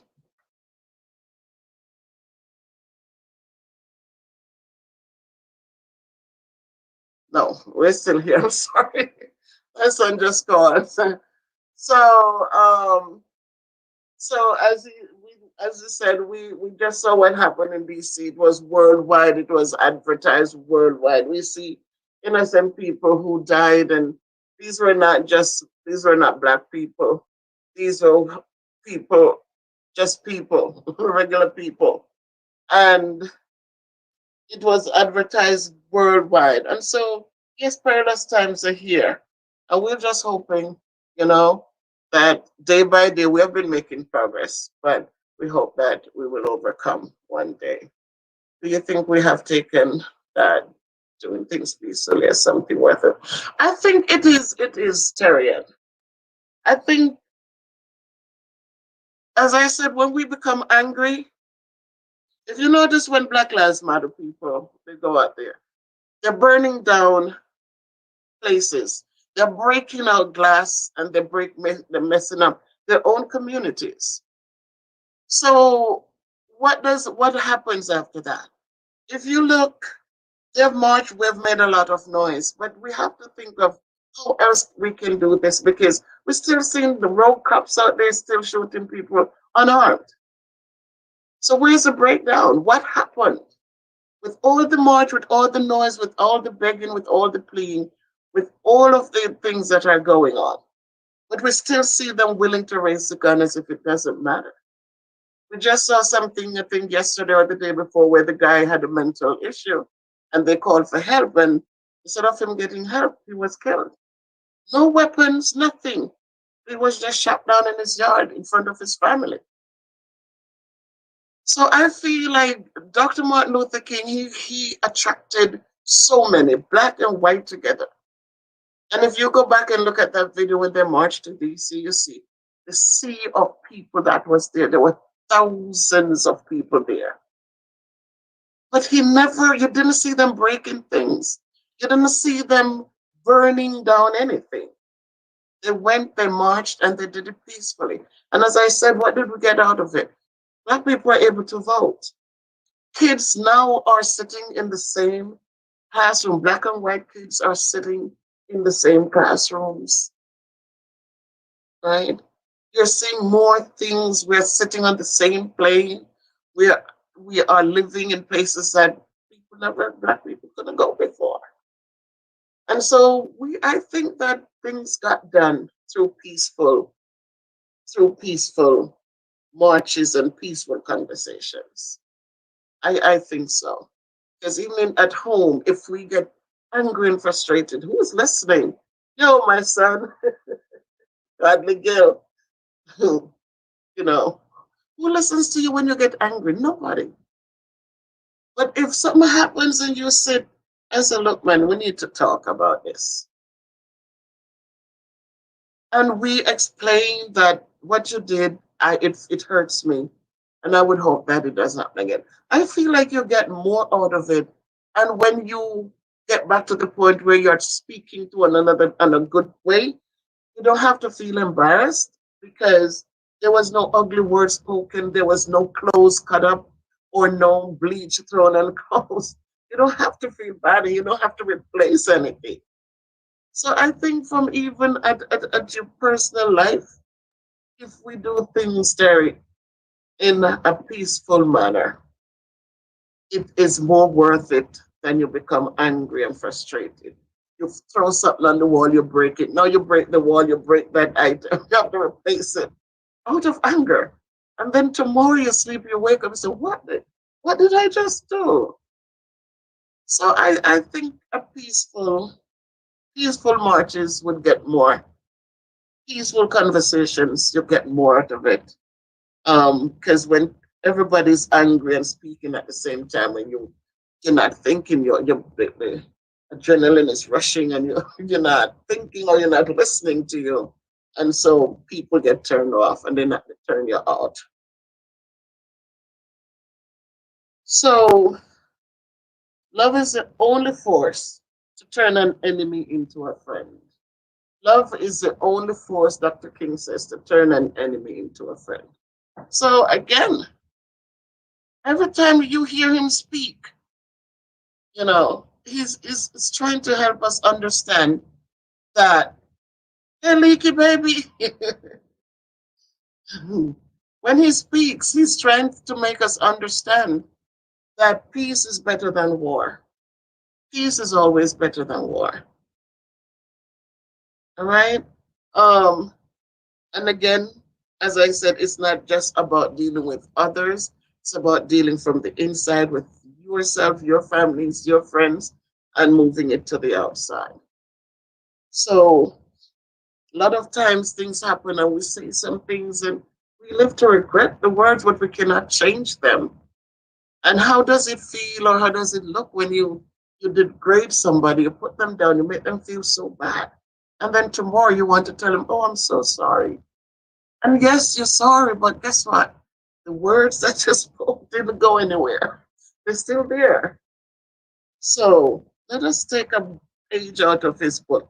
Not even a whole page, just let's take a little bit out of his life and out of his stories and his work, and let us use that to help us as we move forward. He says life's most persistent and urgent question is, what are we doing for others? Not for yourself, but what are we doing for others? How are we supporting one another? How are we encouraging one another? As I said in other videos, I said our needs are so different. I might need a glass of water. Somebody might need a dress. But what are we doing for one another? How are we? What are we doing to help others? So that's something to think about, because sometimes we look and we say, well, look, I know they need this, but I only have my last $10. I can't take it. And we notice that the more we hold on to things, it's the less it multiplies. It doesn't build. You hold on to it and it sits there. While if you reach out and you support someone and you give someone, you'd be surprised to know. Grayson, thank you, son.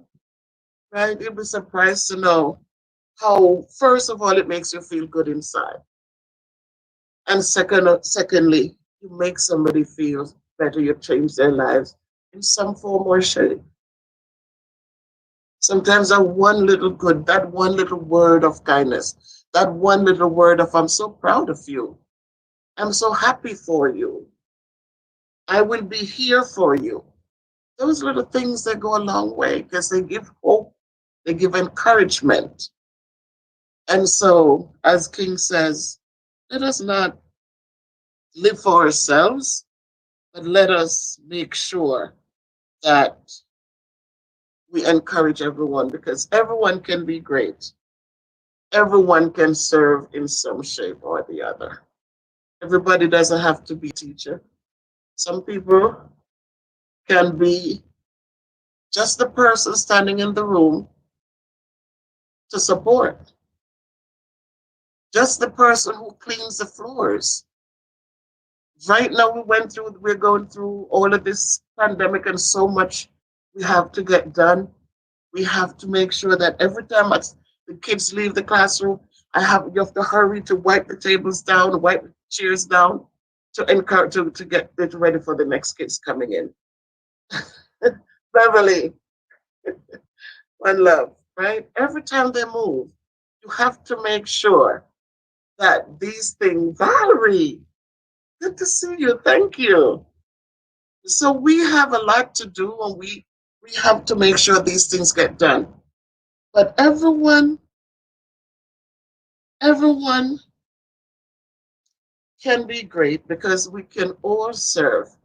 So let's not overlook. Today we had a joke, and I see my one of my teachers here with me when we work together, and Val, the thing that she shared about the student who didn't know who the science teacher was. The kid got every question right on the work that he was given, but he didn't know who the science teacher was. And so we have to understand that everybody is important in the mix of it. Sometimes we pass the custodians and we feel like, I don't need to say good morning. No, say good morning to them. Make sure you say good morning to them. When I go into a building, I make sure I know these people. I know them because when I need a table to be moved or I need something done, I know that if you are cordial to them, they'll be willing to help you when you need them. Sometimes you'll see teachers say, oh, I've called him so many times and he never comes. And I don't say a word, I just keep my mouth closed. Because, you have to reach out and make sure that everyone, you know, is great in the capacity where he or she is. So, as we talk about Martin Luther King, let us remember that he sacrificed so much. He didn't think of self, he didn't think of anything. He just wanted what was good, what was wholesome. He just wanted what was what that would make. Howdy, Joe. Howdy. You see, Chris is there. He just wanted what was fair, what was right. Sometimes we say, but what is fair? We don't know what's fair because I say reasonable because sometimes you give people half of what you have and they're still not. They're still looking, But what's reasonable? Let's use the word reasonable instead of being fair. Because sometimes what you think is fair for someone, it's not fair at all. So I like the word reasonable more. Um, but today I was just jotting down a few things. And just as we think about it, we think of Dr. King and think of him as a person who always reach out with an olive branch. He was always trying to make peace, and no matter what was done to him, he never gave up. He continued until his last day. Um, Not sending anyone out there to put their lives out there, but as you said, what have we, what are we doing? What are we doing not just for ourselves, but what are we doing for others? And as I said, when it came to education, he said the function of education is to teach one to think intensively and to think critically, to think not just to see something and just, think about it. Because intelligence plus character, that is the goal of true education.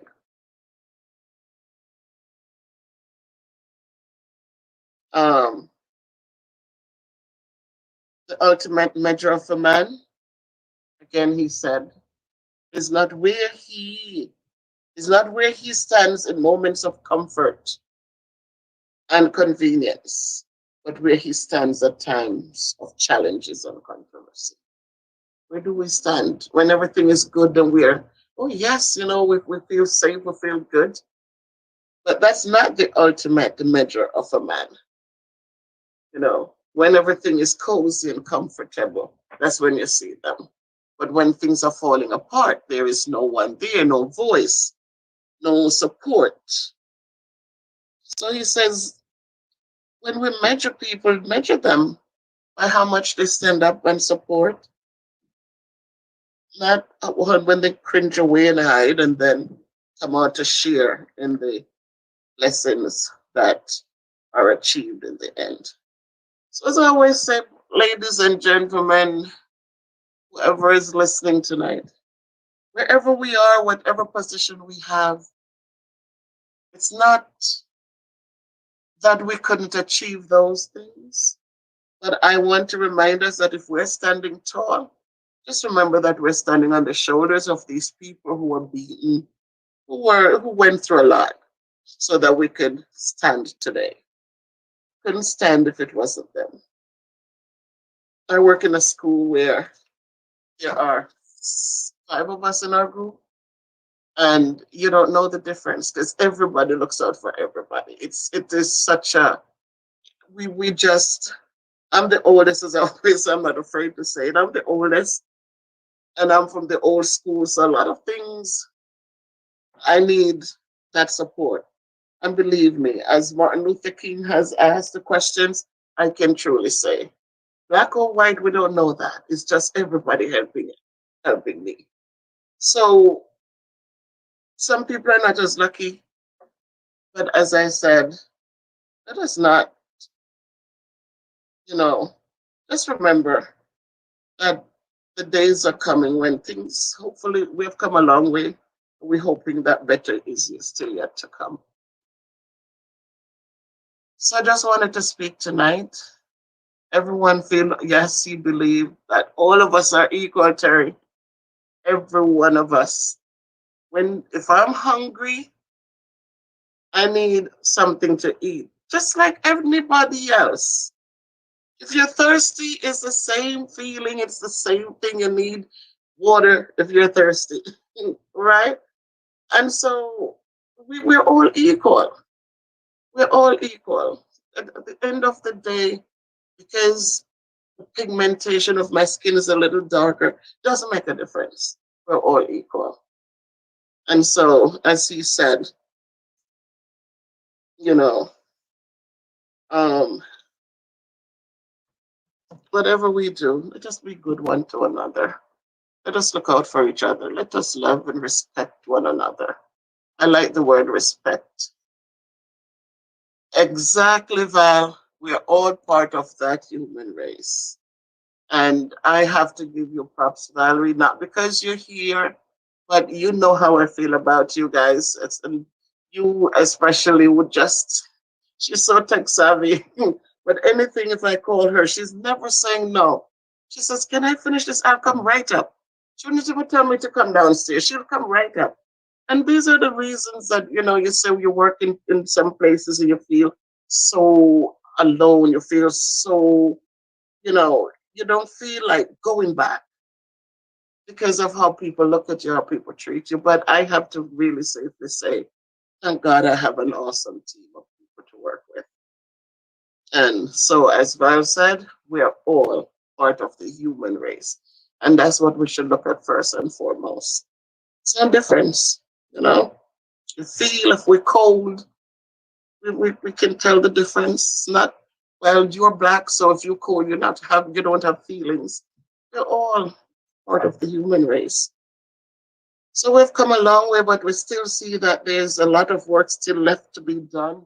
We still have people who are frustrated and who feel like things should go back to the old way when certain people didn't have rights to vote and all of that. But we need to just just just do what we need to do and keep hope alive and keep moving forward, going onward and upward and enjoy all the work hard so that our voices can be heard. So I say to my students often, I said, if you're sitting here, you don't want to do work, who's going to listen to you later? You won't have a voice in anything. And so if you are sitting here, you are not preparing yourselves to be to be contributing to society in a way where you can say, wait a minute, I need to say something and people can stop and listen to you, then what are we doing? So I'm really encouraging them consistently, pick themselves up, come on, work hard and let your work precede you so that people can listen to you. If you get a job, you want to make sure if you say something, people will want to stop and listen to you. So with all that, I have a riddle for us.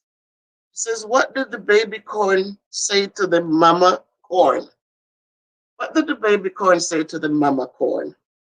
Think about it and type in your answer if you're able to type something in. And it's just so to just lighten the air. Because sometimes we work hard to this Friday, we come home and sometimes we work hard and you look at the salary you make and you're like, ah. So now I want you to just feel like exhaling. And okay, Joe, bye. Take care. Thanks for stopping in, Pumpkin. I want us to just exhale and just think of what the baby corn said to the mama corn. And the teacher who works with me in the classroom, she when we're online and we're doing the thing, sometimes she pops one of these in the chat and have the kids just to think, just to have them thinking.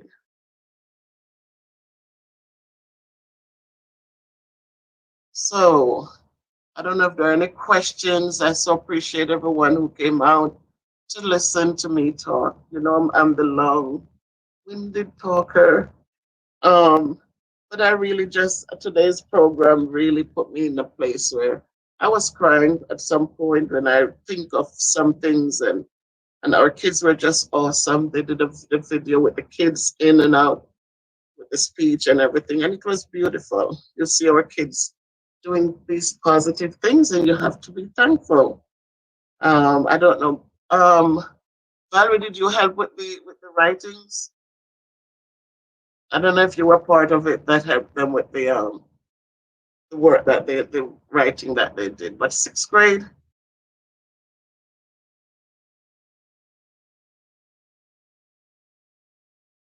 what is that Latin? Mommy, what?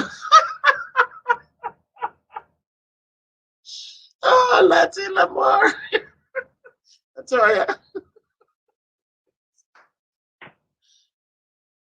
Yeah, they did a great job, right? I said, whoa. I mean, and the last one, Valerie, is it? I think she's a seventh grader. When she was talking about why they have to fight, why they have to burn things down.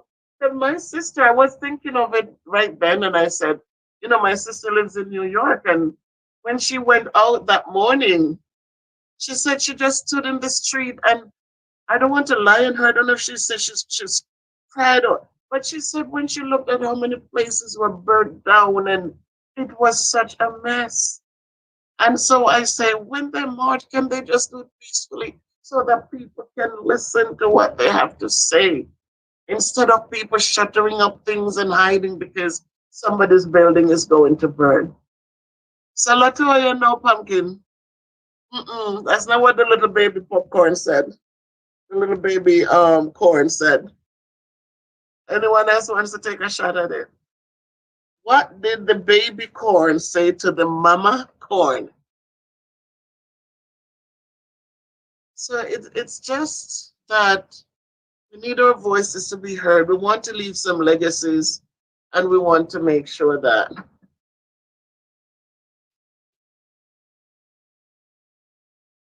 yeah, she was into it.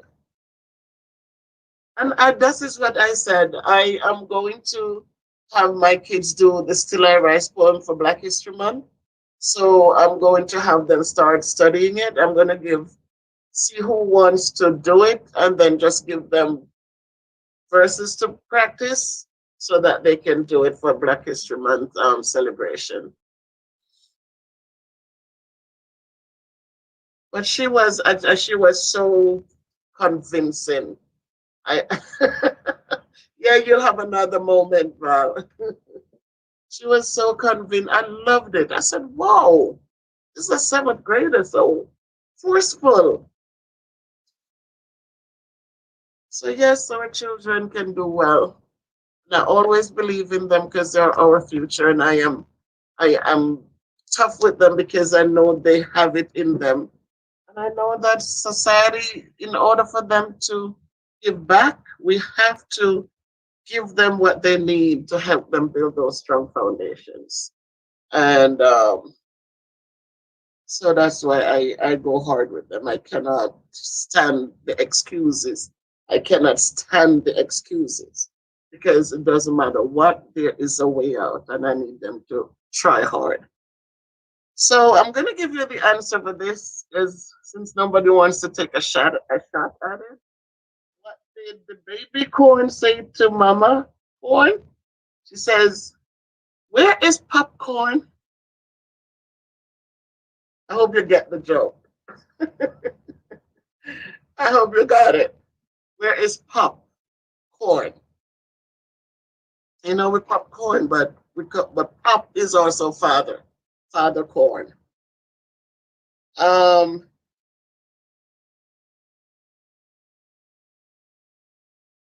I'm gonna do one more.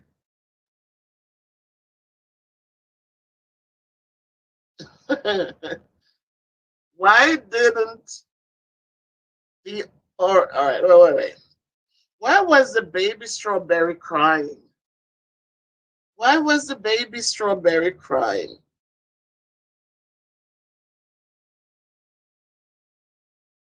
Yes, Leaky baby, the little baby corn says, "Where is popcorn?" Where is popcorn? So, how was your day, Leaky baby? Hope it wasn't a stressful one. Did Lady V leave? Beverly Brown. Yes, love covers it all. All right, Beverly, thank you. Keep up the good work. I appreciate what you're doing. God bless you. Thank you, Miss Beverly. And Latila Moore, thank you. And where is Roberta? I don't know if Roberta left. So thank you, Roberta, for always supporting. Where's Lady V? She left. Terrian, I know that you're here. Thank you so much. Straight out of Jamaica, always supporting. Thank you, Miss Valerie. I so appreciate you. Jody left. Where's King Gil? Where's is he still there? Latoya, thank you, thank you. You're so happy that you got the live tonight. So, why was the baby strawberry crying? Come on, guys, think. Baby strawberry. Why was the baby strawberry crying? Think of what I don't want to give it away.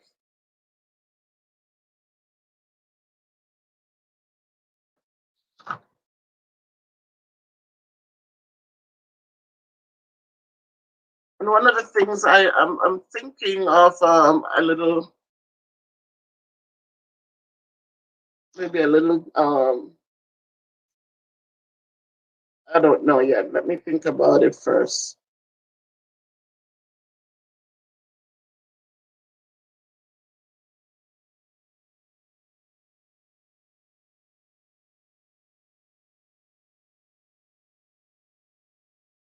Why was the baby strawberry crying? Anyone? Come on, Leaky baby. Come on, Miss Val.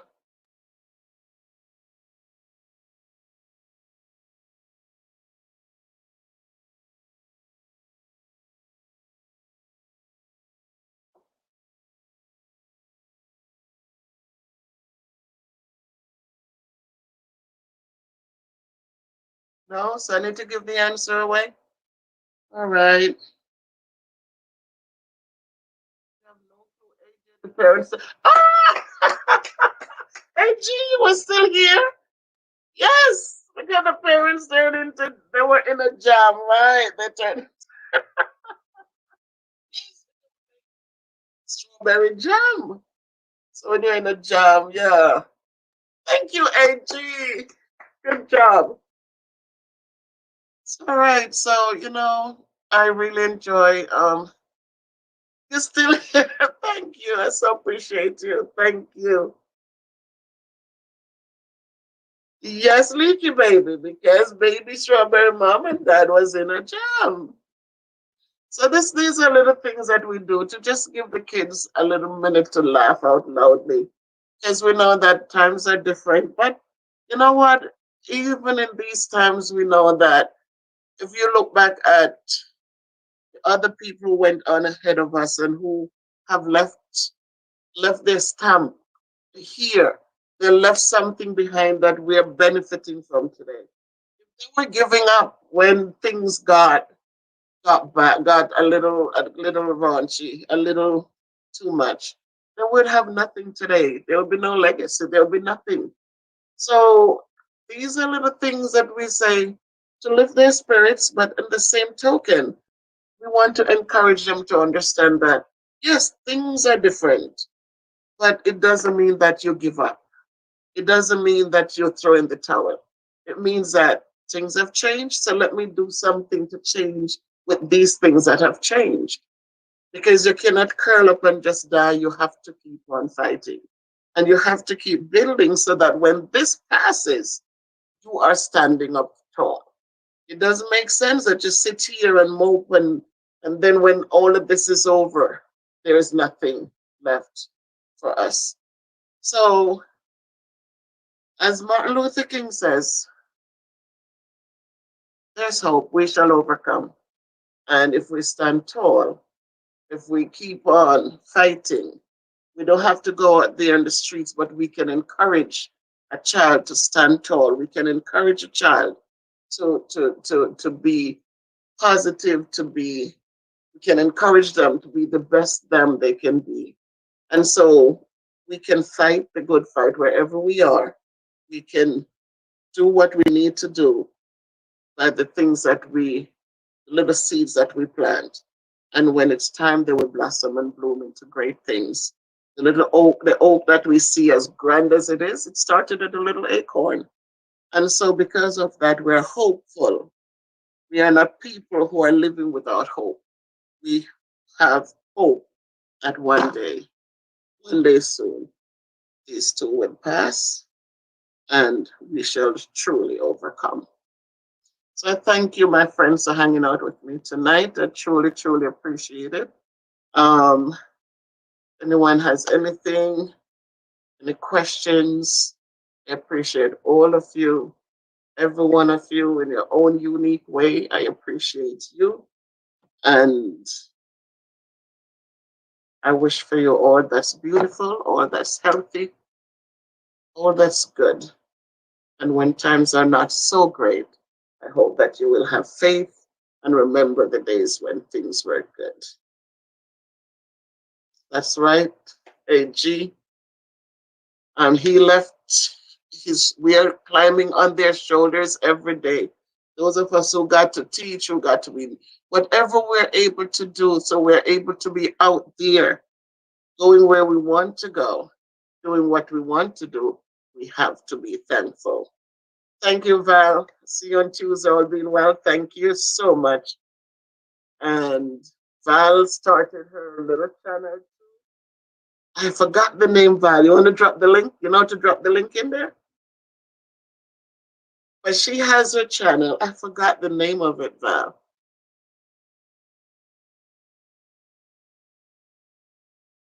And she's building.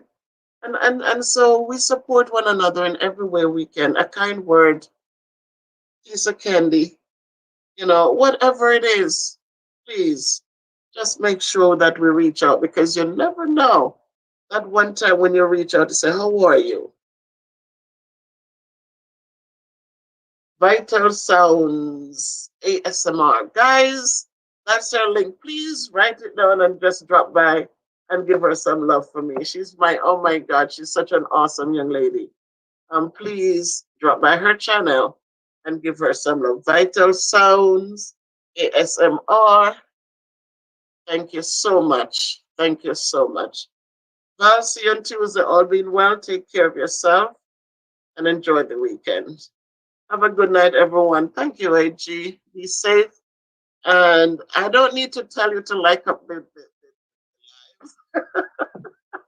because I see that but if you didn't and if you haven't subscribed, please do that. So good night, everyone. Walk good, walk in the name of the Lord, and indeed we shall overcome, Terry. And thank you so much for hanging out with me. Thank you, everyone. Thank you, Latoya, for catching the live tonight.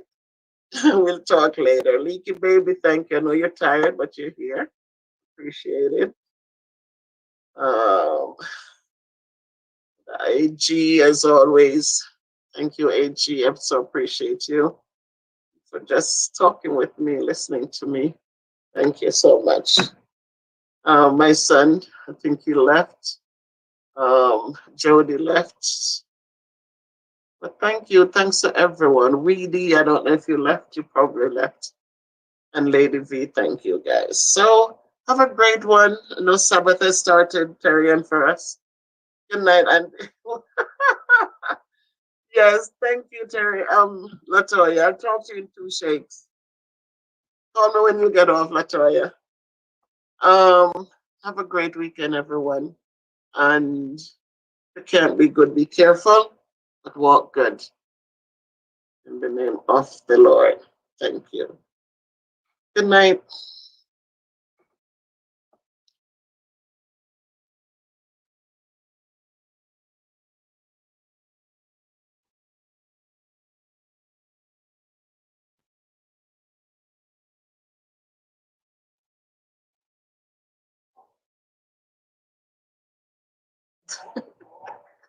This is crazy. This is crazy. This is crazy. Oh my God, I thought I had it for tomorrow. But I am just here, and today was just thinking of the fight for Black Lives Matter. King Nick in the house. Welcome, King Nick, my buddy. This is just testing. I have no clue. But I was just thinking of how people are talking about Black Lives Matter. And I follow the news in Jamaica and I see the slaughtering of people. You have an old lady, 81 years old. One love, my son. And what you do, King Nick, is so totally awesome. Um, I am so proud to be a part of your following and a part of what you do. Um, Today I was watching one of your shows and I saw where Sector was cutting the little boy's ear, and it just really touched my heart. So keep on the good work, and so we can move forward. And we know that if we take care of the children, then the children will take care of our future. Mama P on your platform, awesome lady. So we gotta big them up and support and encourage, because what you do is so totally awesome. So with that said, brethren, we're talking about Black Lives Matter, and we have to understand that we cannot just think that the white man should make it matter, but we ourselves not making it matter. We have to make sure that if we're saying Black Lives Matter, we have to show that it matters. So when the police shoots down a black kid, we go out and we do all of this thing. Even in Jamaica, people are holding up cards and they were rebelling. They were saying, we need to stop this. But is it going to stop? Is it going to stop? Will it stop? Um, so we have to understand that we have to live what we're preaching. We have to start first. And if one love, Uncle Bob, one love, we have to live first. We have to show by example. So we have to take care of each other, and then we can talk about forcing other people to think that what we're doing matters or our lives matter, or we have to understand that we have to respect one another first, and then we can expect people to respect us. So this is my first time out here like this. It is quite interesting. I think that as a remote teacher, as a virtual learning teacher, it has prepared me to do this, because now I feel like it's doable. And for you, for Prince Nick, I know you're watching there. Joining up with your team and learning so much from you has been so inspirational. Has been so totally awesome. So my friends, if you have any questions, you can shoot them right now. It's Sunday. Oh, Miss Benji, you can't believe it, right, Miss Benji? So thank you, Miss Benji. I see you. Um, so much has changed. When this pandemic started, I was home. I was very nervous. I was alone in this place, and Danny had to go to work. And it did something to me, because you heard so much gloom and doom, but you wasn't hearing any positives. So it really was getting to me. And honestly, um, Prince Nick, not because you are watching, um, but when I found your channel, I was just going through. And when I found your channel and I saw people interacting, and I didn't feel afraid to jump in and say something, and then it just became a part of me. It just like you had so much to say, and you made it so comfortable for people to participate in your in what you were doing. And so I joined up and I looked forward. I waited for that ping every morning, every day, every time you jumped on. I was right there. Now, because of work, I don't get to jump on often, but but you during the pandemic made it doable, made it so easy to be part of society, to know that you were not alone, like other people were going through this, but there were still people out there doing things to keep us together. So my people, like King Nick always said, like up the channel, like up, press the like button, and give me a thumbs up. And well, right now, King Nick, our school, we had two people who were infected. There were two teachers who were exposed, who were positive, and they went out and they quarantined. And then there were about six other educators um, who had contacts with them, and they self quarantined.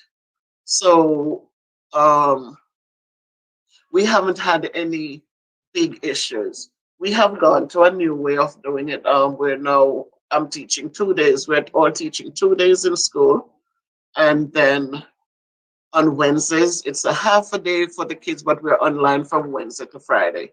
So we do half day on Wednesday, and then on Thursday and Friday full days the kids are out. We go into the building, but the kids are out.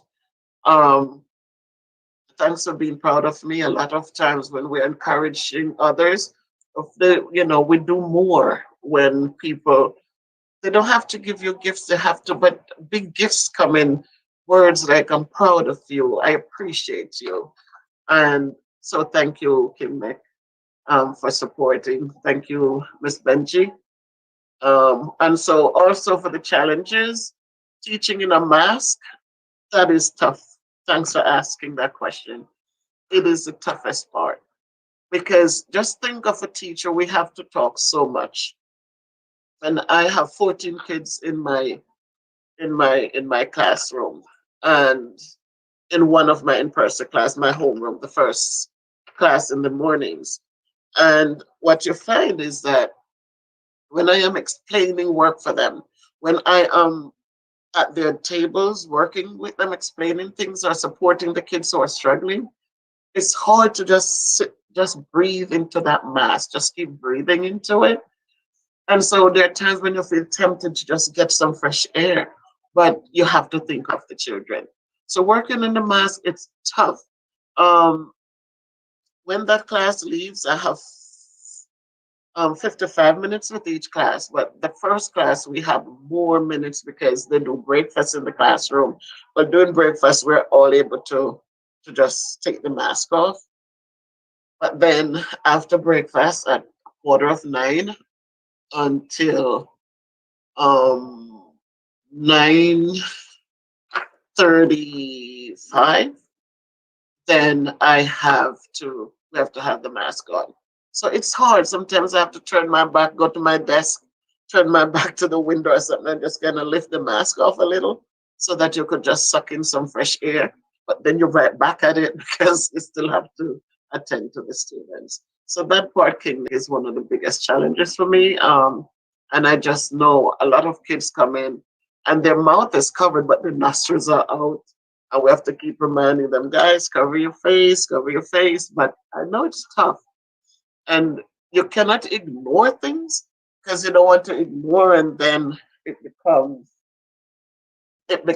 an issue for another child. So far, thumbs up. All right, so in my class, I am a different person. I give a lot of jokes so that I know that the kids are, I make sure they are speaking. That's one of the first things I do. Even when we go online, a lot of kids tend to hide behind pictures, and you're asking them, I need to see your face, I need to see your face. Because you want to see if there's abuse going on. You want to see if, one kid the other day when he came on, he said, he had the blanket with his head all covered. And I said, you know what the rules are? We're supposed to see your face, and we're supposed to be sitting up and at a table or something. And he said, well, it's a little cold in here, Mrs. Salmon Black. And that just kind of just really, really got to me. I know it's winter time, and honestly, so I told him I need to speak to his parents. So I needed to just make sure that things are okay with them, that they could afford to pay the gas bill to keep the house warm, because it can get very cold in the northern section of America in the winter. So that's how that is. So no embracing. We cannot embrace them. We're not supposed to touch them. We can give that elbow, but we cannot embrace any child during this time. So if they're sad, I kind of make sure that they know the classroom is a safe place for them. And so there are times when I'll have them just get up and rap something, just get up and sing something. Just yeah, it's that's it. It's tough, but we know that with this thing that we still don't understand, it's a fight to the end, and so we just have to conform and understand that this is a time we're in. So no hugging. Usually kids will come in and they good morning, but we can't do that. There's no hugging. No, we don't really touch them unless we can give an elbow.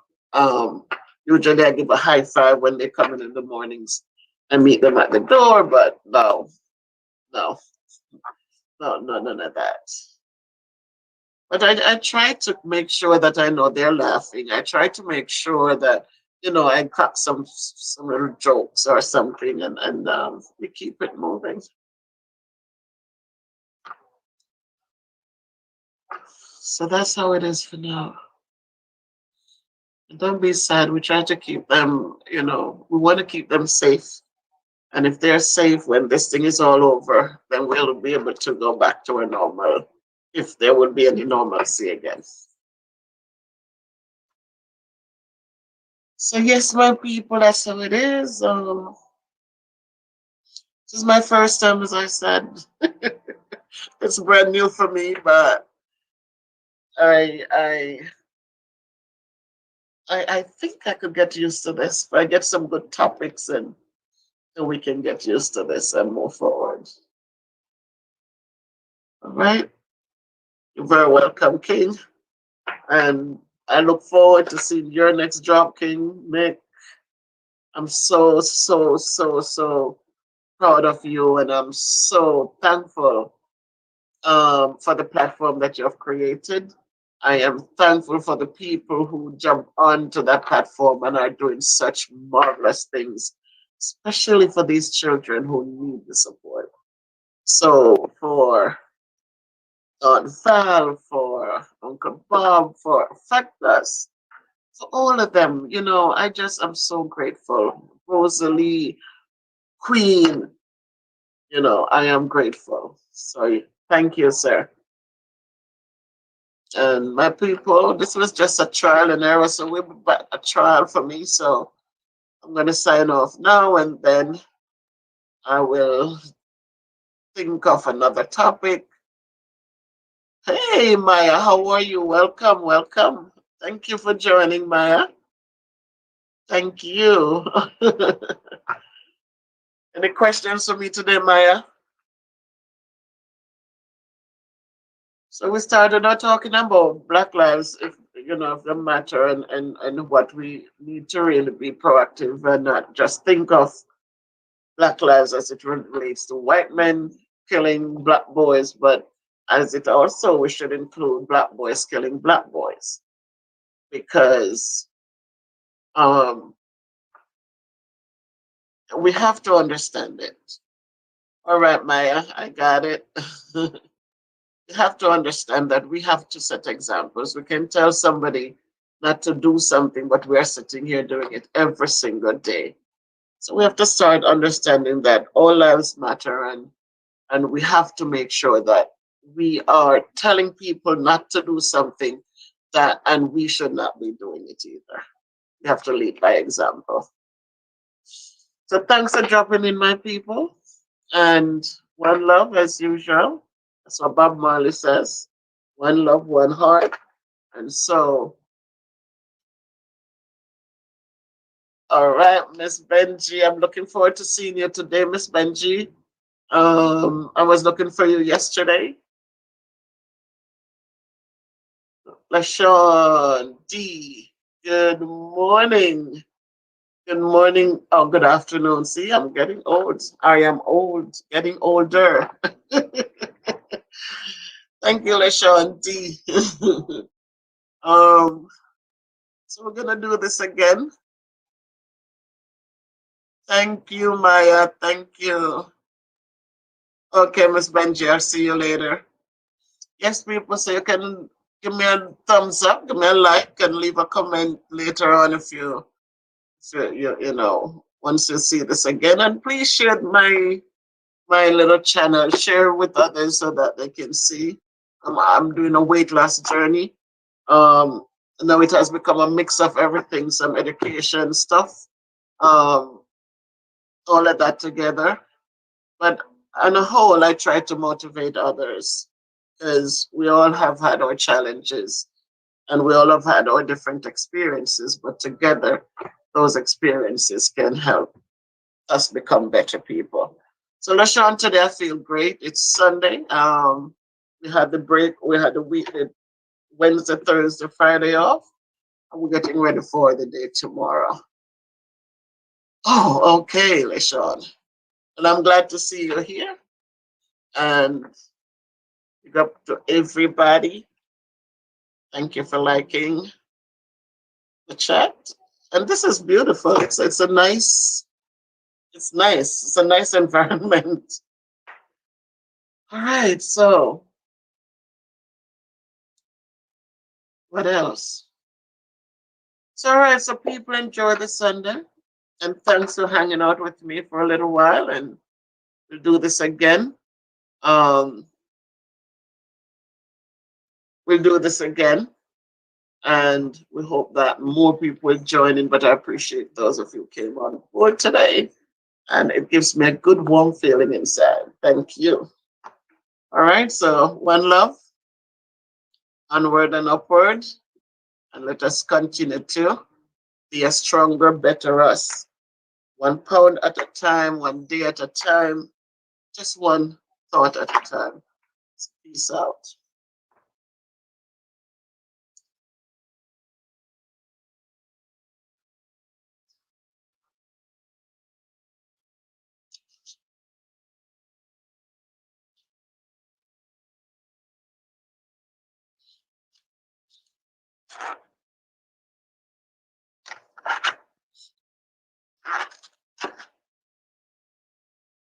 It's the light.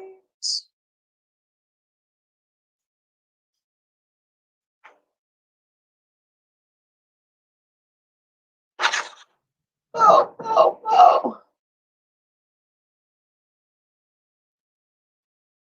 So my people, I am here.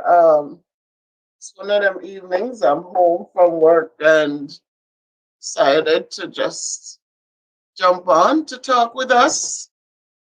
So, Miss Roberta Drummond, blessings. Welcome, welcome, welcome.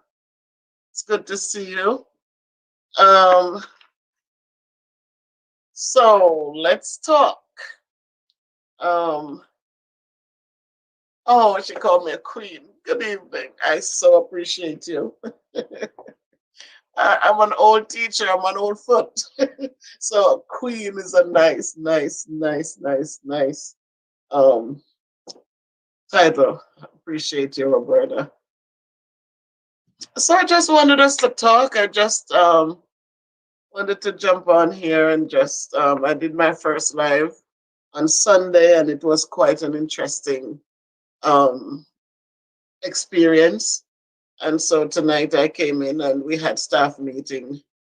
Um then after staff meeting, my principal made an announcement on the Zoom and she wanted a big up Jamaica, yes, Torian. Yes. People. Yes, LaShawn. Welcome to my channel and thanks for coming in to talk with me. I appreciate you. Thank you so much. So my principal made an announcement that I needed to come see her in the office. So I was thinking of everything. What did I do? What did I do? So I got downstairs and she actually had done my evaluation and it was awesome. So I felt good leaving work today. I felt good. We had a lot done. I was hoping the kids would be, would be doing a little bit more, but it's we're going step by step a little at a time. So I'm just stopping by so we can talk about anything, any questions you have, anything on your mind you want to share. Thank you, Roberta. Yes, um, thank you. There was a lot of things that I did because I'm old school. There's so much that has changed in teaching today, and but I teach the old school way because I know that our children, if they get a solid foundation, they are going to do well. So, um, pick up yourself, Lashandi. I am doing well, son. I am doing well. Thanks for caring. Thanks for asking. So I teach an old-fashioned way. So when they come into my classroom, I don't get carried away with all of the fluff. I just teach, have the kids, make sure that they're part of the class that I'm teaching. Make sure that they are, they're comfortable to get up and ask questions, answer questions, and just to feel good about themselves. Part of what we do is to build self-esteem, to make sure kids, they are moving forward. And so that's what I that's what I focus on. So Terry, and you talk acts about the repercussion of not getting a good base or foundation in learning. If when our kids, when you look at sixth grade students, they're not able to multiply numbers, basic numbers, they're not able to add or regroup numbers. When you see a kid in the sixth grade and they are struggling with reading because they didn't get the foundation. Foundation means that they got their phonics in so they can put pieces of words together and sound them out and make sure they make sense. Foundation means that they know how to put digits together. They have strategies. 8 plus 7, call myself